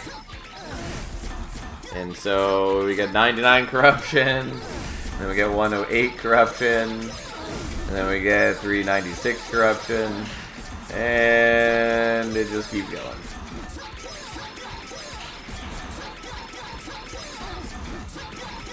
And there we go. Not a particularly fast kill, but we get there. Oh god, yeah. This deck is generously, I would categorize it as messy. I think we're fine now, though, because I did get out of that without taking much damage. Again, I'm not going to be super fast at killing these guys, although Savagery with his increasing multi-strike does mean that he'll take more and more spikes damage, which is something. Also, I could maybe play these guys closer to the front, which would kind of help our wave clear situation. I was just trying to make sure that they're not dying. But we'll see. Unfortunately, they are muted for several turns. Like I say, unfortunately, even though it's kind of nice, but it does mean that Dominion's not giving us Pyrolites for several turns, which sucks.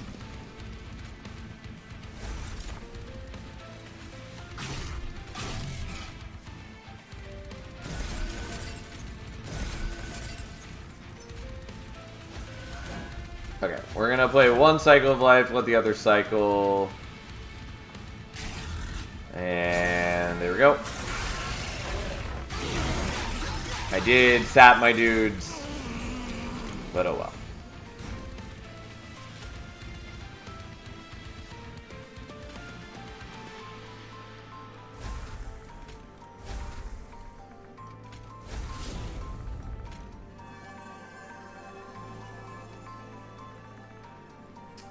Well, I guess I'm doing this so I can actually clear the full wave.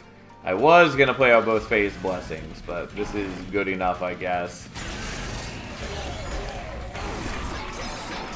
Alright. No, unfortunately, again, it's still gonna take us a while to kill Dominion. Okay. Well. Oh, wrong ordering.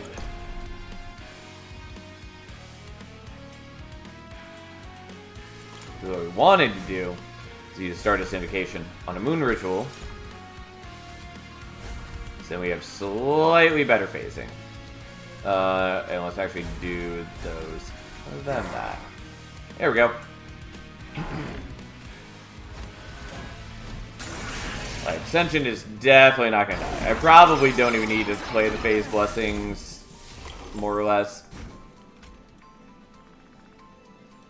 Like, I could keep using it so that I can, like, put it on the backliners here.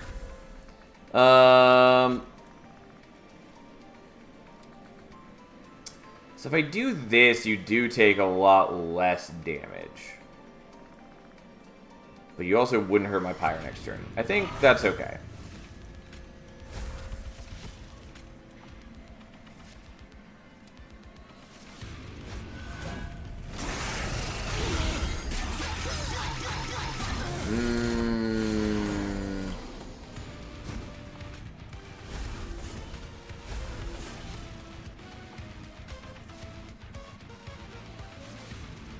Well, we're only going to play... No, we'll play both of those. I don't need both phase blessings.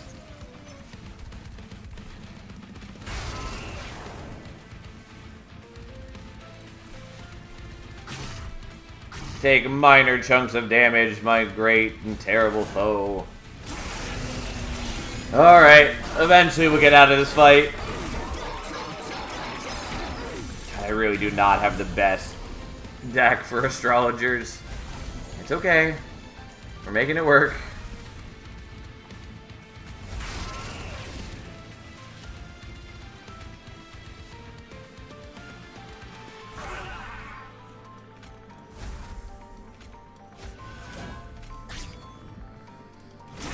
Alright. We are getting low-ish on health, but entropy is pretty low. Savagery is about to be a lot lower.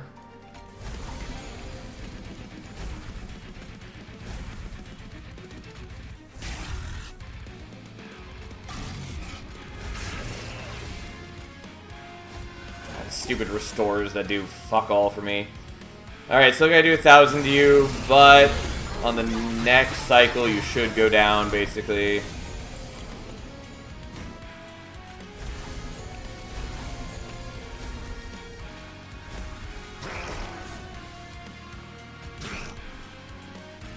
Yeah, I don't really need the phase blessing, but I'll still play it out. We are getting low, but we should still be fine. So long as we don't eat any of the Curse of Entropies. Just wipe all those problems out.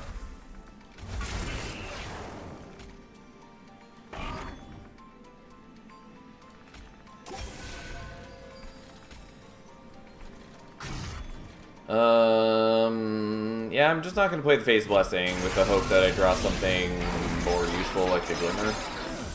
Since the Glimmer does actual meaningful damage now.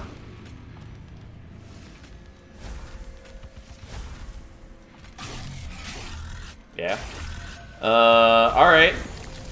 Savagery's down. And then we kill you next turn. Like, I am very low on health. So my deck is not good. But that's okay.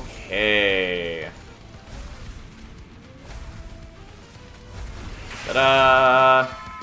Ta-da! God. It's rough. It's a rough deck.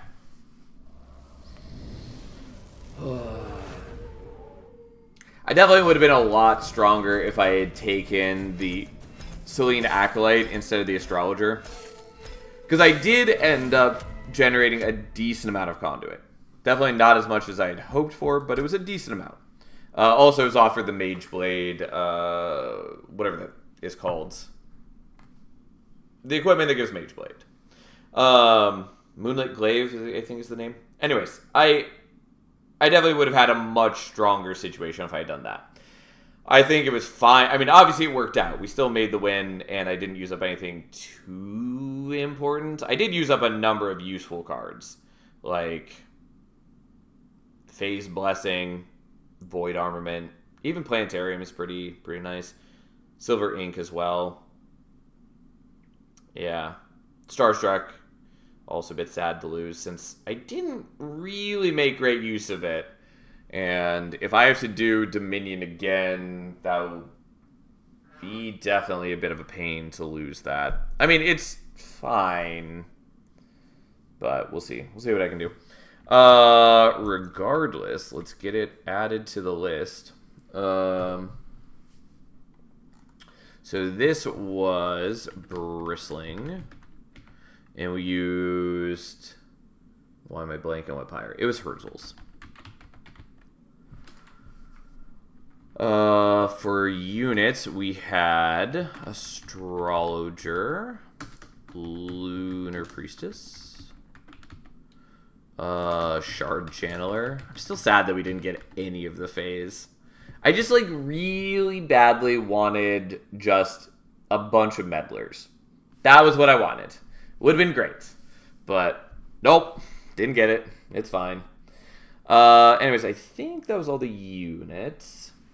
And then for the spells, there's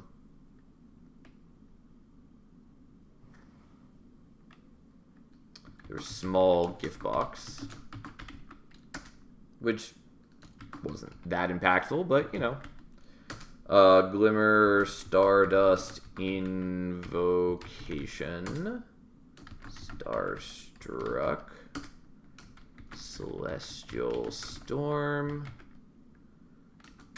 Silver Ink, and then we had Phase, Blessing, and Cycle of Life, and Sting, all in the box. And then, did we? Oh yeah, we had Void Armament.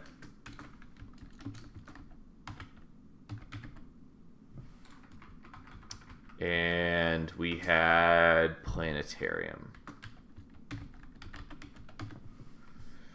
And I think that was everything. Okay. There's still a good chunk of things available in this clan combo for us to use for the third run. And Cultivating at least has some, like, natural scaling in it. It's not the best, but it does exist. It does exist. Yeah, I don't know. We'll see what happens. We do have a lot of useful tools left. Like, we still have a good chunk of equipment. We have a couple different scaling options available. We have a number of defensive tools. We'll see what we can do. Regardless, yeah. Let's add this one on, and I will even that out in a moment as well. Whatever, I'll fix that later. Anyways, that's where we stand for the moment. We have 7 champions done. We're midway through Sentient. Hopefully we can do the last one. Unfortunately, we're stopping there for the night because, yeah, there's no way I'm starting another one right now. And that is it for me for the week. So we'll have to pick this up on Monday with Sentient and go from there. We're making progress, though. And we already got through one of the ones I was most worried about, which is Penumbra. Bullet is another one that I was worried about. Not because he's overall a bad champion, but just because it's kind of hard to split things between all of his paths. Yeah.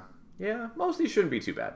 Anyways, rambling aside, that's where we're ending for the night. Thanks for hanging out. As always, hope you're enjoying the challenge. I think it's a lot of fun. I know I say that literally every night, but I don't know. I gotta say something in the outro, so here we are. Anyways, have a nice weekend, everyone. Have a wonderful night. I will see you back on Monday. Thanks for being here. Truly, I do mean it.